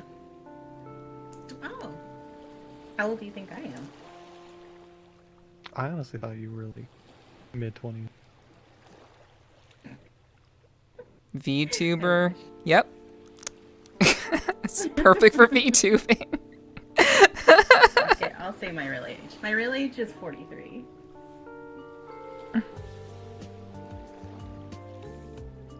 You know, I based off of like your voice and Yeah. just, you know, I thought you were like mid-20s. And video games. No, old. Yeah. She just has a very I- adorable voice. When I was in high school, I thought that like video games were just for people my age. But as soon as I got out of high school and like went into college and joined the workforce, I realized that like that is not the case. I work with mostly people who are like 10, 20, 30 years older than me, and they all play video games. I was just like, what? Yeah. So that kind of like, yeah, no, that I don't, yeah. Yeah, I mean, like, those are the people who grew up with them. Like, they know, like, all the classics. Like, people like you never heard of Atari. Commodore 64? I've heard of that, yeah. Oh, see, but you're just smart, boss. Like that's why you've heard of it. You're just a curious, smart guy. Just a geek. Which, you know, I'm very much a fan of, for what it's worth. So, don't ever change. See, but real life, I don't look anywhere near 43. Nobody ever believes me, so. Cal says it's carded. I didn't even. The first time I went, I think I told you this story. When I turned 21, I went to literally on the day of my birthday, we went to a all-you-can-eat sushi buffet. And I was like, I'm gonna order myself some sake. They're gonna ask me for my card. I'm gonna pull it out. It's gonna be so satisfying. No. They did not card me. They didn't even card me. I was just like. Did you look the same way? Oh yeah. Okay, yep. That's what it is. That's 100% and your height. I'm not even that. How tall are you? 5'11". Yeah. It's Taller than me. Yeah, facial hair and the relative height. I mean, anyone could guess that you're like 6 foot. Anyone would assume that you're 6 foot because you're already so close to it anyway. So, it's definitely the height. Yeah. But that doesn't surprise me. Oh, Cal's 5'3". I will say I am technically 5'5". So yeah, so basically, you know, you being taller than me, Voss, is pretty realistic. I would say our avatar is about the proper height for like what it would be like in real life. Oh, I guess I need to say my age now because everyone else said theirs. I suppose that's only fair. You don't have. I mean, You don't have to. I'm streaming. Do I say my age? Do you all in chat want to hear my age? If no one in chat responds, then I guess I'm scot-free, and that will be how I determine it. Age is just a number. Yes, true. It is. But you know, yeah. Well, actually, yeah. No, I was gonna play devil's advocate. I tend to play devil's advocate a lot. I really do. So that's just my thing. I always like, well, you know, yeah, I agree with you, but that's just I can't help but look at both sides of the coin, you know. Obviously Christian's going to say for me to do it. Of course, that's to be expected.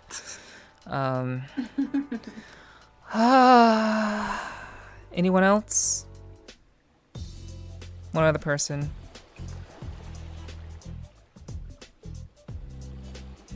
All right, fine. I'll just say it now. It's fine. Whatever. I am. Wait. I think I'm 34. Yeah. But you already knew that. Yes, I already. Yeah. When you just stare at me like with that blank face, it's just like why you say something, damn it. And your face is just like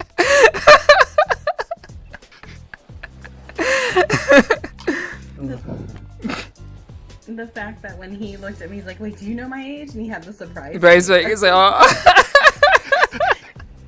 It's just the point. I forget that doing things does stuff. It's really fucking funny. Like, I tease him about that all the time, and then Cal with her tongue with a mind of her own, basically. Yeah. Does it have a texture, or is the tongue supposed to be black? Wait, the tongue is not black. Okay, yeah. So for me, the tongue is just like pitch black. Okay. Like the same color as her hoodie. Oh wow. Weird. Nope, it's pink for me. It's probably just because I'm a Quest, and Quest is. Yeah. Yeah. Weird. Yeah, Quest is a standalone, and the Valve is straight PC. So. Yeah. I can connect my probably go Quest to a stand me. PC, but it's my computer what I isn't VR ready. No. It's not good enough. If, You gonna head out? virtual desktop. Oh. I was thinking about that, but it costs money, and I need to save my phone. Yeah. What are you saving money for? $20 or something like that. A lot of big expenses just came out of nowhere. I got a letter in the mail that I thought I had paid all of my school classes of this. Like I thought I did all my school payments for this past term, but apparently I didn't. That was a big chunk of money that came out of my account randomly. Oh, I see. And then a bunch of other stuff, plus gas and everything. You know, so my bank account took a massive hit. So I'm just kind of like, I need to get comfy again before I start spending on video games and stuff. I definitely can relate 100%. Yeah, I think it's like what, $20 or something like that. Yeah. Christian, That's what I use because I have a Quest. You find that easier to use than hooking it straight to PC? Wait, is it still hooked to straight PC? I can speak. No. Oh, it's just. It's not. I'm not connected at all. But virtual desktop gives you. So you put virtual desktop Doesn't on it your just headset. simulate a PC? Oh, and then on your okay. computer, Oh. So then it connects that way through the internet. But is it still like running on the PC, or is it still running through Quest? It's running through Quest. The only thing that's Okay, running so, like- on PC is VRChat. Like if I close VRChat on my PC, like it'll, because I run So VRChat even- through my headset, but it automatically brings it up on my PC as well. Yeah, that's So what even happens to if me too. Even if my PC isn't VR ready, like it doesn't have the. That should be fine. Huh. I'll have to try that out. Yeah. Yeah, just buy it for the, I don't remember exactly where you go. I think you have to go to their website and then connect your account for Quest or something to it so that it downloads onto your headset. So it's not on the Quest shop. I don't think so. Maybe it is. Or maybe I just did it the hard way. I don't remember. Yeah, But then you run virtual desktop from your headset and then you start the game. Yeah. Christian asked, he asked if I'm sure that I'm 34. Well, I'm a succubus, so, you know, that's just the age that, you know, I currently am. But, you know, I've lived. Once he's done with me, you know, that might be lower. Yeah, exactly. Once I'm done stealing all of Voss's life force, then, you know, that's really all I would need, because he's a very young boy. So. Do you want to share some of that? Because But you are a Catgirl.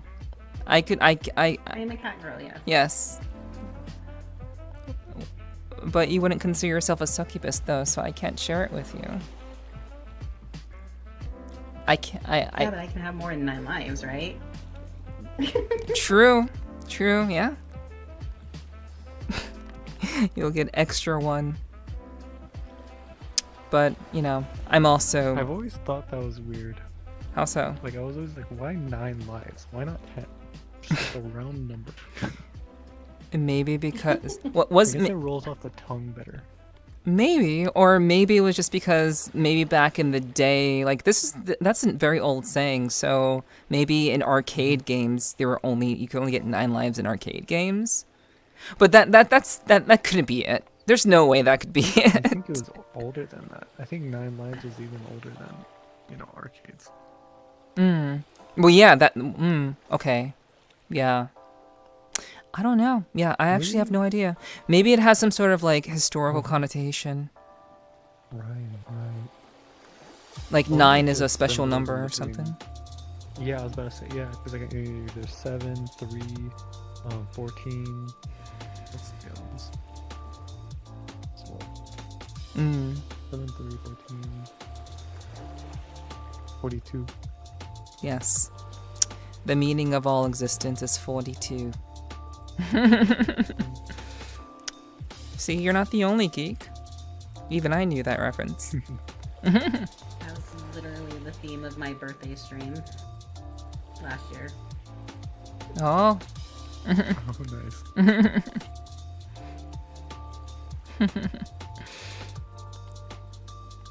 But yeah, to answer the question, I'm not sure if I'm 34 or not.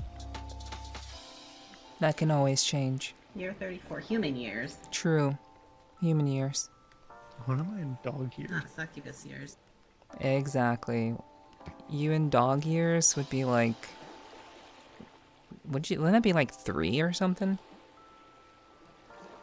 No, aren't they? Isn't it more? Because dog years.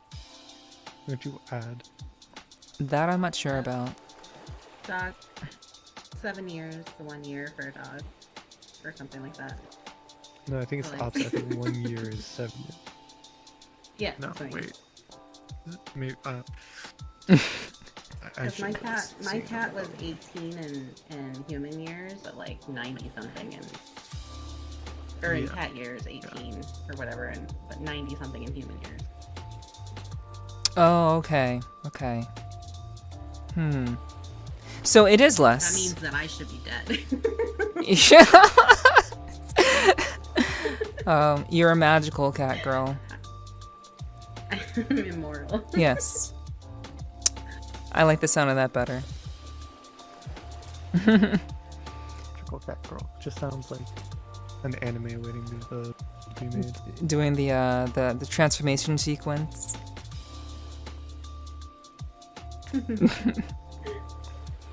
That is when Cal turns into a VTuber. Yes. Speaking of cats, what?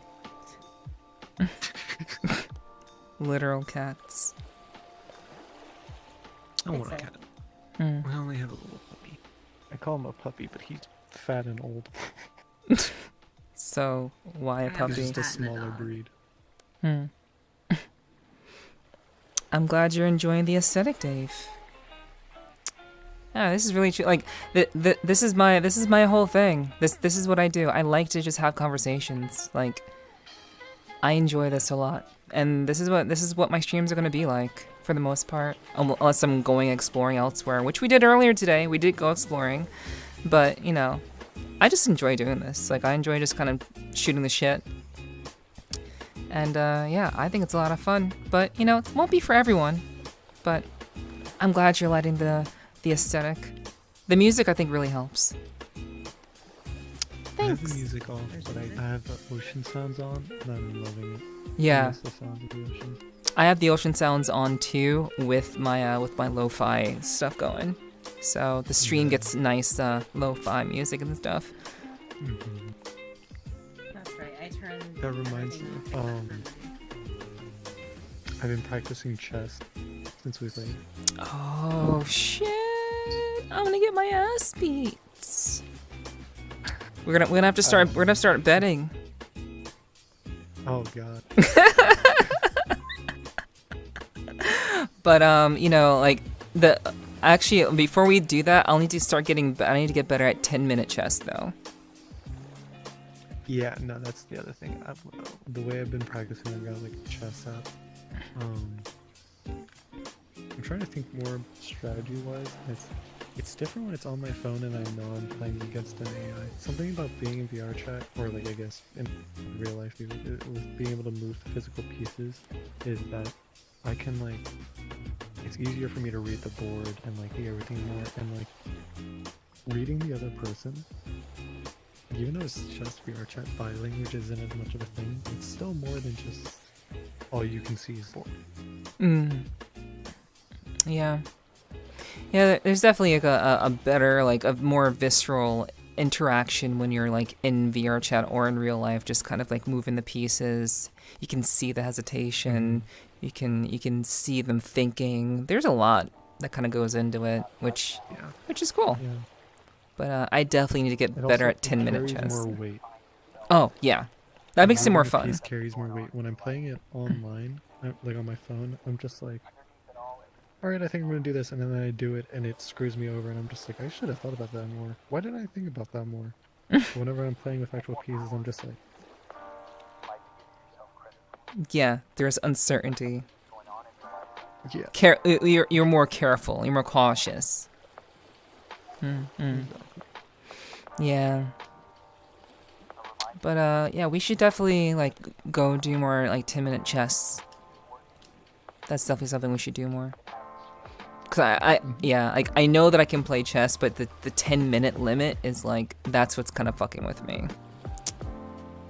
Yeah.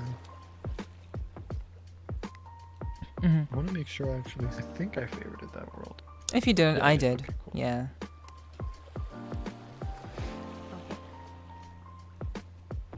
What am I walking on? Nothing. Yeah. Maybe you have colliders on? Oh wait, no. It was just a glitch. I think it was just a glitch. Yeah. Nope. Oh. Wait, is it the pillow? It's the pillow. That's weird. Yeah. Try now. Cal, try now without the pillow there. See? Yeah, it was the pillow. Yeah, that's crazy. I wonder... Wait, try and stand on the pillow. I mean, now it's not doing it. Maybe it was because it was against the couch? That is weird. That's so weird. Okay. VRChat is still mysterious. That's all it is. Quite. Nope, there. That's... Wait, does that happen to me? No. I just walk right through it. Weird.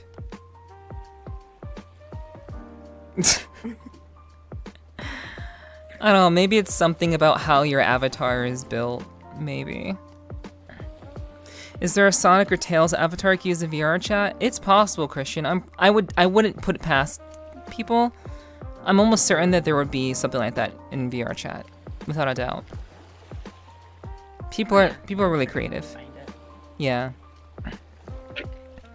There are specific avatar worlds that you can Go to bed.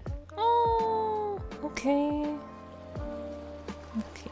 I'm gonna try to get some actual sleep. Okay.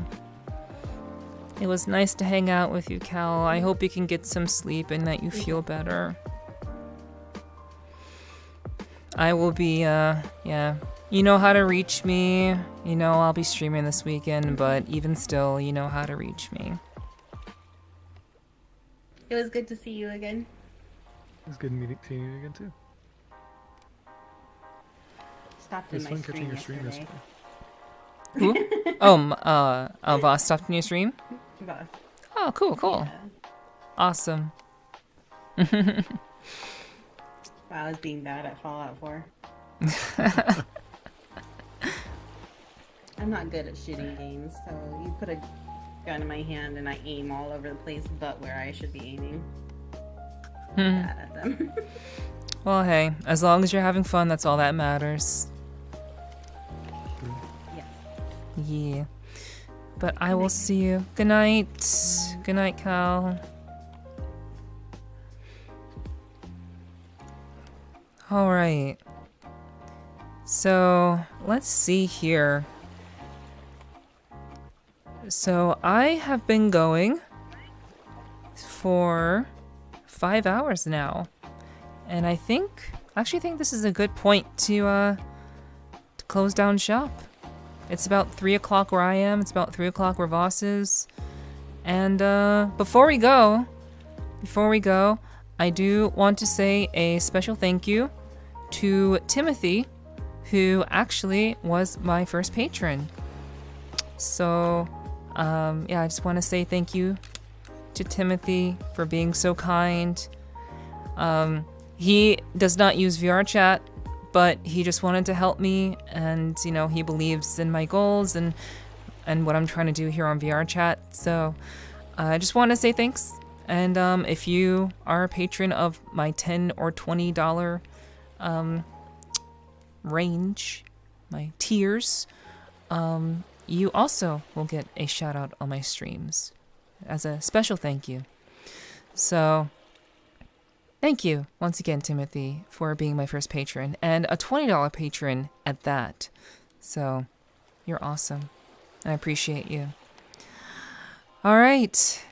So I don't believe I've had any other patrons yet, but as always, before I go, I will let you all know that if you would like to be a patron of you want to support what I'm doing here, you want to support these conversations, these one-on-one conversations that I'm having with people, you are more than welcome to do so.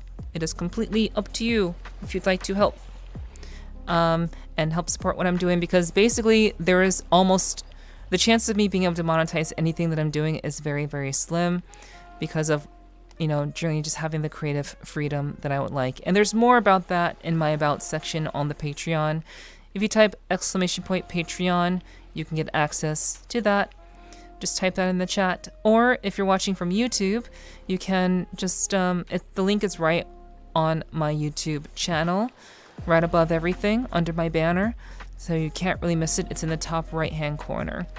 So if you're interested in, you know, supporting my streams and making it more easier for me to accomplish the things I'd like to do as a content creator and as a streamer and entertainer, I would certainly appreciate that very, very much. But as always, if you're just here to watch, I appreciate you too, and I'm very, very grateful that you are here. So, again, please check out the Patreon if you're interested, and if you did enjoy tonight's stream, please be sure to follow or subscribe if you're watching from YouTube. Subscribe to the channel. It really, really helps. It makes all the difference. And following me on Twitch also makes all the difference as well. So for now, you all, thank you so much for joining me tonight. It's been a blast. We went to a nightclub. We met a really cool multilingual guy who challenged me in Japanese. Voss popped in, and I had to translate for a bunch of people. You all got to see me use my Japanese skills in action, my watered-down Japanese skills. We had a awesome one-on-one with Voss, learned more about this Shiba Inu, and we had Cal join us for a couple of videos on YouTube, just chilling, talking, and just, you know, enjoying the vibe, and that's what I'm here to do. To have fun, enjoy ourselves, and to have meaningful conversations with everyone. So I'm just glad that you were here. You were here. And if you're watching this as a recording, I'm glad that you're watching. So thank you so much. I appreciate each and every one of you. And I look forward to the next time I will see you live. Yes, much love to you too, Cal. I can't do a heart symbol because VRChat won't let me because my hands are wonky, so I can't really do it. But you get the idea. Yeah. Hands are wonky in VR, so that does kind of suck. But Dave, if you're still here, thank you so much for hanging out and for enjoying the vibe. Christian, thank you so much for being here and tuning in. and you know, just enjoying yourself here and asking questions. And yeah, please check out the Patreon. You get rewards. You help me, and then I give you stuff back. So it is an equal exchange. At least I hope. I'm pretty sure it is. I've worked really hard on it. So yeah, check out the Patreon, !Patreon, or just use the link down below, and I'd really, really appreciate that. So until next time, you wonderful, wonderful, tasty humans that I want to suck all of your life energy out. Oh, okay. Sorry. I'm sorry. Boss moved away.